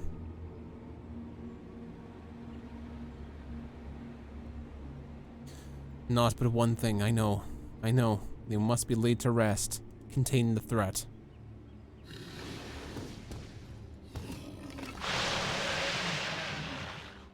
Oh boy.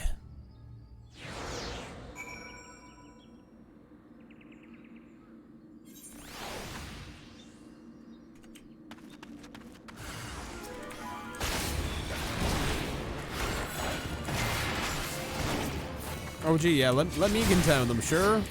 You guys want to help? Maybe? Possibly? Oh, guess not.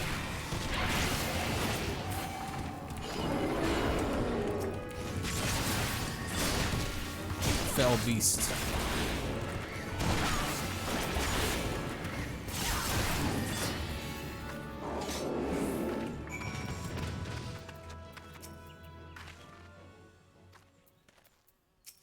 It's overwhelming despair. They're at peace. Would have had it not come to this. I was powerless to prevent it. You did all you could, Elder Seedseer. What's going on? What's going to happen to us? Is there no hope? What you witnessed was the fate of those who fall to the deepest despair. It feeds upon grief and anguish, and that is more deadly than Gleipnir himself. But I swore to you that we shall defeat this blasphemy that haunts our homeland, and I too shall swear that despair will not be the end of us. Keep the faith and look to the horizon, for brighter days will come. As you say, Elder Seedseer, as you say. Gleipnir is not here, and so you're free to return to your homes, but I urge you to take care on the path back. We will, Elder Seedseer.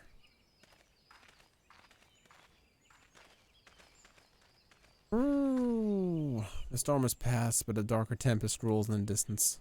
So long as the specter of despair looms, the people will struggle to take any words of comfort to heart. We'll see more tragedies like this.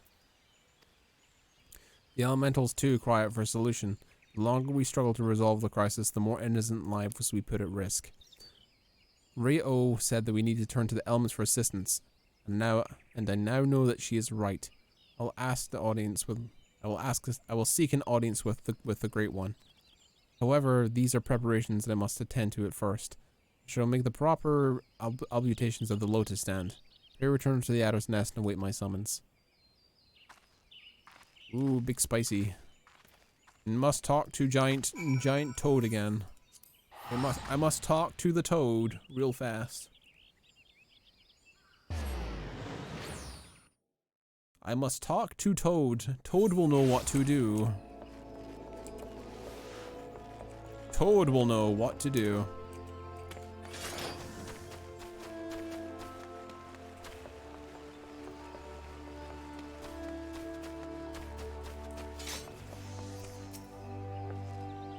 Despite our best efforts, we've been unable to prevent further loss of life. I foresee even greater hardship ahead. As we press on, we mustn't forget the words of Elder Seedseer. We must strive to remain undaunted in the face of despair. She's preparing for communion with the Great One. When the time is right, she'll call upon us both. Until then, my friends, stay strong. Wow, okay. We can no longer progress. Interesting. We'll go see the Crystarium then. We'll go to the Crystarium in the first. And we'll continue with this quest when we reach a level up.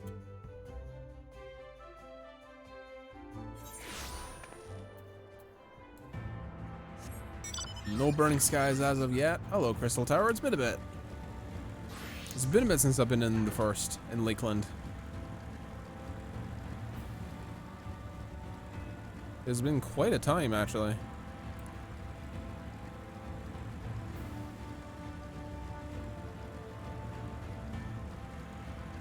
We haven't been back here the once.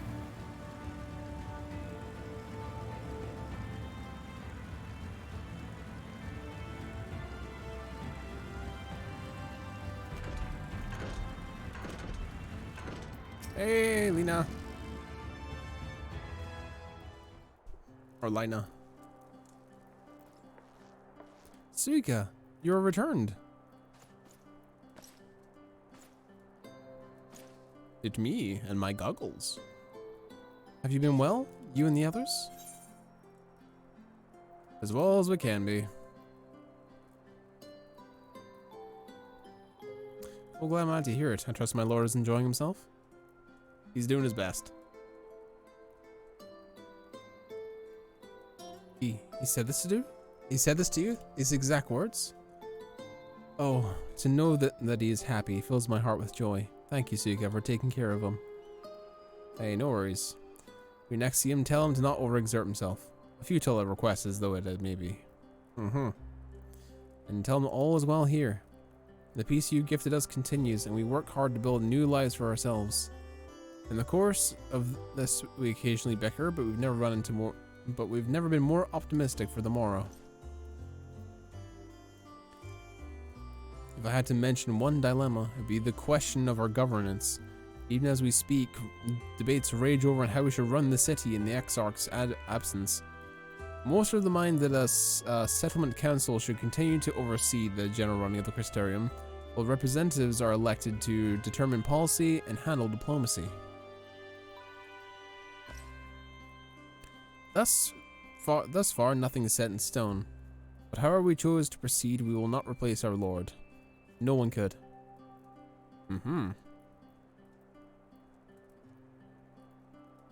We need a entrance to the tower. Have we observed any unusual phenomenon? No, I cannot say there have been. Curious you should ask me this question though. Some days ago, Reen came and asked the very same. She was rather unsettled. In stark contrast to how cheerful she's been of late. So we have to talk to Reen then. Reen has been dedicating herself to the restoration of the empty, you see. Though it will take many years, the goal has given her a reason, newfound purpose of fulfillment. So when I saw her in a state of such worry, I couldn't help but feel worried in turn, especially since she couldn't tell me what troubled her. I dare say she would be more willing to confide in you. I asked to broach the subject with her? Yeah, of course.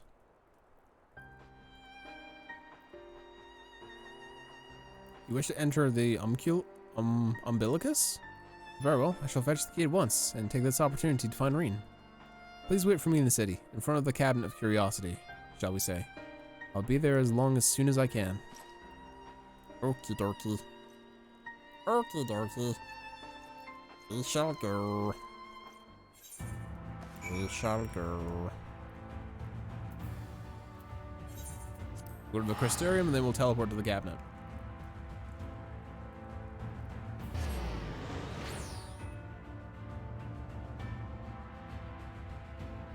It's nice to be back in the first, I gotta say.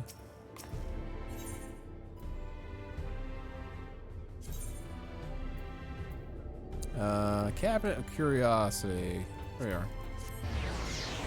There we go.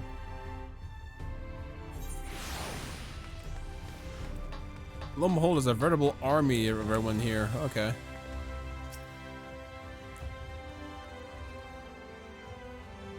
The following event cannot be skipped. You may wish to cancel any impending duty finder registrations.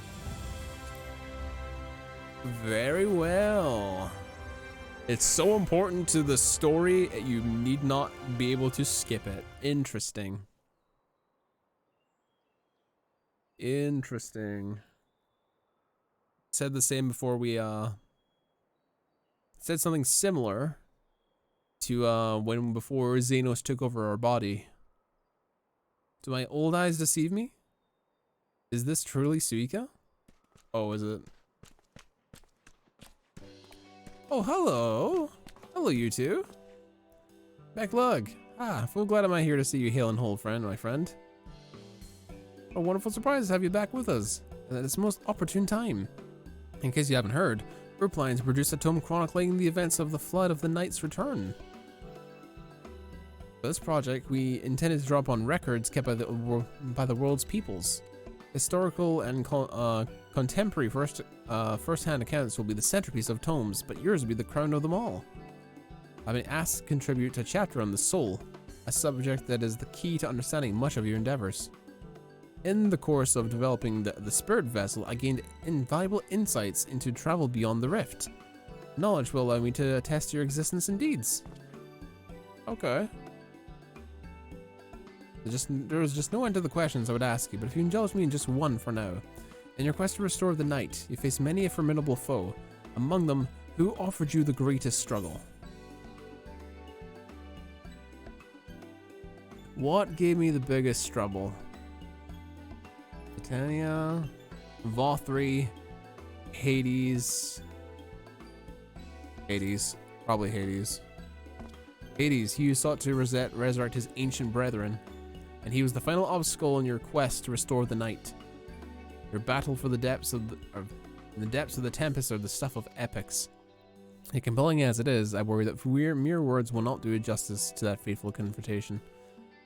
Not that we think we would admit it entirely, of course. No, but in the very least, we will impress upon the readers the climax of your hero's journey. I know we'd love to talk your ear off, Moen, but we should really be on our way. Those documents from Yulmore won't collect themselves. Of course, of course. And afterwards, would you care to join me for tea? I was hoping you might clarify a few points of your over a treatsy. Until next time, then. Do tell the others to look after themselves. Our overzealous friend, in particular, remind him not to overexert himself again and again until his ear falls off, if that's what it takes for him to take to heart. Yeah, Grahatia will work himself to the bone. I guess back to waiting we go.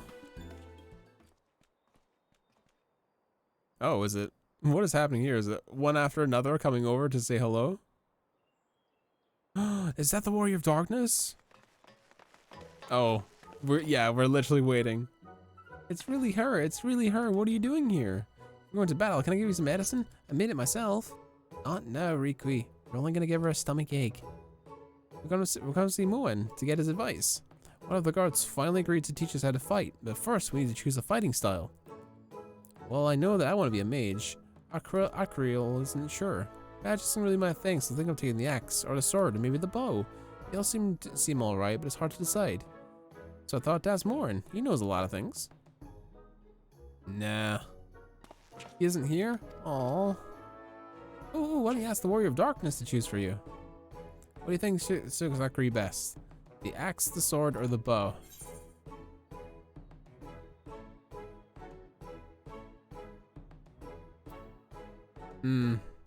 Mage, healer, tank, sword. The sword. If you took the sword, you'd be just like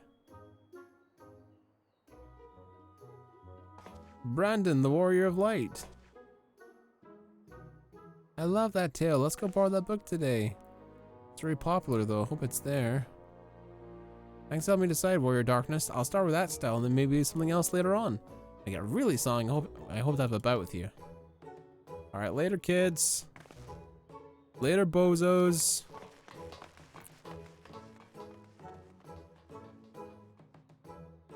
Everybody wants to speak to me, huh? Is that all the Warrior of Darkness?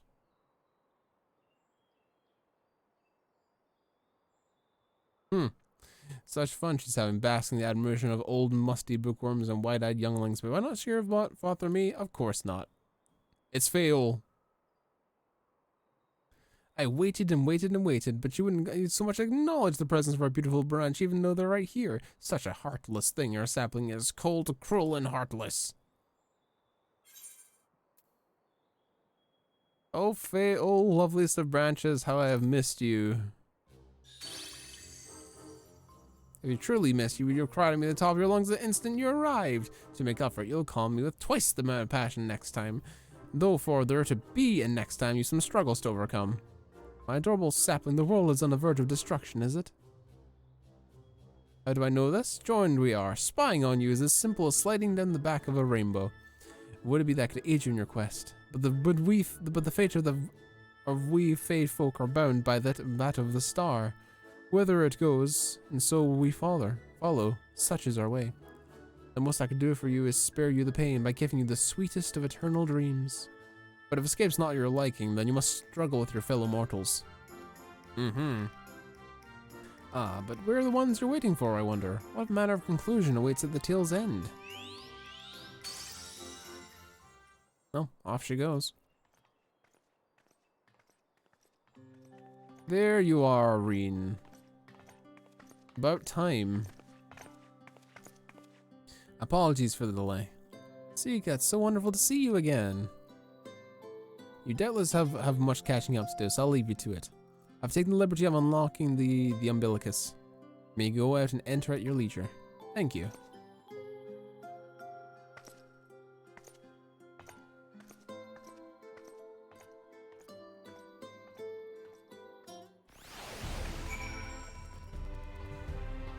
So why was that not allowed to be skipped? Jeez. The hilarity, I guess? Just more hilarity? I'm relieved to hear everyone is so well.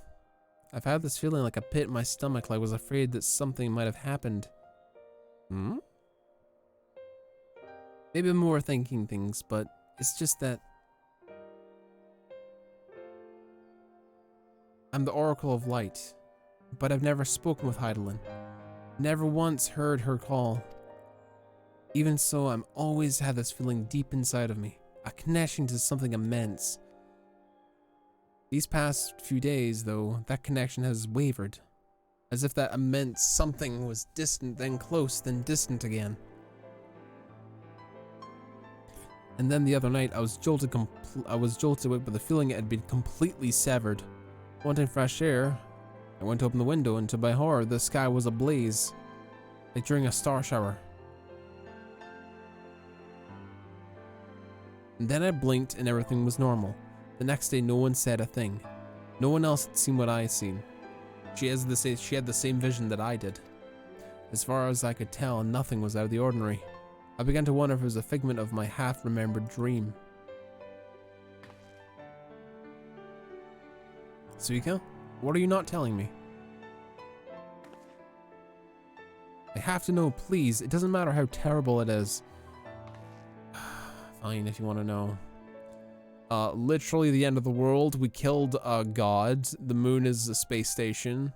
Everyone's okay, but people are turning into monsters on the daily, and the star shower is a part of it.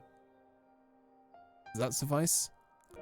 Was my imagination then? The doom we witnessed in Namrod has come again. Can't believe it. Like I told you before, all is well here in the first. Don't worry about us. Please, only look to the threat before you. We're fine right now, and even if we weren't, we've learned how to survive. Should the final days reach us here as well, you'll be rest assured that we won't go quietly. No, we'll hold on until you find a way to save all the worlds. As long as you continue to fight, so shall we, united in purpose beneath a blazing sky. I'll do my best. New weapon! New weapon! New weapon! Let me see the shiny weapon. It is in my bag. Where might you be? There you are. Ironwood weapon coffer.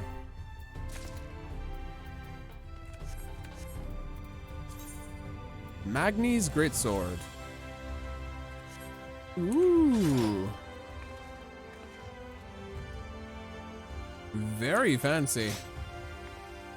Very, very fancy. Wings adorned on in either side. It kind of looks like materia slots on it. It looks a little bit like the final materia weapon in Final Fantasy VII a little bit. Like materia slots here, here, here, here, here, here, and one in the middle. Interesting. We'll rock this for a bit. Hope upon a flower. Rin wears a look of steely resolve. You're heading to the Umbilicus to consort with Elidibus, right? I'll do some cancelling on my own and speak with Linda. Decide on how we might best prepare for the final days. So it's farewell for now, but we'll see each other again, I'm certain of it. Live through the flood and the tourney of the Light Wardens. We're survivors. Do what we need to do, and know that we will too. He becomes quite a strong character, I gotta say. Quite a strong character. And to the Crystarium. So to the Docile Gate we go.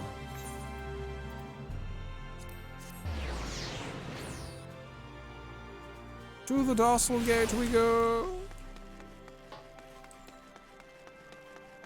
Wow, so many people are up here. And all of them are level 80s. There's no one here from, like, doing Shadowbringers. Ah, Mr. Suika, welcome back. The captain has told me all. Give me the word and I'll show you to the ocular. Yes, onward. Onward, good sir.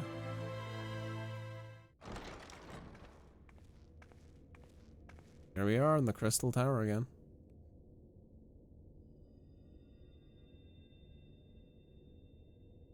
Yeah, we were all here.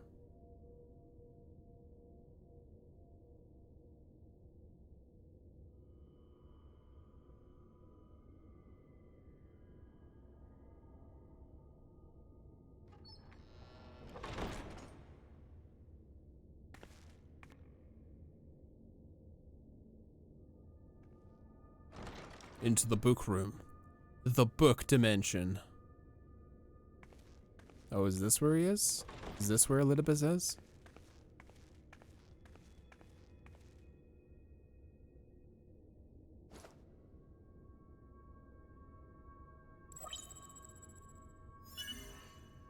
Biometric authentication complete.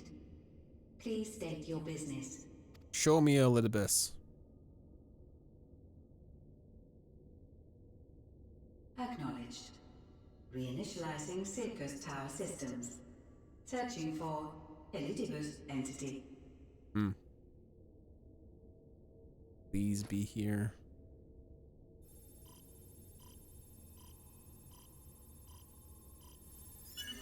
Target located in subterranean core power accumulator. Projecting image. Hello? My home. My friends. No more than a dream. Hello, Elidibus.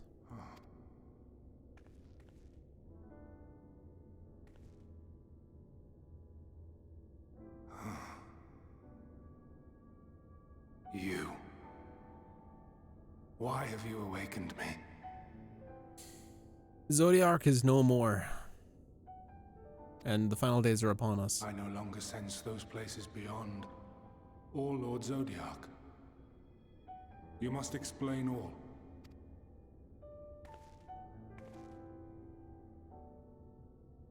Zodiac's no more. The moon's the moon. It's the space station.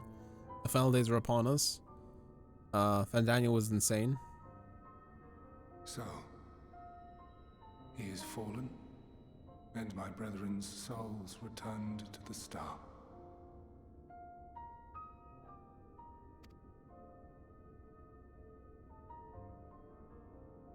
The doom we sacrificed so much to prevent is come again. Old burdens now yours to bear. Mm-hmm. But if this is Fandaniel's design, then I, as Elidibus, have a duty to fulfill. To prevent it? Your unsolicited act has restored to me some few memories of the convocation. Oh? Such knowledge as I have, I will share. Oh.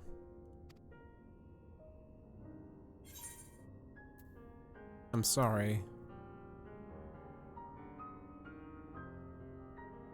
Why apologize for receiving a favor of the defeated? If it sits ill, consider it payment for freeing Lord Zodiac from servitude. Okay. Where to begin? Ah, the end. Your understanding of what caused the final days is consistent with our own. The decay first took root where the currents were weakest. Yes, a conclusion drawn by him, Fandaniel. Oh, interesting.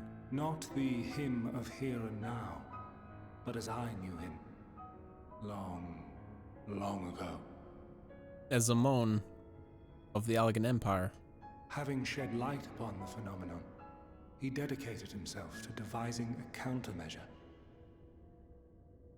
Were it not for his knowledge of the Celestial, we would never have made the connection, and thence forestalled the final days. Oh, okay. And though he inherited that noble soul, how different this last incarnation. So consumed by self-loathing and hate.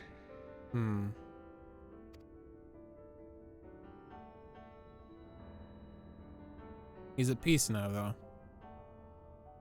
Elpis. Oh, the flower. Yes. The name is familiar to me. Yet I know it not as a flower, but a place. Oh? A testing facility for determining which of our creations were fit to be released into the world. Really interesting. Where is this? Many worked there. And before joining the convocation and assuming the title of Fandaniel, He was their chief. Wait. It couldn't possibly be the place that Y'shtola we found. It couldn't possibly be that, could it? He was Hermes. Hermes? Life? That is all I know. The crystals tell little of the lives the 14 led prior to their induction. Oh. Elpis itself would tell even less. Nary a ruin has survived. Oh. Oh? Wait. I saw you there. In Elpis. Huh? No. I did not. But I did. I did. A lingering trace of impossibility. Huh? And a truth that fills my heart.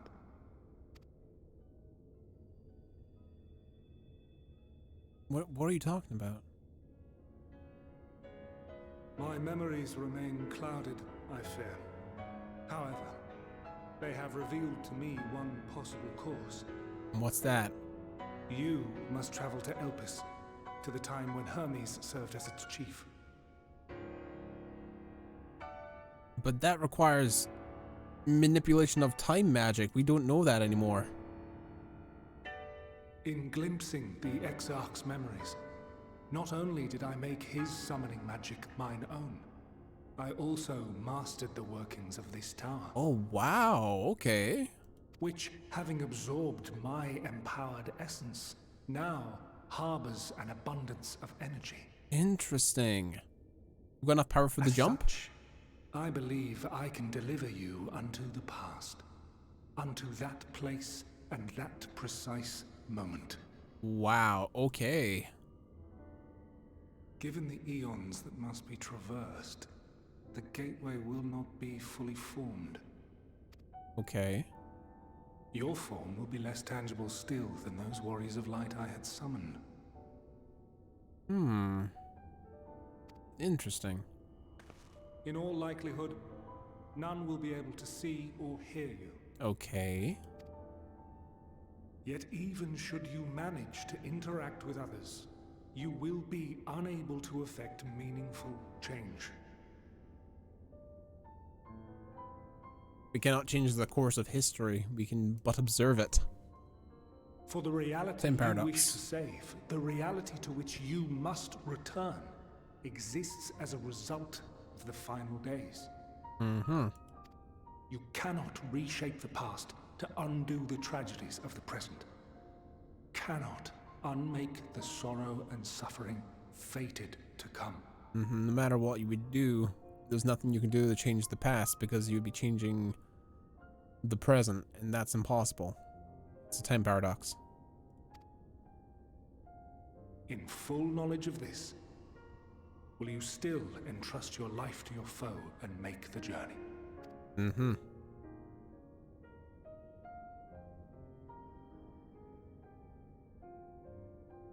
Very well. I shall cast you unto the river of time. Let this be my final act. You must input the commands. I no longer have the authority. First, you must reconfigure the systems, that the tower's ether may be channeled for the magic. Okay.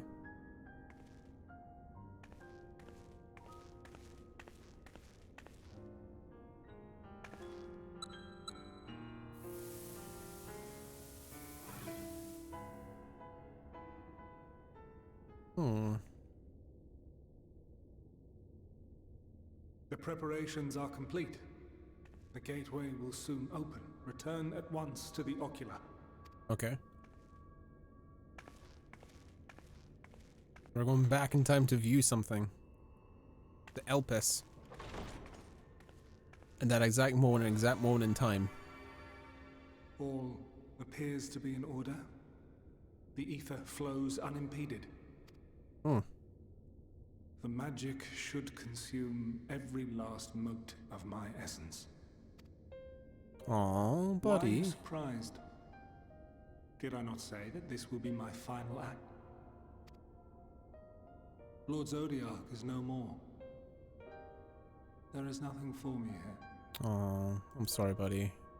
The ones I love and long to see again are waiting.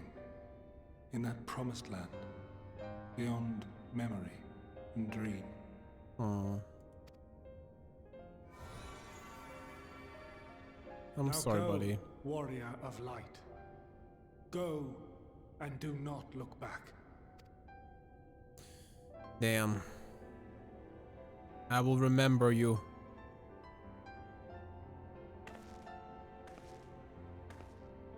I will remember you, Elidibus. Well, Heidelin, I take my leave of you.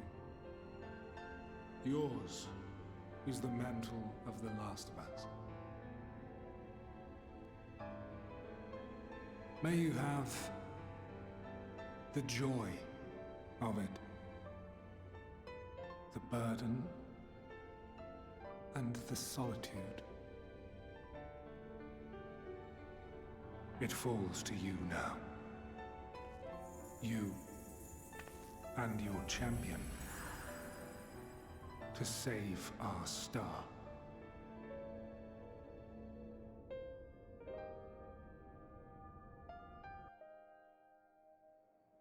Damn. You have left the sanctuary. Through the flow of time we shall go. Oh, I remember this.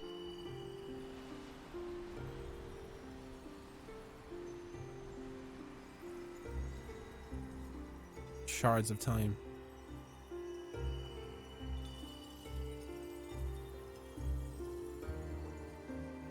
Very familiar.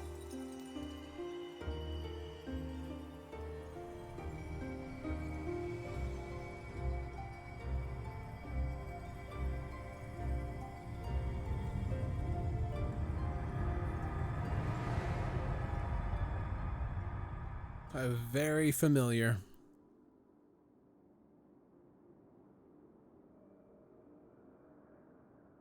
Here we are in Elpis. It's an intangible corporeal form.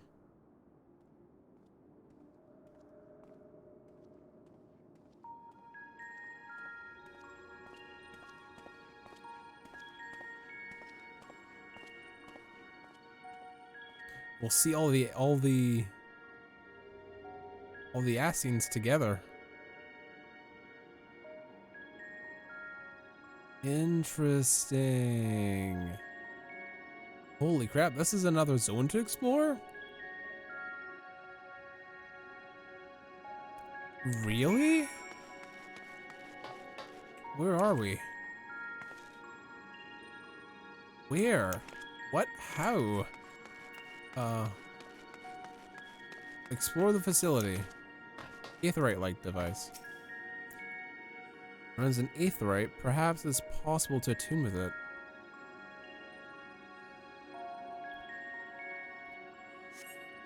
Despite attempting to channel and focus your energies, you fail to tune the device. You only assume it operates differently. Guide-like man. As the duty beside the aetheryte device, a guide for this facility in all likelihood. He cannot hear you. As Elidibus warned, it appears your form is intangible.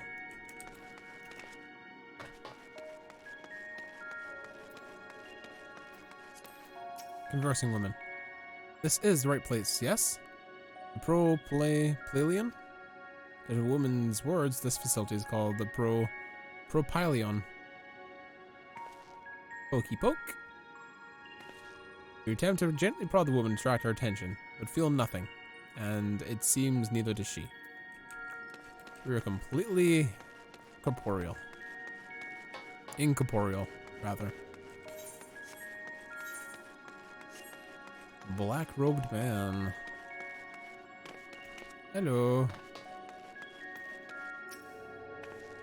Remarkably, the large man wears a black robe and a half mask. Much like the phantoms you encountered in Mir Lanatorium and the recreated Amarot. It seems you have made your way to the destination. Hello? Hello? You gesture wildly and man of all sorts of greetings and obscenities. The man has so much to glance in your general direction. Okay. Where and what, when and where are we? Sturdy door. This door leads to the outside, but how will it open? We gotta wait for someone, or we just walk through it?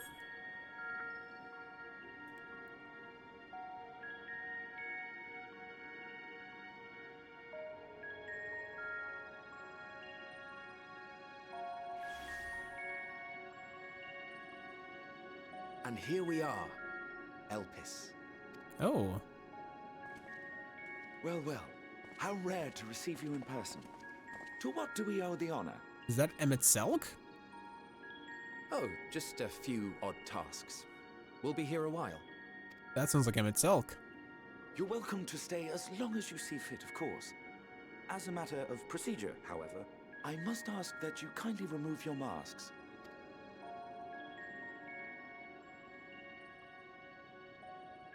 Come now. Is this truly necessary? Surely you can tell who we are. That's Emmett Selk. Who you are, perhaps. But I am far less infamous. Regardless, if we do not follow protocol, 'tis our hosts who would be held accountable. So, please, do favor us with your handsome face.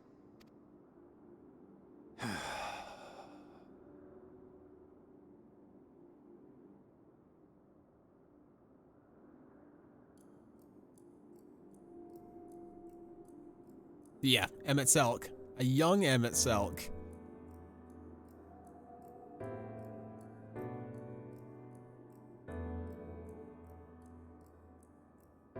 And Hydrophaeus? What?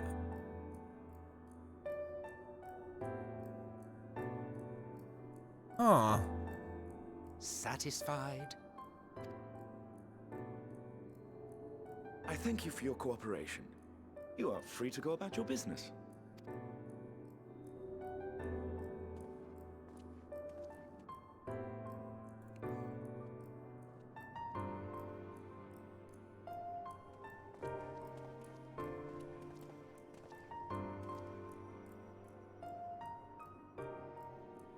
By the by, you see it too, yes? You see me. It's a tiny me. Talking about me? I haven't the foggiest what you're talking about.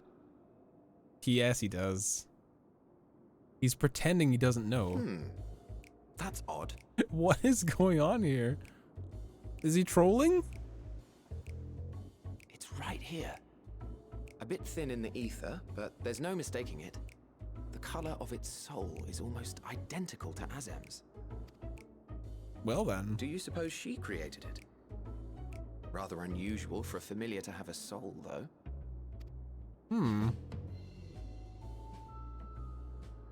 Hello. Don't ask me. All I know is that it's trouble. Doubly so if it's her spitting image. So let's leave it be. Come now. We're trolling. Emmett Selk, can you hear me?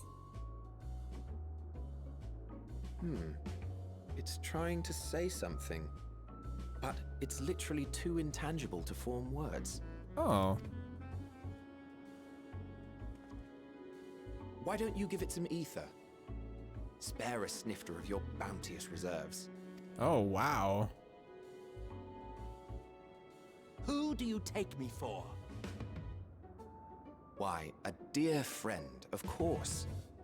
One who wouldn't let acts of kindness, such as my accompanying him on errands to far-flung outposts, go unrewarded?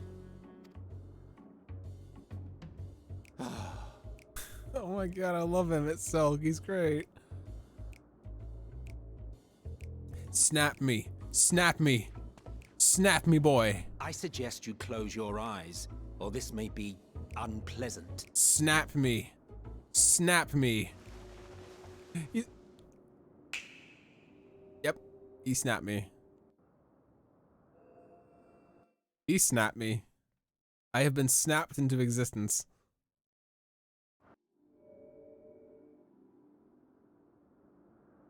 You may open your eyes. Okay. Holy shit, we're corporeal. Whoa, are we tall? Whoa, we're tall now. Holy shit. Oh, you even adjusted its size. The better to indulge your whim. This way, it will be easier to communicate. I'm here to save your world. How very thoughtful of you. And may I applaud your artful reinforcement. Without further ado then. I knew it was I am Hydraulius. Hydraulius, Chief of the Bureau of the Architect. I knew you. Sulking beside me is the most honorable Emmett Selk of the Convocation of 14. Yep. And how might we address you, my new friend? Very good question. Sukasea, Warrior of Light? A fine name. Oh, Sukasea. And I'm pleased to see you understand our words. Yeah, somehow. You're not speaking the gibberish. So tell us, whence have you come? The thinness of your essence suggests you weren't created here. I'm from 12,000 years in the future. You do not know? Or cannot say? Yeah, I cannot say. Allow me to ask a different question then. Mm-hmm. What brings you here?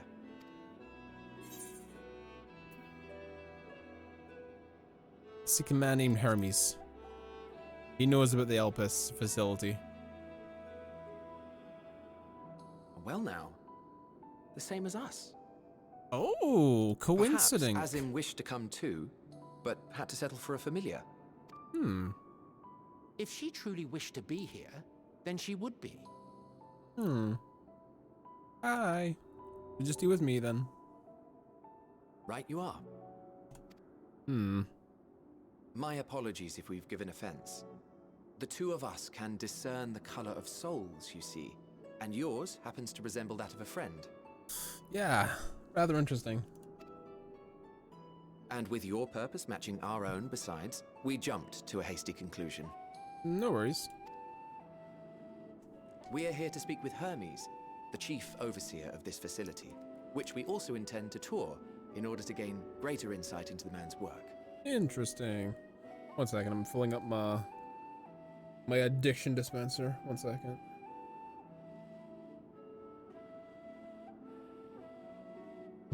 There we go. We, I say, though this is Emmett Selk's charge. I am here only to serve as his guide. Interesting. And I should be happy to serve as yours as well, by way of an apology for the misunderstanding. Thank you, Hythleodeus. I appreciate that. Wait, are you suggesting that we bring it along on official business? This thing we know next to nothing about? If you harbor suspicions, better to keep it close than leave it to its own devices. Wouldn't you agree?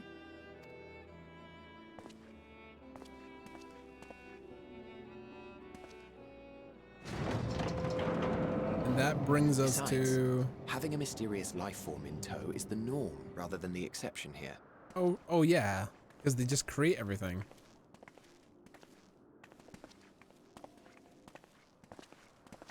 Where are we? Amarat?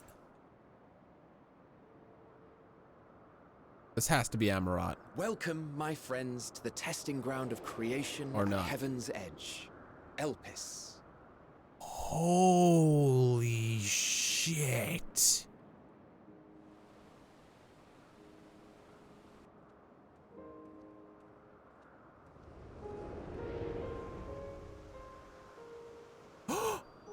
Heidelin! This presence. Venat.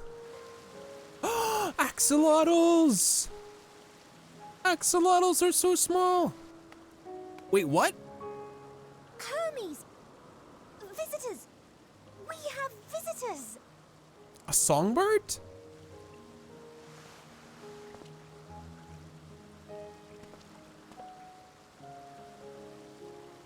A songbird?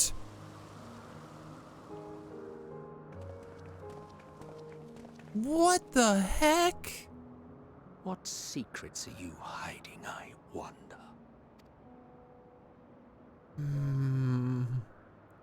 I'm sorry. I've been spellbounded. Holy.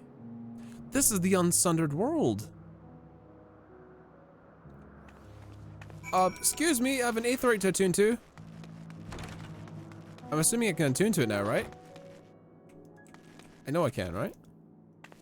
Oh, apparently not. Okay. Hope upon a flower indeed. Holy shit. This is hardly my first time here, but the scenery never fails to take my breath away.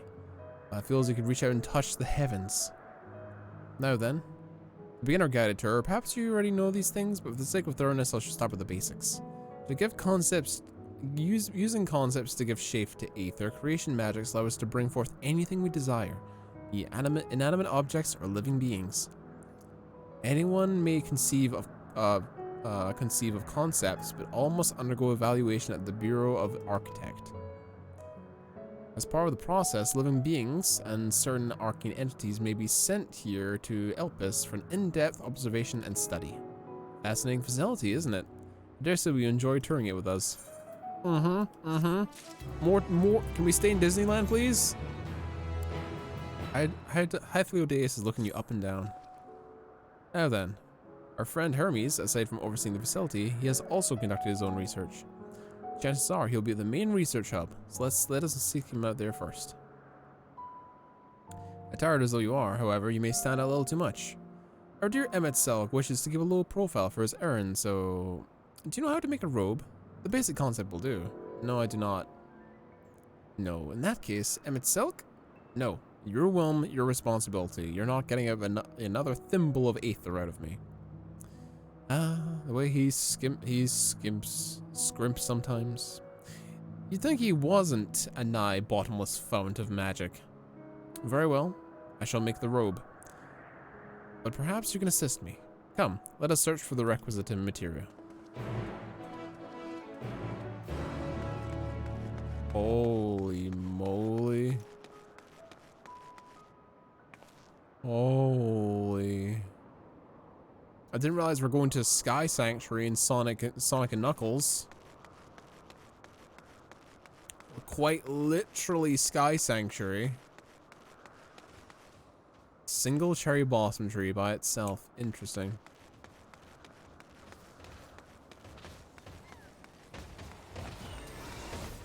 Holy crap.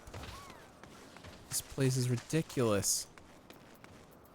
Yo, Emmett Selk, what up? No means no. Just be grateful that I'm even willing to wait. Yes, these creatures should suffice. Money? An etheric robe. I want you to use it to capture, let's say, 2 Philodai. There are 3 species here, I believe. Any 2 kinds should serve. I should mention the strength of the rope is tied, no pun intended, to the strength of its user. As your aether is thin compared to us, and to weaken the Petalodai first. Good luck. How are you?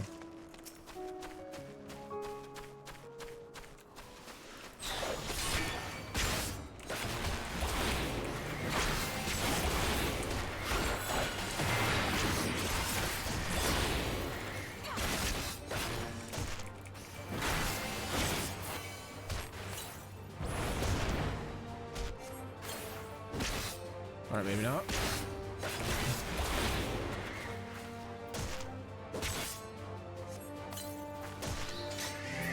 There we go. Good old Pokemon. Pokemon rules.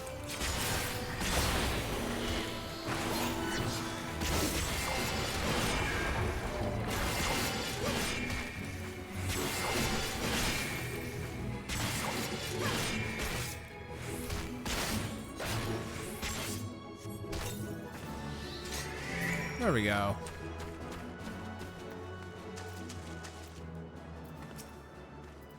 Got the bed alone. Let's see here.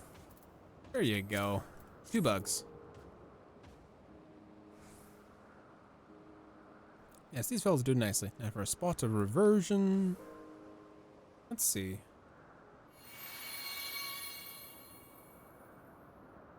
There, it is ready.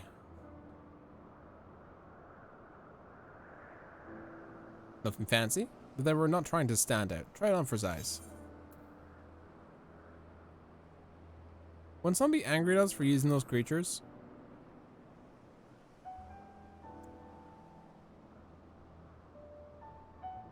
Oh, it's fine. There's no one around here to tell us off. And besides, we can always make more Petalodai.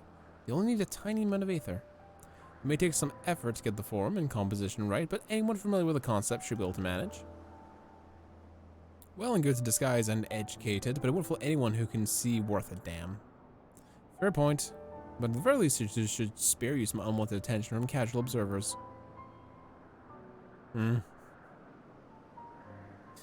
Emetzelk speaks true. Even dressed like us, your unusual nature will be plain for those who think to look. Should someone question your presence, don't make up excuses, much less try to explain to what you actually are. No better best to say that you're familiar. The question though is whose? Of course, as Ems. If you say you belong to her, people will give you the benefit of the doubt for any and all outlandish behavior. Exploiting your associate's absence?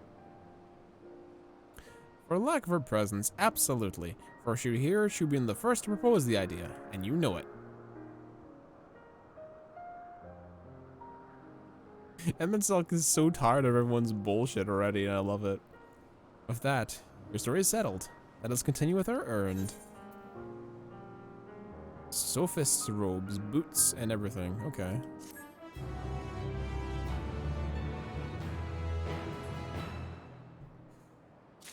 Interesting. Da da da da da. All right, let's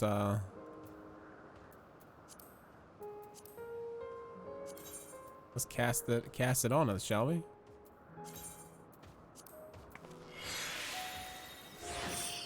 Ooh, ooh, that's cool.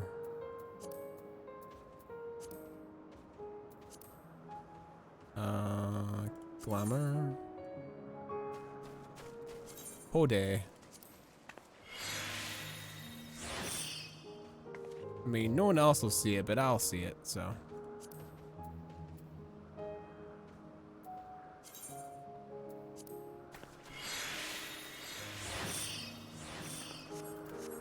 Booyah! That looks so cool. In search of Hermes. Athlodeus is ready to continue if you are. If you're ready, let us continue to Angarosis. The place serves as an observation hub for and residents both. Someone there should be able to point us in the right direction of Hermes. I can't believe we're gonna meet Heidelin before she was Heidelin. Like, damn. I'm not one to usually walk through a place like this, but Jesus. Holy crap.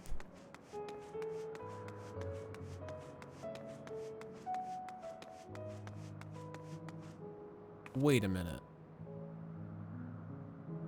This is the Hanging Gardens of Babylon. Literally the Hanging Gardens of Babylon. And then the gods tore the thieves asunder and sent their paradise crashing down to earth. A ball of flame and fire and screaming in agony. How very poetic it's the Babylon Gardens. Most interesting.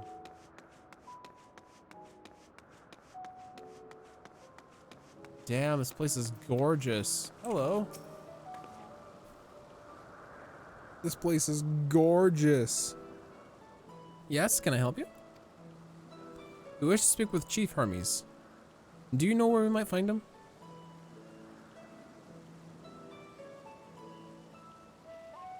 Well, by your mask, I assume you're one of the 14. I wasn't aware there was supposed to be a visitation. Between you and us, it's something of a surprise. Your discretion in the matter would be appreciated. I see, I see. My lips are sealed. The chief should be out conducting observations as usual. His focus of late has been of aquatic creatures, so I expect to find him on the pools here. We get to see the axolotls, they're so cute. The pools, you say? Many thanks, and apologies for disturbing your work. I say, Hythlodeus. Well, I've never met Hermes. You know him well, do you not? In the case, couldn't you just simply find him by his aether? Aye, that I could. As you know, Emmett Selk and I can discern the color of souls. By the same token, we can also see the aether quite cleanly and from great distances. With this skill, I can locate Hermes, but I feel that'd be a waste of an opportunity. We're here to perform an assignment after all, and by searching the ordinary way, we're to gain insight into Elpis and the man in charge of it. This is much to your own enjoyment, like it is or not, but point taken. If you're going to accompany us, make yourselves useful and help us look for Hermes. According to his profile, he has short black hair. So you know, it's because we're in Elpis that we don't have our cowls up. A usual exempt due to the need to be aware of dangerous creatures. Elsewhere, we do not exhibit our individuality. It's unseemly. All this is common sense, but I would not assume you possess any. It's a rare treat to be able to search for somebody by their appearance, and I'll thank you for humoring me. Come on, let's find our man. Different cultures, eh? Jeez.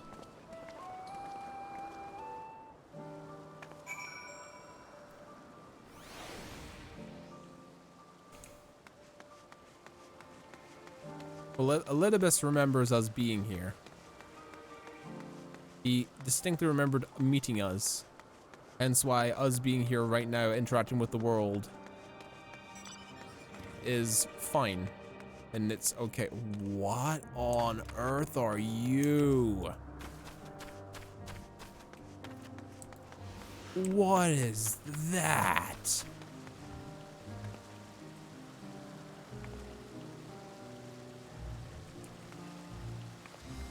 See how it behaves.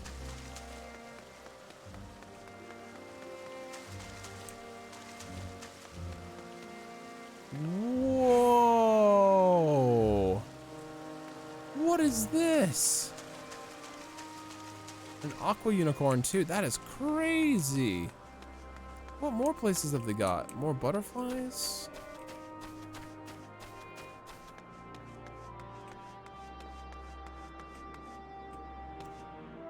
Well, that's just awkward. I was having the same hairstyle. These little things are all in a row. It's never a dull moment with the Orii? Their fondness for materials make them highly unique, and I dare say they will be no less popular. Are they just making cute things? Are they just literally making their OC animals do not steal? It looks like it. Look for Hermes. Oh, we found it. Oh, axolotls! Oh my god! Look how small they are! Look how small they are! I'm sitting. Sit. Oh no.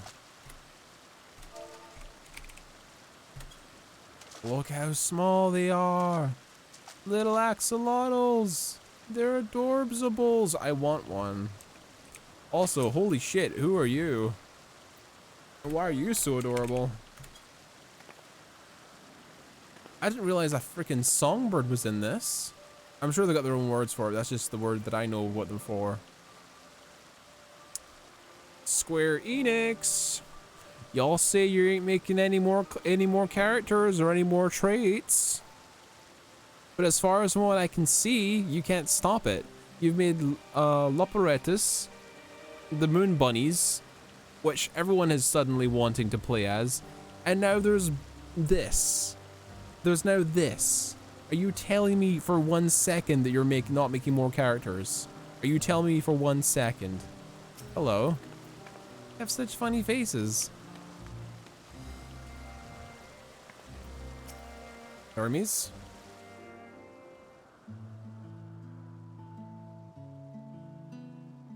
Oh, little axolotls, they're so cute. Hermes, is that you? Huh. You are... Whoa! She's a harpy. I didn't recognize the feet. Different. You're different too.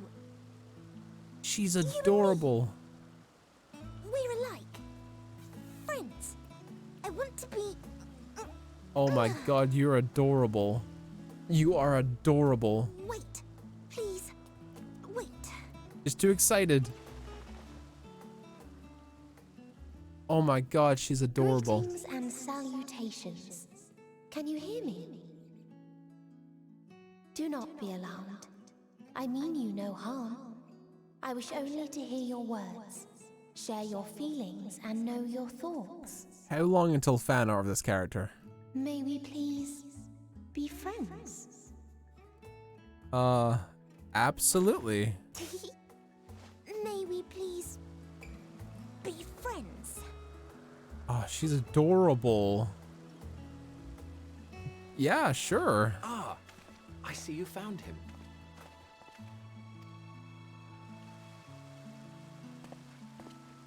It's Ladeus.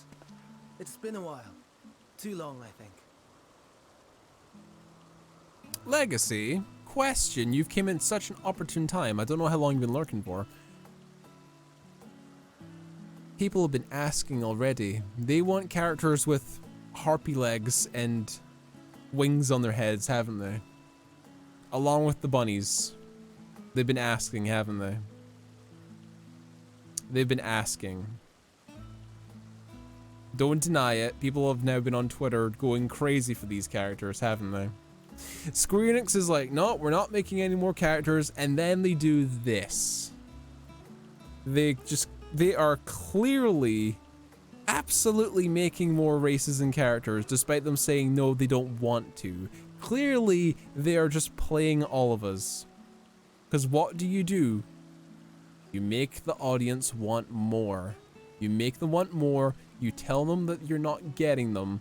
It's like saying to a small child, we're not getting you the console that you want for Christmas. We're not getting you that Xbox. And what do?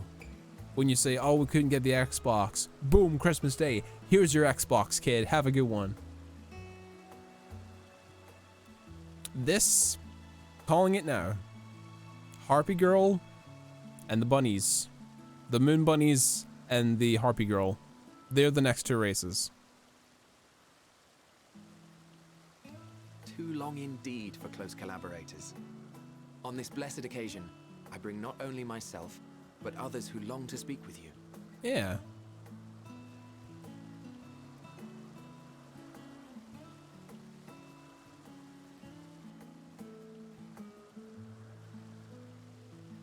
You were of the convocation. Mm-hmm. Emmet Selk at your service. Do I have the honor of addressing Hermes, Chief Overseer of Elpis?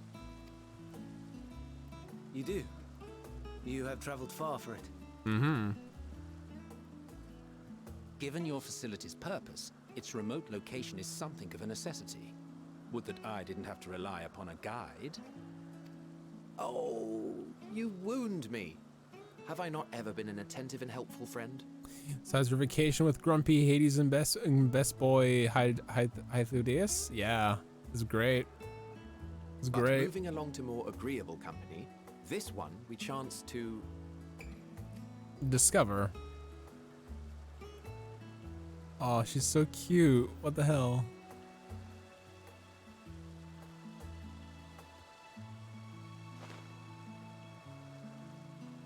Stop it. Well, you Jesus. certainly have her attention. Is she one of yours, Hermes? Why is she not a race? Holy crap, dude. We can finally have the battles. We can have battles online. Who is best? Bird girl, cat girl, or bunny girl? Which one does people like the best?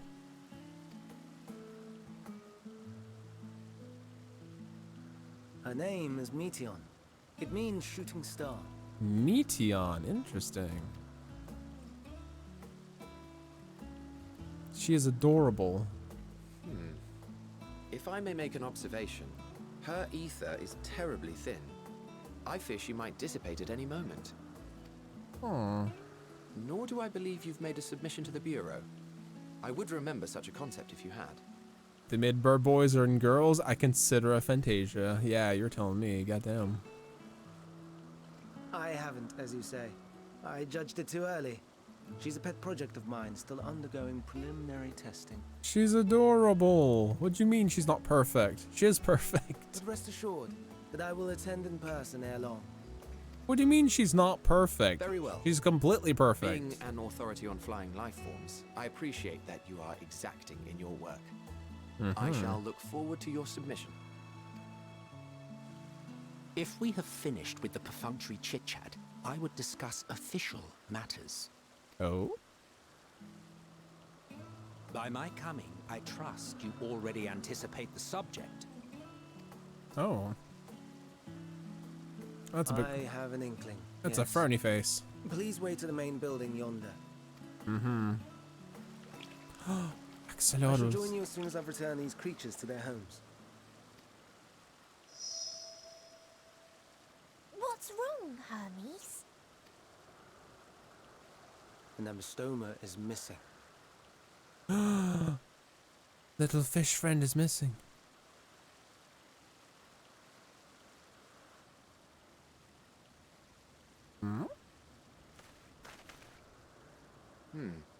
I may have found it. A creature with the self-same ether as those there, nestled in the boughs of a tree outside the grounds. Huh.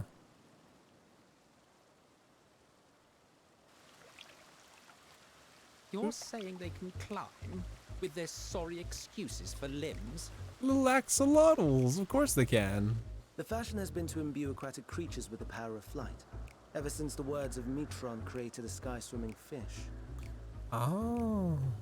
Oh. Words of Metron. The Ambistomas too can fly, if only slightly, and they could conceivably climb a tree. Whether they can come down safely, however. Excuse me. I must look after my pets. I'll help too.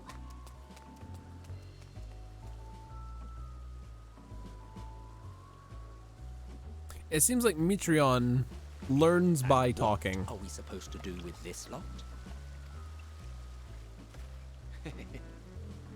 May I suggest we split up?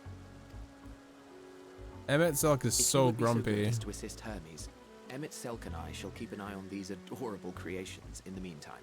Yeah. Sounds good to me. They're so cute. Little axolotls. Little stumpy legs. Look at them, they're so cute. Search for the adventurous Ambistoma.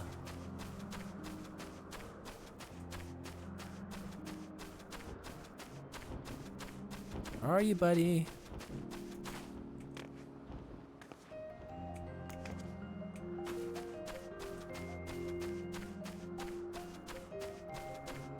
Guessing that congregation of people.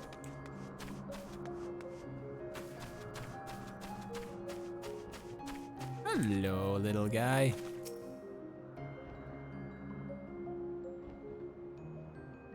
Seems that Hermes and Meteon have discovered the their quarry, a creature known of this age as an Ambistoma. Though it has safely been extracted from the tree, Hermes appears to find himself quite in the predicament. The Ambistoma. Hermes saw it high in the tree. He claimed to get it, but it jumped on him and he slipped. You need a hand? Oh, I didn't notice him up there. No, I'm fine. I'm a little embarrassed. For now, now, your own safety, please stand back.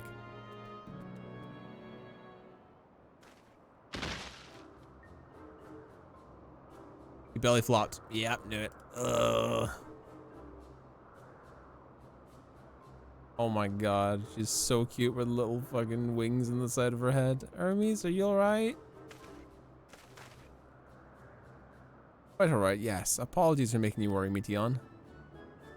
Both of you, and, Suikasea. Suikasea, you recall. Intriguing name. Somehow reminiscent of a new creation. Thank you for coming after me. Hello, little guy. As for you, little one, you must be more careful. Oh, he wiggle. You may be able to fly, but it doesn't mean you can't fall and hurt yourself. I've forgotten all about its fellows. No, oh, what a relief. I was thinking it's like high few days to return to them. But first, with all distractions out of the way, as Chief Overseer of Elpis, permit me to welcome you to our facility. I hope you enjoy your time here. Yeah. Hell yeah, this place is awesome. How long until they make Meteon a race? I'm glad they're all safe. Hermes and the Ambystoma. I gotta look at you 1 second. Holy shit. Wait. You are absolutely adorable. Even with your weird bird feet. Those already look like stuff that you'd get to wear anyway, but then again, I guess with those legs, it'd be like a similar thing to like, shit, you're not allowed to wear feet. You're not allowed to wear shoes because one of your distinctive features is your feet. So it would be like a Viera situation where legs down, you're not allowed to wear stuff. So that would essentially be, I don't know, it's just hard to think of the thematics of it. But the rest of it is easier to do. But then again, the head with the wings, it would need to like modify every helmet in the game to have like holes where the ears, the things would come out, the wings on the head. I mean, I still refer to her as a songbird because I've seen characters like have wings on the side of the head that I refer to as songbirds. That's just what I know them as. I suppose Meteon still doesn't have a name for our race, so a songbird isn't a bad name for it. Haven't found the wayward Ambystoma. Hermes is the picture of relief. Oh, we mustn't keep the others waiting. Let us return to Agnag Norissus. Holy crap, I can't believe how cute she is. I can't believe how actually adorable that little... Yeah, I'll just keep calling him a songbird. It's the thing that makes most sense to me. I can't believe how adorable the songbirds are.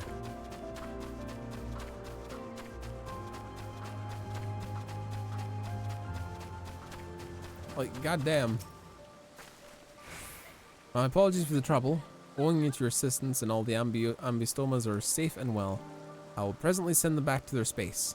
If you go on ahead to the main building. Upon entering, you'll see a table of sets of table and chairs, a meeting area. We may speak there. Very well.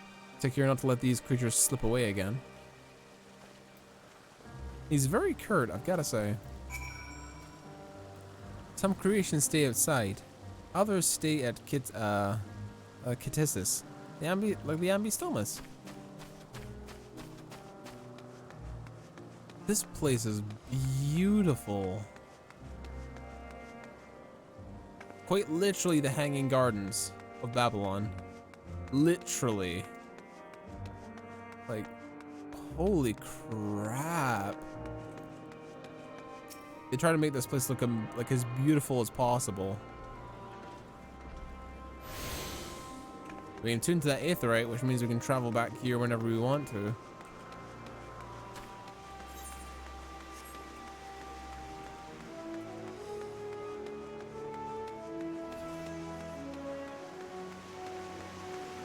This is crazy.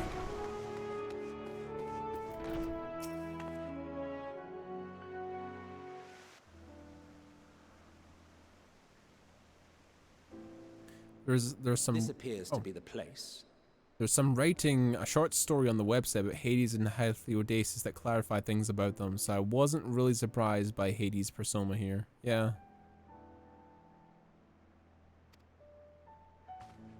And here is where we part ways. We will be discussing highly sensitive affairs. Only a select few may be privy to such knowledge, and that does not include someone who cannot or will not divulge their origins. I mean, yes, that's fair.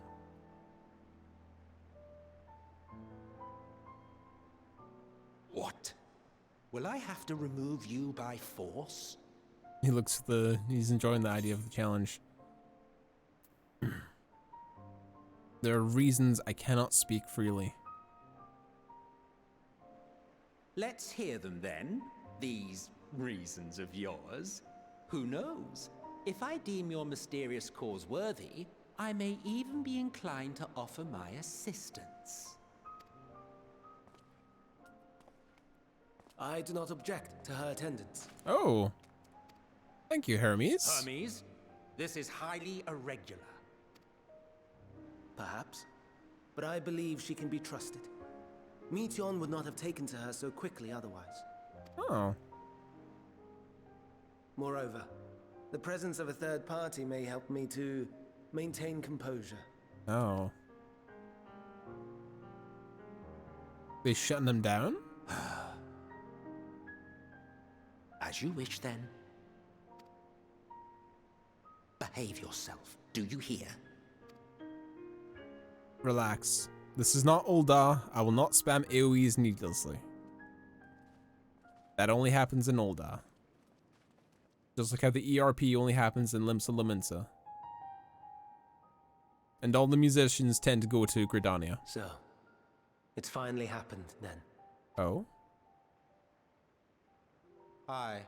Van Daniel has declared his intention to step down and named you as his preferred successor. Really?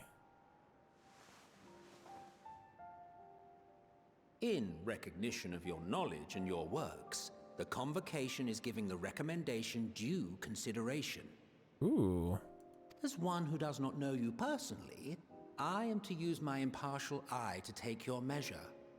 And above all else, to ascertain your disposition towards the invitation. Interesting. I understand that you and Van Daniel are close. He himself was once chief overseer of Elpis after all. I should not be surprised if you knew before anyone else that he wished to relinquish his office. I did. He told me that when he fulfilled his purpose, he wished to pass the torch to me. A torch you seem none too pleased to accept.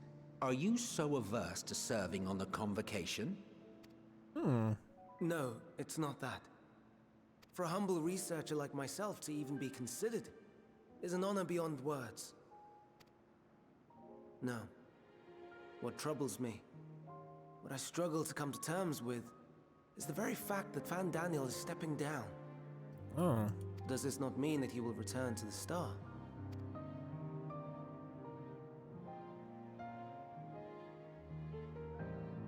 Of his own volition, yes, like so many others have before him. Return to the Star? Does that mean die? Well now, that's not a word I hear often.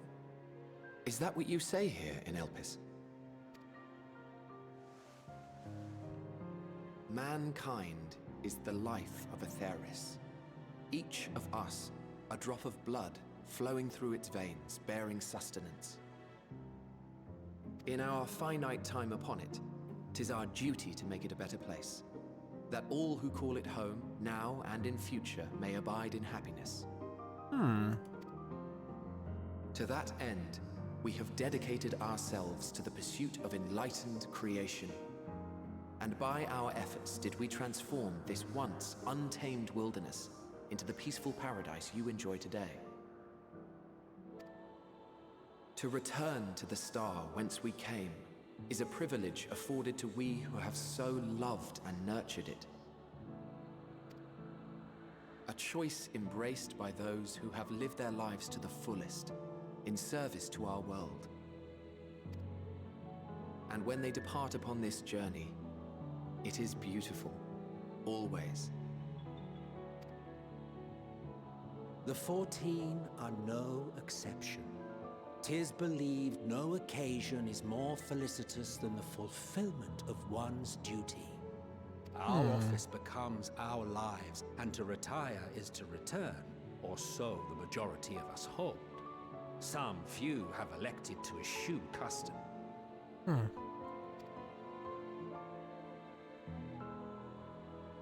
Mayhap you feel Fandaniel's deeds do not warrant his return. Yet you should know his accomplishments as well as any. During his time, he conceived of countless outstanding concepts.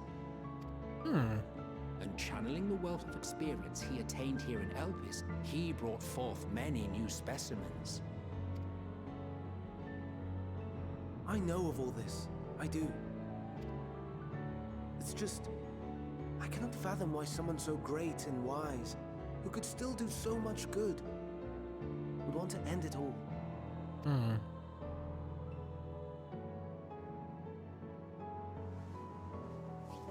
Aww.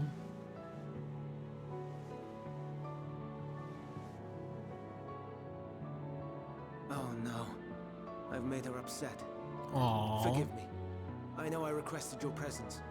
Might I trouble you to take Meteon outside? A change of scenery would do her good. Okay.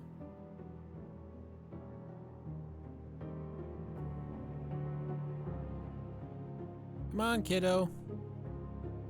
Come on. Let's go for a walk.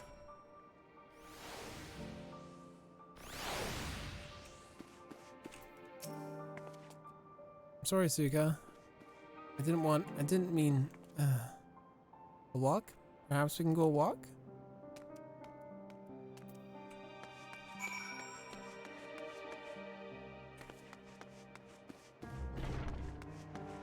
Hello. Hermes gets sad when he thinks about death. When others are sad too. When others are sad, I'm sad too. That's how I am. And we made me. But don't worry, I'm fine now. So, why did you come here? It's a secret. Want to learn about Epos and Hermes? Ooh, teach you. I can teach you. We'll take turns. I tell you something, you tell me something. Sounds like fun.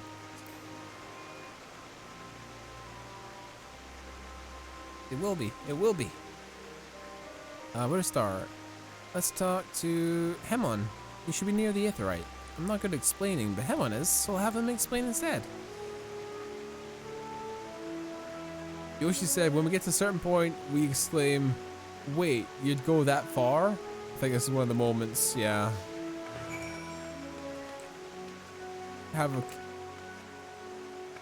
Oh my god, they animated her tail so fucking beautifully. Watch this. There she stops and starts. Her tail wiggles with every movement. Are you telling me they can't make that into like a... I mean, she stands like an Al-Ra does. I think she's essentially running on the rig of an Al-Ra. With the tail and the ears. Which are... well, should be horns, but they're feathers. It'd be so easy to implement, too. Even if it's just a reskin. Even if it's just a reskin. Like, come on. It's not that hard to do. And what have we got here? I thought you'd be a person, but your aether is quite thin. Give us Meteon Race Square. Make it trend. I would more likely to call it a songbird. Give us the songbird race. Is there something you need? This is Suika. Could you teach her about Elpis? A newly arrived familiar, is she? Very well. I should introduce our fair facility to us. As you know, it's mankind's duty to make the star a better place.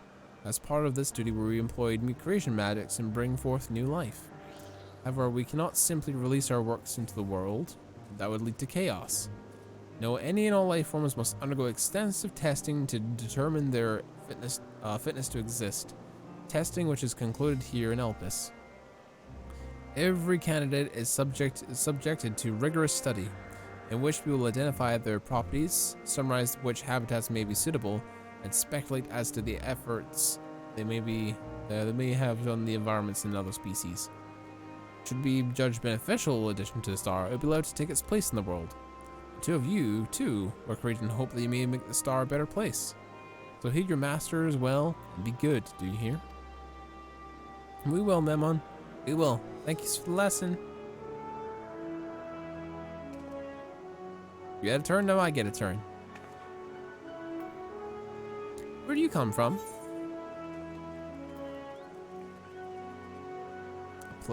A place facing a great threat. There's such a place? I had no idea.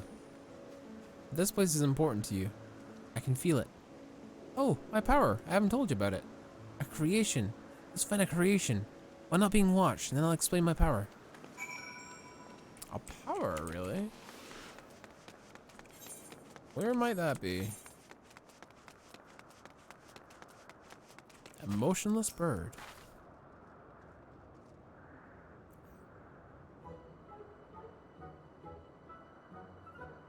My small shenanigans.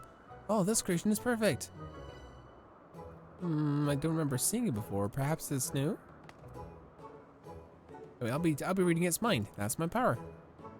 Okay.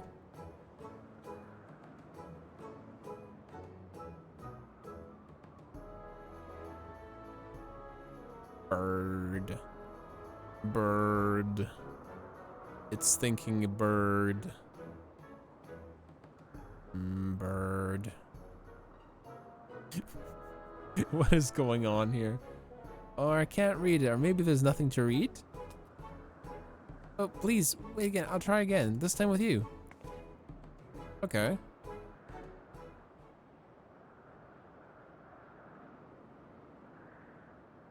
Greetings. Can you hear me?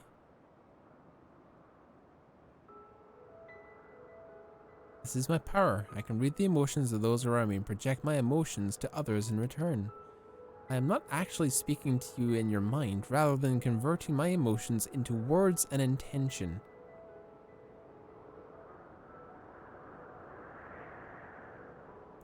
I am not speaking to your mind, rather than converting my emotions into words and intention. Is that like a precursor to the Echo? That's a bit like a precursor to the Echo, isn't it? Because the Echo can manifest in different ways. It's like Kryle's ability to understand the words of the soul, or whatever it's called. Her ability lets her converse to all sorts of manners and animals, regardless of like language barriers or anything. This is similar in the same way. This ability is vital to my mission. It allows me to interact with intelligent beings, even should they communicate via unknown languages or non-verbal means. As a consequence, I am clumsy at speaking. Yet though I struggle to express myself in this fashion, Hermes wants me to speak as much as possible, for everyone has thoughts and feelings that they wish to hide. I harbor an affection for you, one that's difficult to define. Aside from the fact you share common traits with us, your thoughts are complex, prismatic. They drew me in, and leave me wanting to know more. Out of respect for your privacy, I will refrain from using my power when speaking to you. Nevertheless, I want you to know that I wish to be your friend. Aww. Friend. Do you hear me? I do. It's good. Then it's my turn again. So, what are you good at?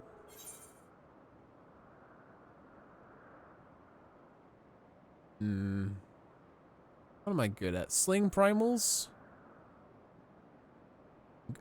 Above everything else. Good at fighting. A fighter. Ooh, fighting. That must mean you're strong. Hermes is strong too, but he doesn't like to fight, even when his creations fight him.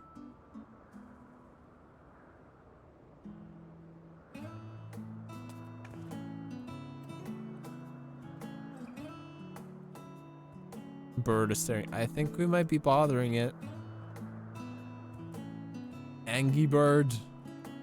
Bird is Angie. Let's keep going. We should go to Euthy next. She's usually in a Euthy. She's usually in a small building, one to the west. Okie dokie. I was honest. I'm a warrior. I war. Yeah. I mean that's fair. It comes with the territory. Hello. Hello.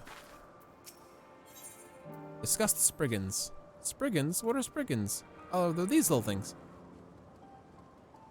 Oh no, we call them Orii. If there's many, or we call them Orii if there's many. There's this one. We see Oriis. Though they're cute, they're very naughty. Sometimes they run off with concept crystals, and Hermes has to run after them. Interesting.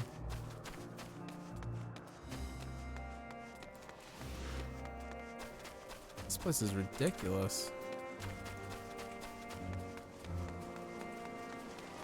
Got nothing to say on these ones though. Good old Spriggans. Yeah, they're very cute, but they're probably lead to have trouble.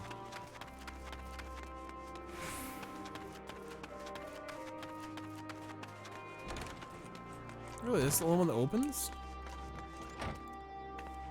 Go figure.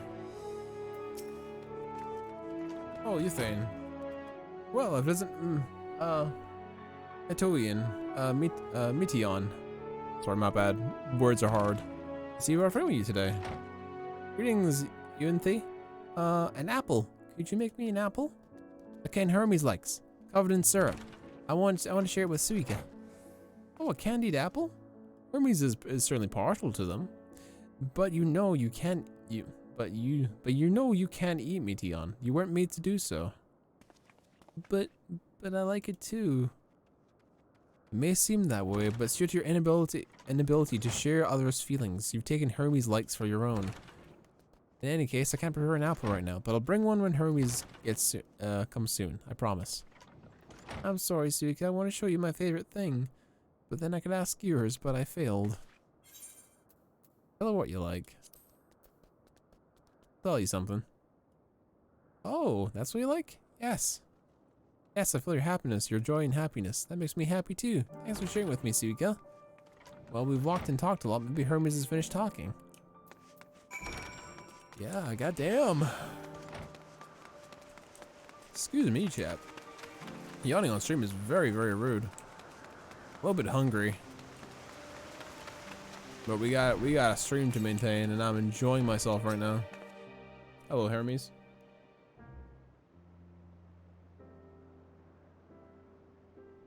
There you are. I can see fresh air has done Meteon some good. So you want to learn about you and Elpis, so I taught her. About this place, about my power, and about your favorite food. I'm not sure if the last one will be of any use. But I do appreciate you keeping Meteon company. While you're away, I finished speaking with our guests. Finished? Hardly. We request time to consider the invitation, so we have no choice but to occupy ourselves with an inspection of your work. My apologies.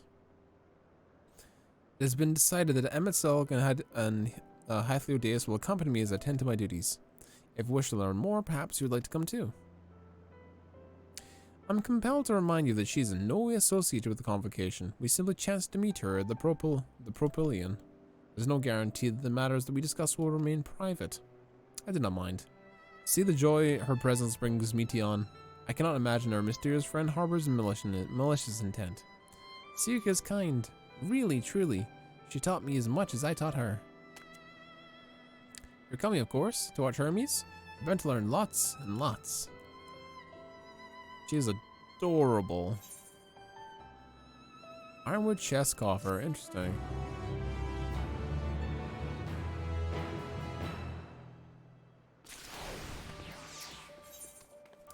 Lives apart. Composure retained, Hermes is ready to return to his duties. If everyone is ready, there are a few creations I would need to check on. First, we should return to the spot where we found the Wayward Ambystoma. Have care when you step outside a hub, for there can be more unruly creatures about.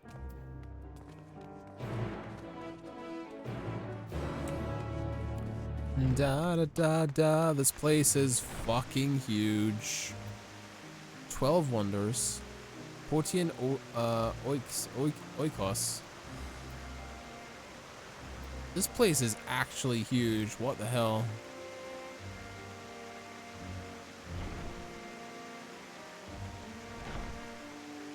This place is actually gargantuan.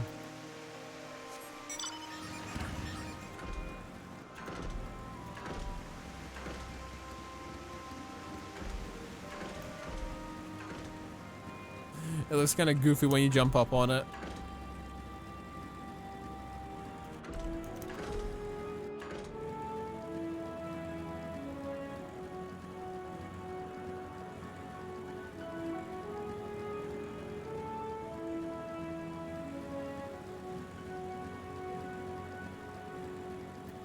Hey, Hermes.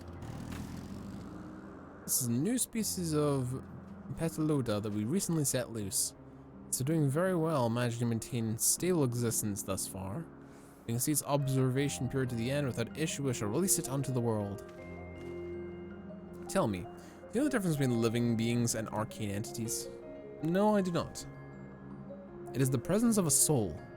If the soul isn't something you can choose to have at will. No, it only manifests in those beings whose forms adhere to the laws of creation that they can endure on their own. Beings that do not fulfill this requirement, such as those spontaneously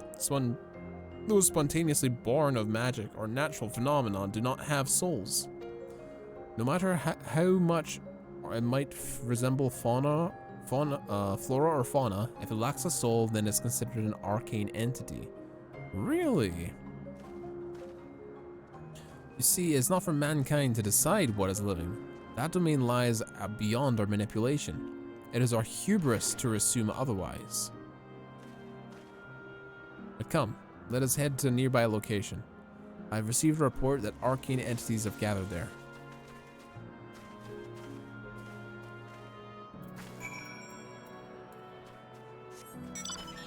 Very interesting. This place is quite literally a paradise. This place is ridiculous looking.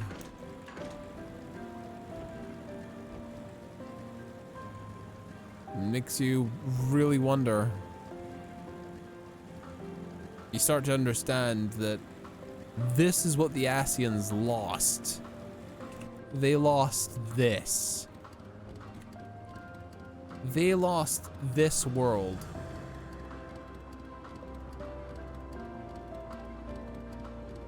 This is what the Ascians lost when the final days came. It really puts it into perspective. Interesting. You're interesting too. Tell me, how did you find the Ambystoma? Oh, they're adorable. They are adorable. Oh, that's the sprite. Ah, yes. A lightning fuma, just as the report said.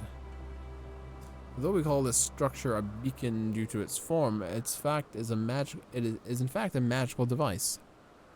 By manipulating the balance of elements, it keeps the isle born and keeps the maintenance of the climate thereupon. It's upon its operation that we see its internal shift towards a given element.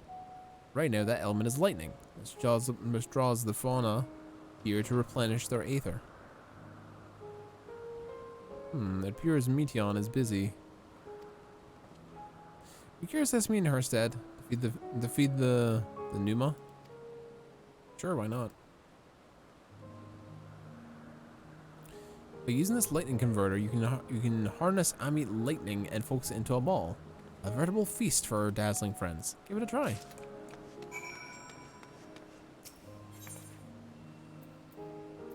lightning converger. Using this concept crystal, anyone can harness lightning regardless of spellcasting skill.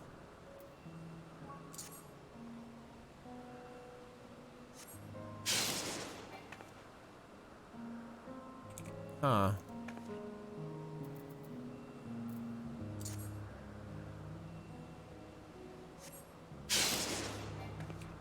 Oh, am I to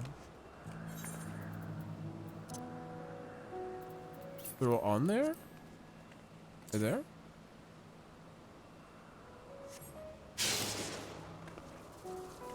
Oh, I get it.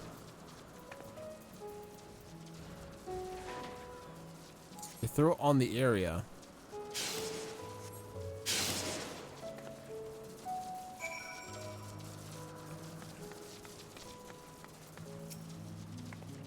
I get it, I get it. Perfectly done, Suika. Look.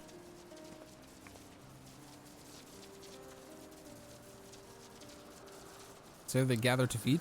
How they express themselves through their actions despite their lack of words. Speech is not the sole defining characteristic of thinking, of a thinking, feeling creature, nor is silence an indication that they do not possess these qualities.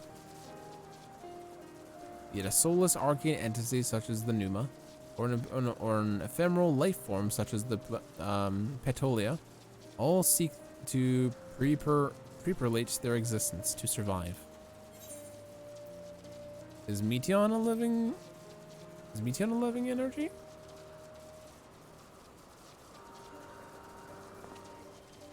Good question. I can answer it from a theoretical standpoint, but ultimately it falls to the Bureau of Architect to pass judgment. Though her exceptional vision, those with exceptional visions such as Hythlodeus may be able to ascertain her true nature, but to me, it doesn't matter. She is herself, and that is all I need to know. Emmett's all because Toot is tired of her. Oh, you're finished? Oh, I'm sorry, I was in the way. Don't worry, my dear, they miss nothing of note. We still have plenty of work for them to observe. Next, we will head east towards the morning dew. I need to speak with some observers there. Interesting.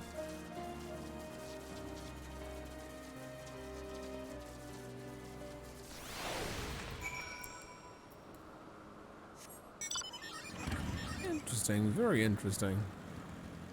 This place is so freaking huge, though. It's massive.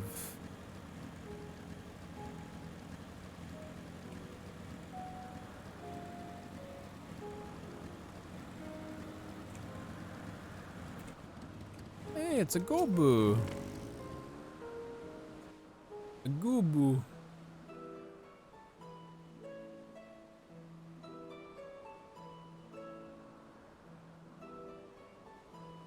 Amazing, is it not? The Ampelos, one of our newest subjects.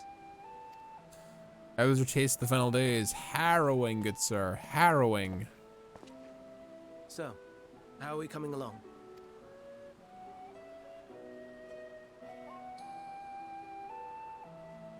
Isagubu.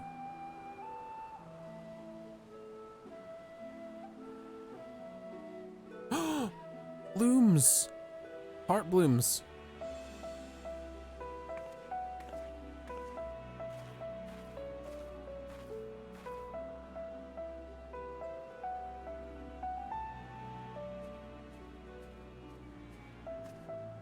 This place is Elpis.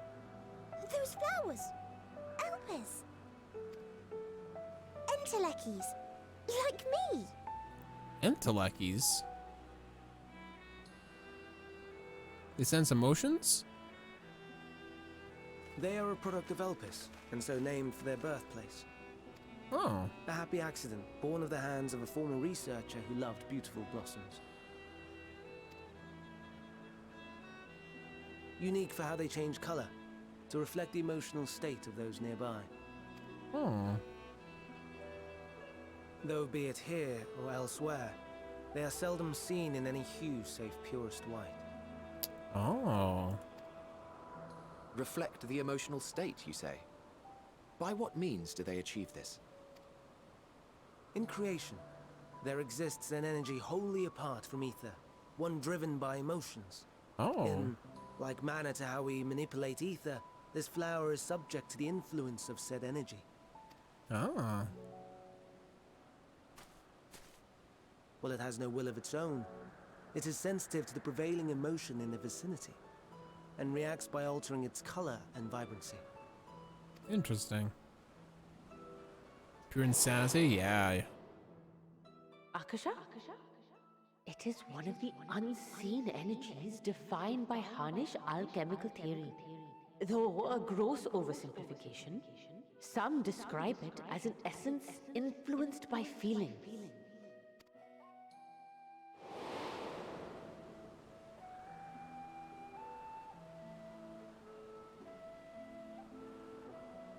Akasha. Though I'm not familiar with the term, your description suggests it is the self-same energy. Dynamis, we call it. Dynamis. And those entities like the Elpis flower that have the ability to interact with this energy, converting emotions into tangible phenomena, are Antelekis.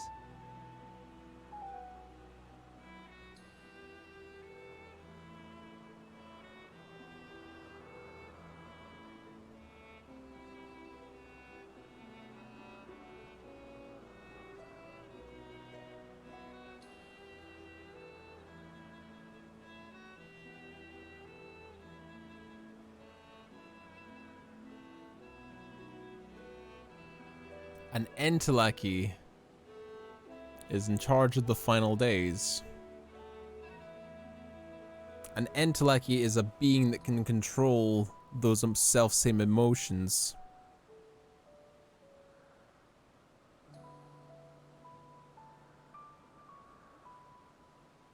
We've only met one so far.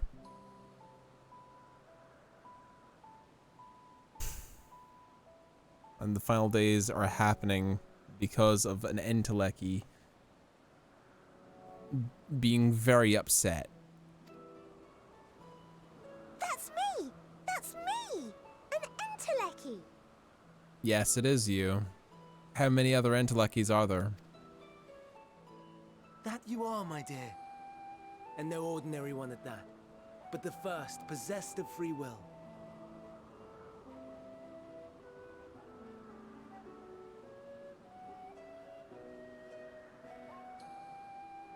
Why, Square? Why do you do this to me?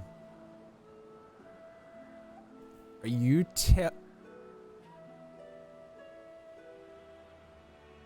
Her name is literally Shooting Star. Oh my fucking god.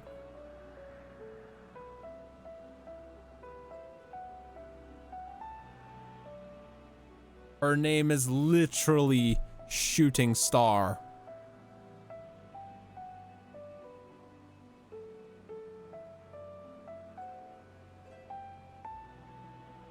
Fuck me. Curse my giant monkey brain. Wait. A form of energy other than ether? Dynamis? I've never heard of such a thing. Hardly surprising. Dynamis cannot be seen, much less felt. And though its existence has long been theorized, we had no proof until the flower's serendipitous creation. What's more, Dynamis is far weaker than ether. Under normal circumstances, its effects are drowned out by the latter, on account of which, beings comprised of and reliant upon the ether, like you and I, are unable to make practical use of Dynamis. 'Tis a truly esoteric thing, known to but a select few scholars. Where have we heard that before? That's the same thing as Thingy said it. Intriguing. Then, given the limitations you described, why create Meteon? Meteon. Shooting Star. the first being that has the ability to turn emotions into things. And with creation magics unabound, if something horrible happened to you, or if you were in... Oh no.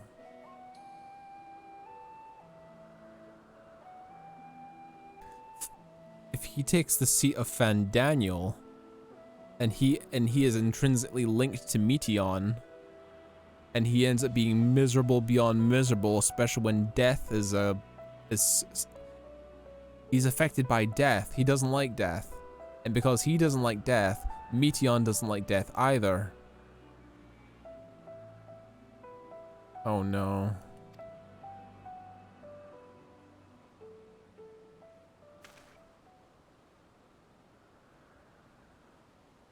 Our star, Aetheris, is especially rich in ether.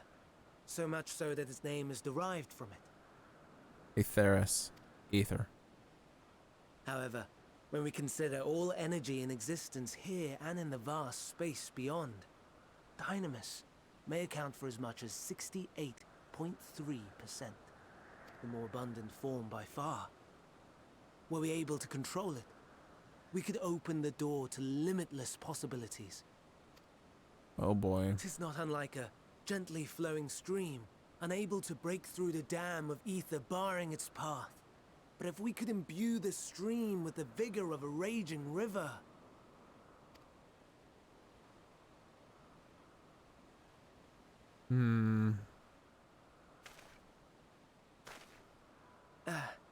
Not that I have such grand ambitions. Sounds like you do. Nay. I merely wish to create a being that could traverse the great expanse. Space?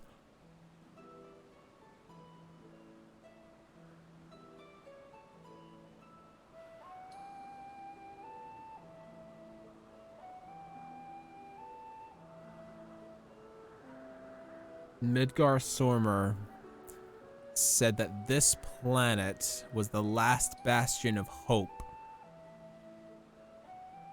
The last bastion of hope.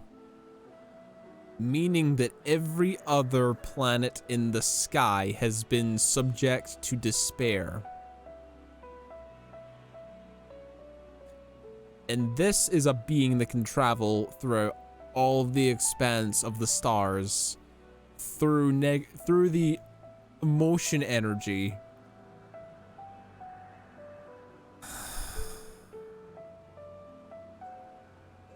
Midgard Stormer wasn't being poetic. He was being literal. He was being literal. The relative scarcity of ether beyond the bounds of this star was a concern. And so, I looked to another source of energy by necessity. That's an interesting interpretation of, isn't it? Mm-hmm.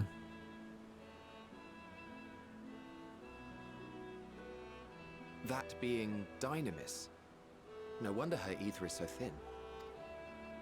Precisely. I'm scared, Chad. I'm scared. I don't like this. Yours is thin too.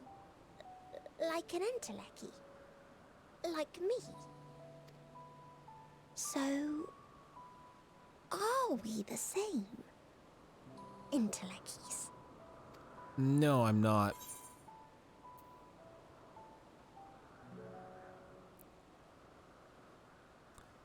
Well, I have been known to transcend my limits with nothing but determination.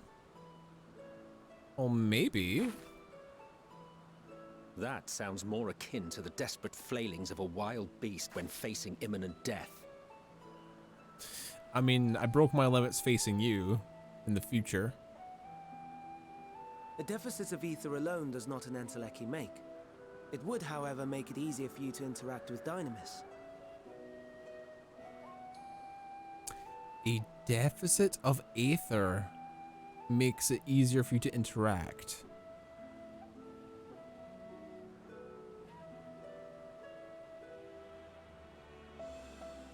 A deficit of ether, really? And limited though its influence may be, this quality could prove the difference between victory and defeat. You'd do well not to underestimate it.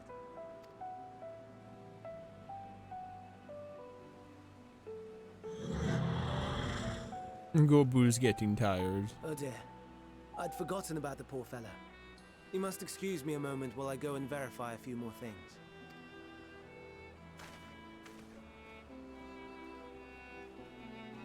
I don't think I'm a fan of songbird race anymore. Not if they're an intellecty that ends up taking over the planet or dooming the planet.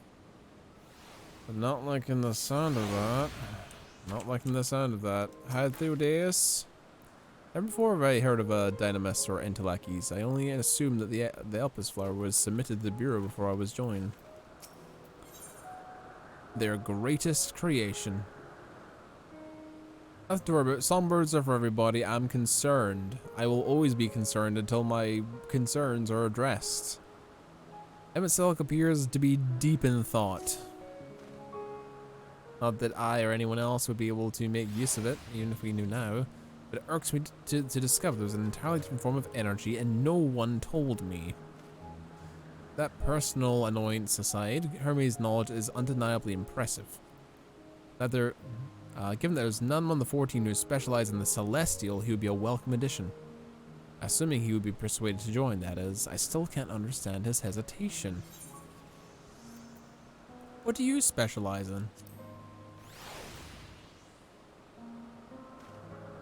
Oh, you wish to know why Emet was chosen for the convocation? I'll gladly share that tale. It began when... Not another word. Lest you've forgotten, we're here to learn about Hermes, not me. My misspent youth is not for your concern. Yo, spill the deets. I'll tell you the tale when we're away from sensitive years. Thanks, bro. I appreciate it. Yo, Hermes, what's up? Apologies for the wait. I've expected the Ampelos to my satisfaction. All's well the creature, and I dare say it won't be long before it's ever released onto the world. Another creation, however, reportedly isn't faring so well. The Charlibidis. Hyphludeus is the best. Yeah, he is. He's actually the best. Follow me, my friends. We shall return to the main island and head north.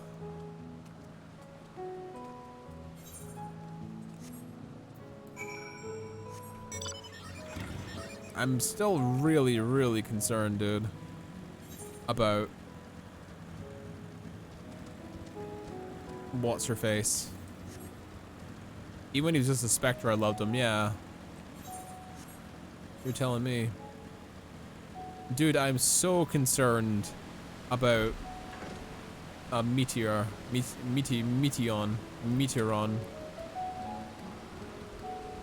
I'm very, very, very concerned. I'm very concerned right now.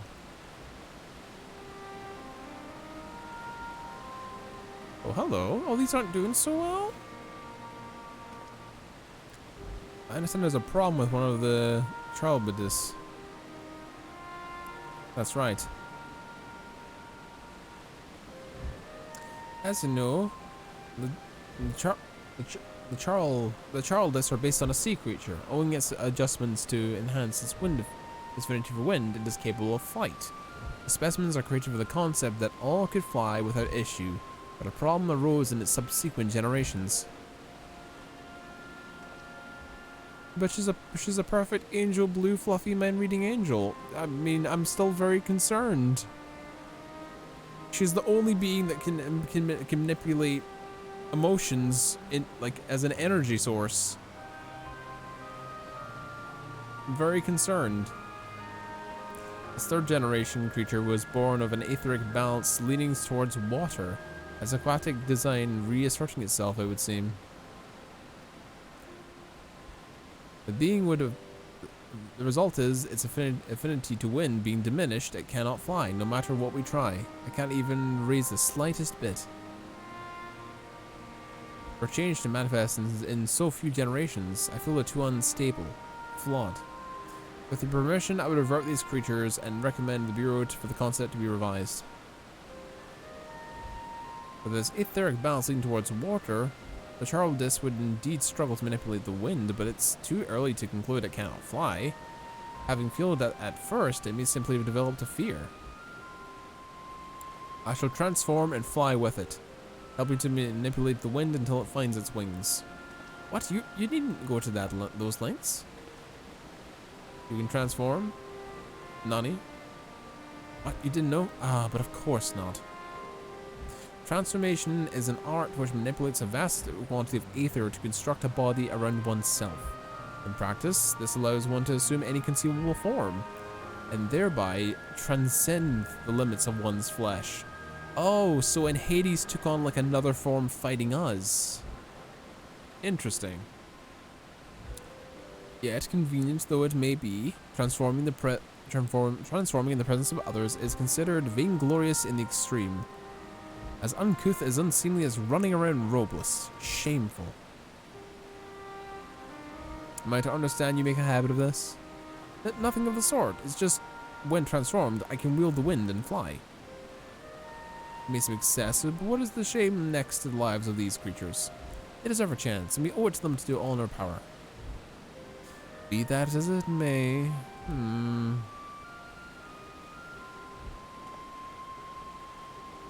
Yes, I'll leave a solution. Emetzelk, may I trouble you to move that Charbidus away from its fellows, somewhere out of sight?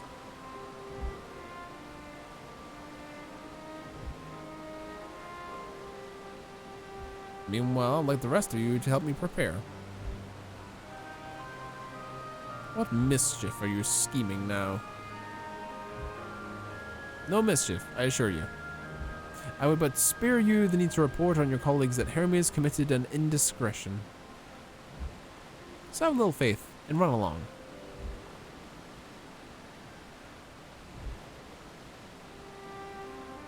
I trust you don't mind.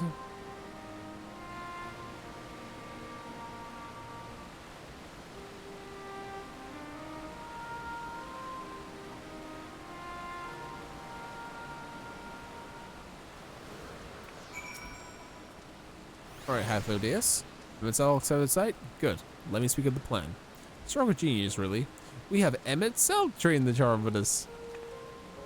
Oh, it was shenanigans. Aside from being able to fly untransformed, he can readily see the aether currents. With his adept spellcraft, he can also employ suitable wind magics to guide the creature along. Though it's indeed capable of all you have described, it is not his duty. I am loath to trouble him with it. Don't be, as I mentioned, it would be for his sake. When that's settled, let's begin at once. So I want you to go to Emetzelk. Tell him that you have a favor to ask. We would be disinclined to cooperate at first, but you mustn't be discouraged. With our friend, the trick is going to be unflaggingly persistent. Off you go, and good luck. In chat mode, you have to say, I have a favor to ask. Okay. Oh, jeez. I can't believe we're trolling Emetzelk. He's really not gonna like us any more than he previously did.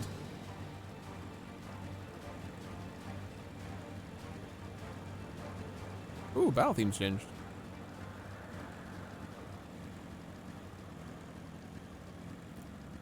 Emetzelk. Emmy. Emmy.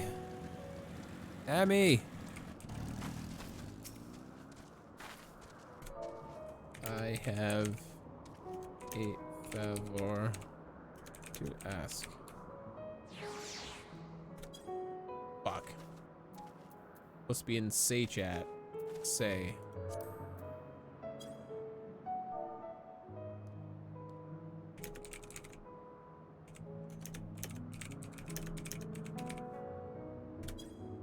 I have a favor to ask. Oh no, you don't. I'm not lifting a finger. I don't know what Half-Odeus is up to, and I will not be made to know. I refuse. If Half-Odeus is to believe, relentless insistence may serve to waver the ever so weary Emetzelk. You just say, please, Emetzelk.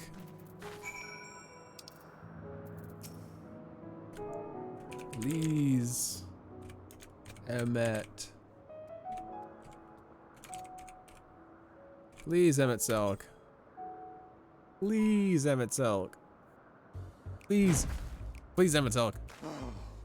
No, no, no. You are not foisting this nonsense on me. Please.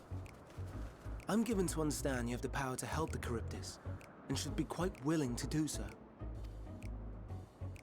And so I appeal to your better nature, most benevolent Emmett Selk. Please teach her to fly.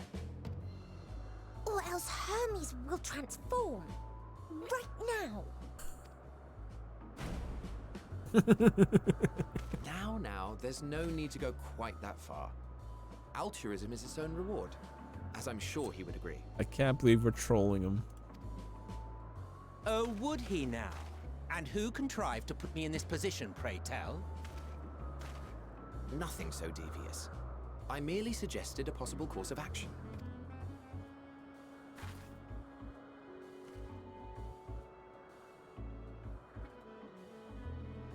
Please, Emmett Selk. Please. Please. Tiny small bird lady says please. I did not come all this way to play nursemaid to your creations. I'd thank you to remember this favor and let it be the last. Mm-hmm.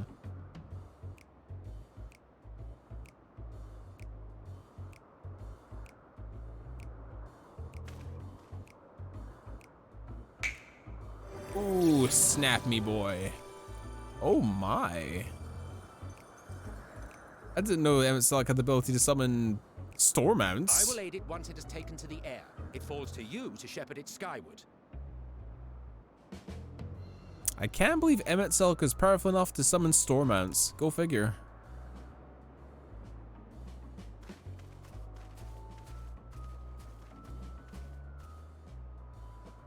Well, let's relax and enjoy the spectacle, shall we? Uh-huh.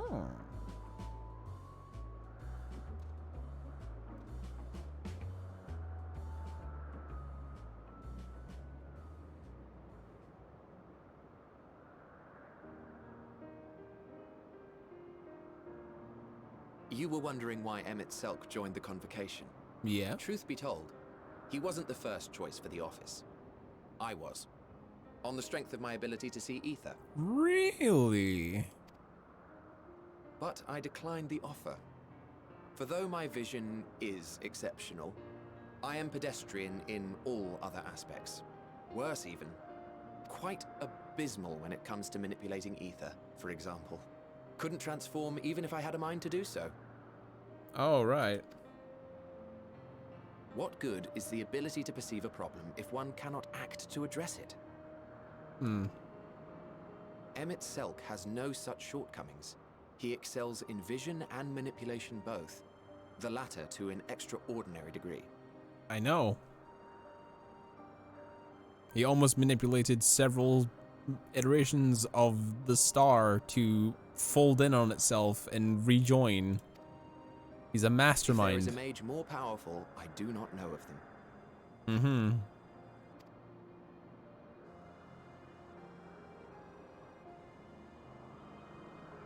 Thus did I recommend him for the office in my stead.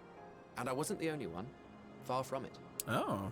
Countless others vouched for his skill and character. People the world over, to whom he had previously lent a helping hand. Oh? Oh, how surprised he was. Claimed he hadn't done anything remarkable for anyone. Modest to a fault. So, we're drawing parallels to Emmett Selk, are we? He deserved every bit of acclaim he received. Yet he may well have gone unappreciated were it not for a mutual friend. Oh? A singular soul who can't help but involve herself in the business of others. Where she walks, excitement is certain to follow. Venat? Her antics irritate Emmett Selk to no end. But much of his grumbling stems from genuine concern.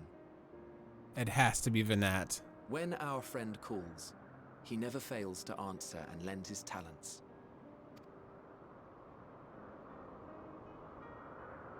And in the course of doing so, he himself came to be recognized and respected by those around him.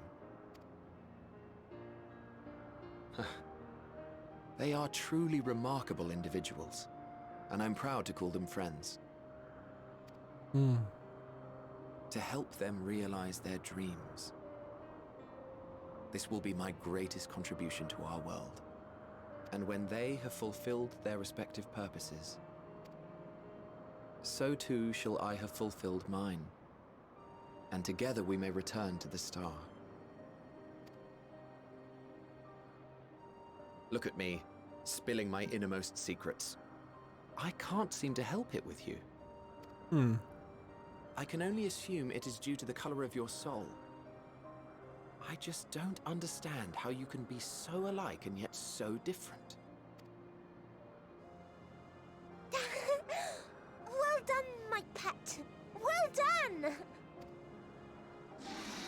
You can fly again, hell yeah.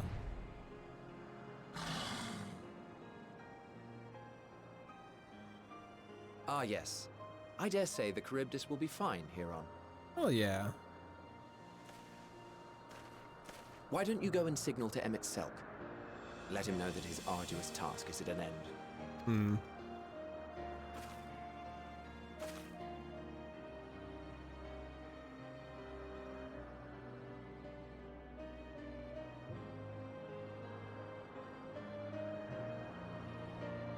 It really makes you wish like these peaceful moments go on forever, doesn't it? It's really setting it itself up for this place to be literal paradise. Because that's what it is.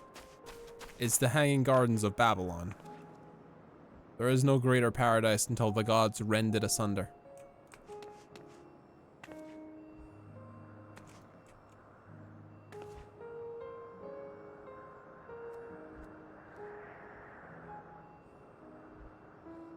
Of course, it's like parallel to like the ancients as well. In a similar way to Final Fantasy VII's ancients, right? Etc. It's a similar theme. Beings of old able to manipulate stuff, like for example materia. And then they all were wiped out when a meteor hit the planet. Of course, this being several meteors, with the coming of the final days. Oh my god, let me click on it, you rude bastard. I can't, can I not click on this until someone gets out of the fucking way?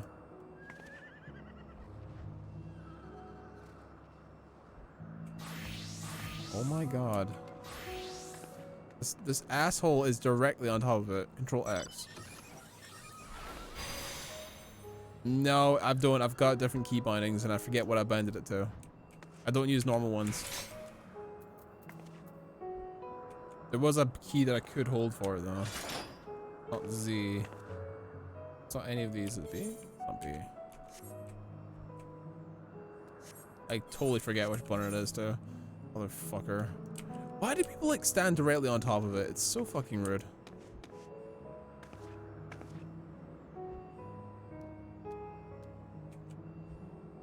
I forget what button it would even be under.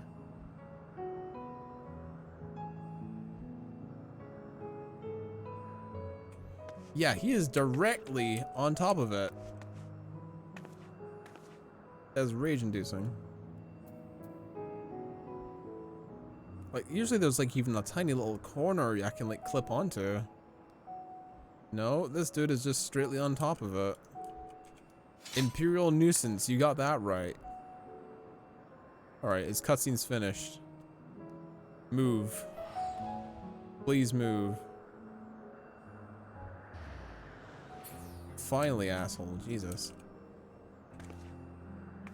Oh. Oh, never mind. I'm stupid. All I do is wave. Helps if I read.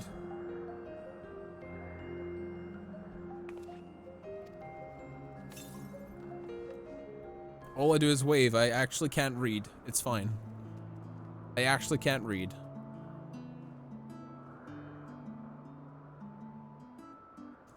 I have no words to express my gratitude. Thank you. The Charybdis has learned to fly. It's the Undertale music again.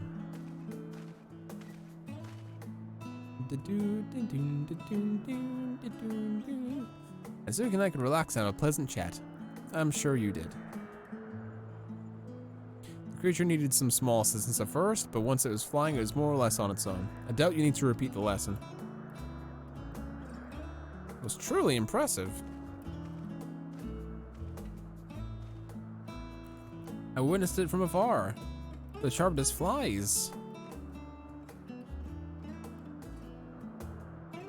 Indeed, with this, we've proven that even a creature with a shrewd etheric balance is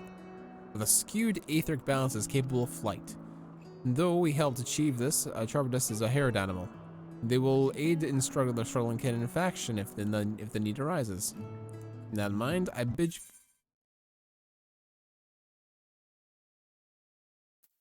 Squeenix, please. Do you mind? Do you mind, Squeenix? Do you mind? Do you mind, Squeenix? I'm in the middle of a stream right here.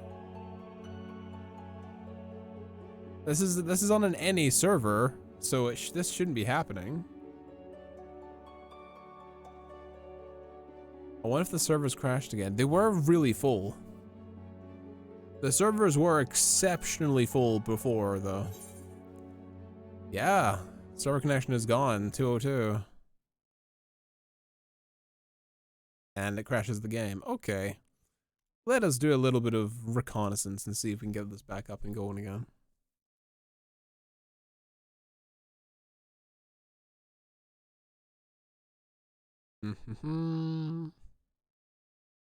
Login errors from 2 days ago. Ceremony of bonding, reservation restrictions. Nothing here saying that shouldn't be.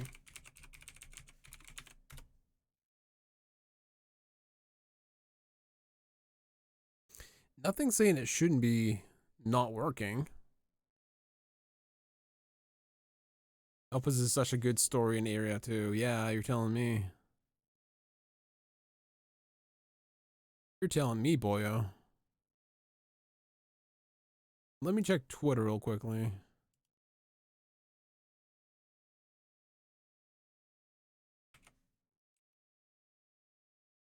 SQ.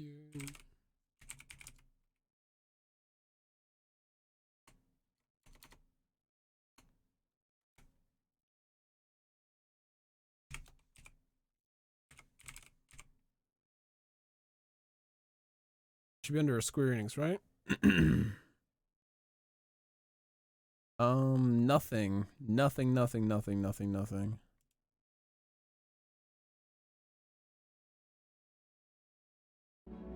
Right, let's try this again. I wonder if it did crash. Looks like a hiccup.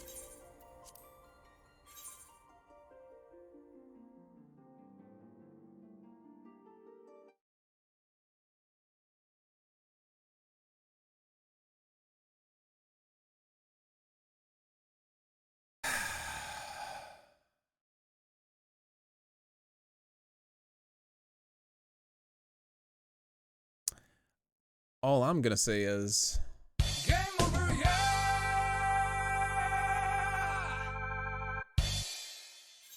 Gonna have to bring this stream to an abrupt end. We are not waiting approximately 2 hours for this to go down, because it's currently peak American times for Final Fantasy. It's 1:30 in the morning here in the UK, and this is my my character on the primal server. So we're gonna have to call it quit here tonight. Thank you all so much for watching. I do appreciate all of you. Thank you so much. Sorry the stream had to be cut short, and the stream cut short, but it's getting a little bit late anyway. So, and I don't want to rush the story too much. I don't want to rush the story too much. I'm enjoying it too much to wanting to blitz through it at the neck breaking pace that we've been going to. However, I'm deeply concerned about Meteora.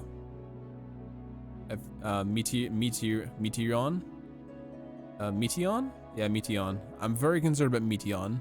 She's the only being that we know that can manipulate emotions prior to the final days. She's the only being that can do that. There's also a very distinct giggle that happened after Zodiark was released. We heard a voice.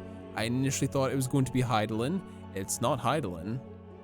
And the only other girl that could possibly be is Meteon. And Meteon literally means shooting star. So quite literally, I think we know the culprit of the final days. And it could just simply be a child with the power of the universe at her fingertips and she doesn't know what's happening. So, got no goddamn clue. Meteon is pure. What do you mean? I'm concerned. I don't know if there's like another being that's going to be created, and Meteon will be like corrupted or something. I don't know. I've got no clue. But all I can do is put 2 and 2 together.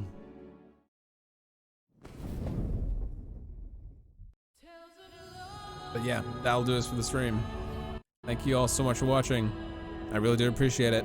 If you are new to the channel, make sure to drop a follow. I would definitely appreciate the viewership. And of course, if you want to support me being a full-time streamer, please consider showing your support in the chat. Or if you're watching this on the VODs on YouTube, please make sure to drop a sub there. I would appreciate that as well. Anyway, I've been ranting on long enough, and this intro is going on for too long. So as always, it's Scruffy from the Chin Pit. And I'll see you guys next time. Y'all have a good one.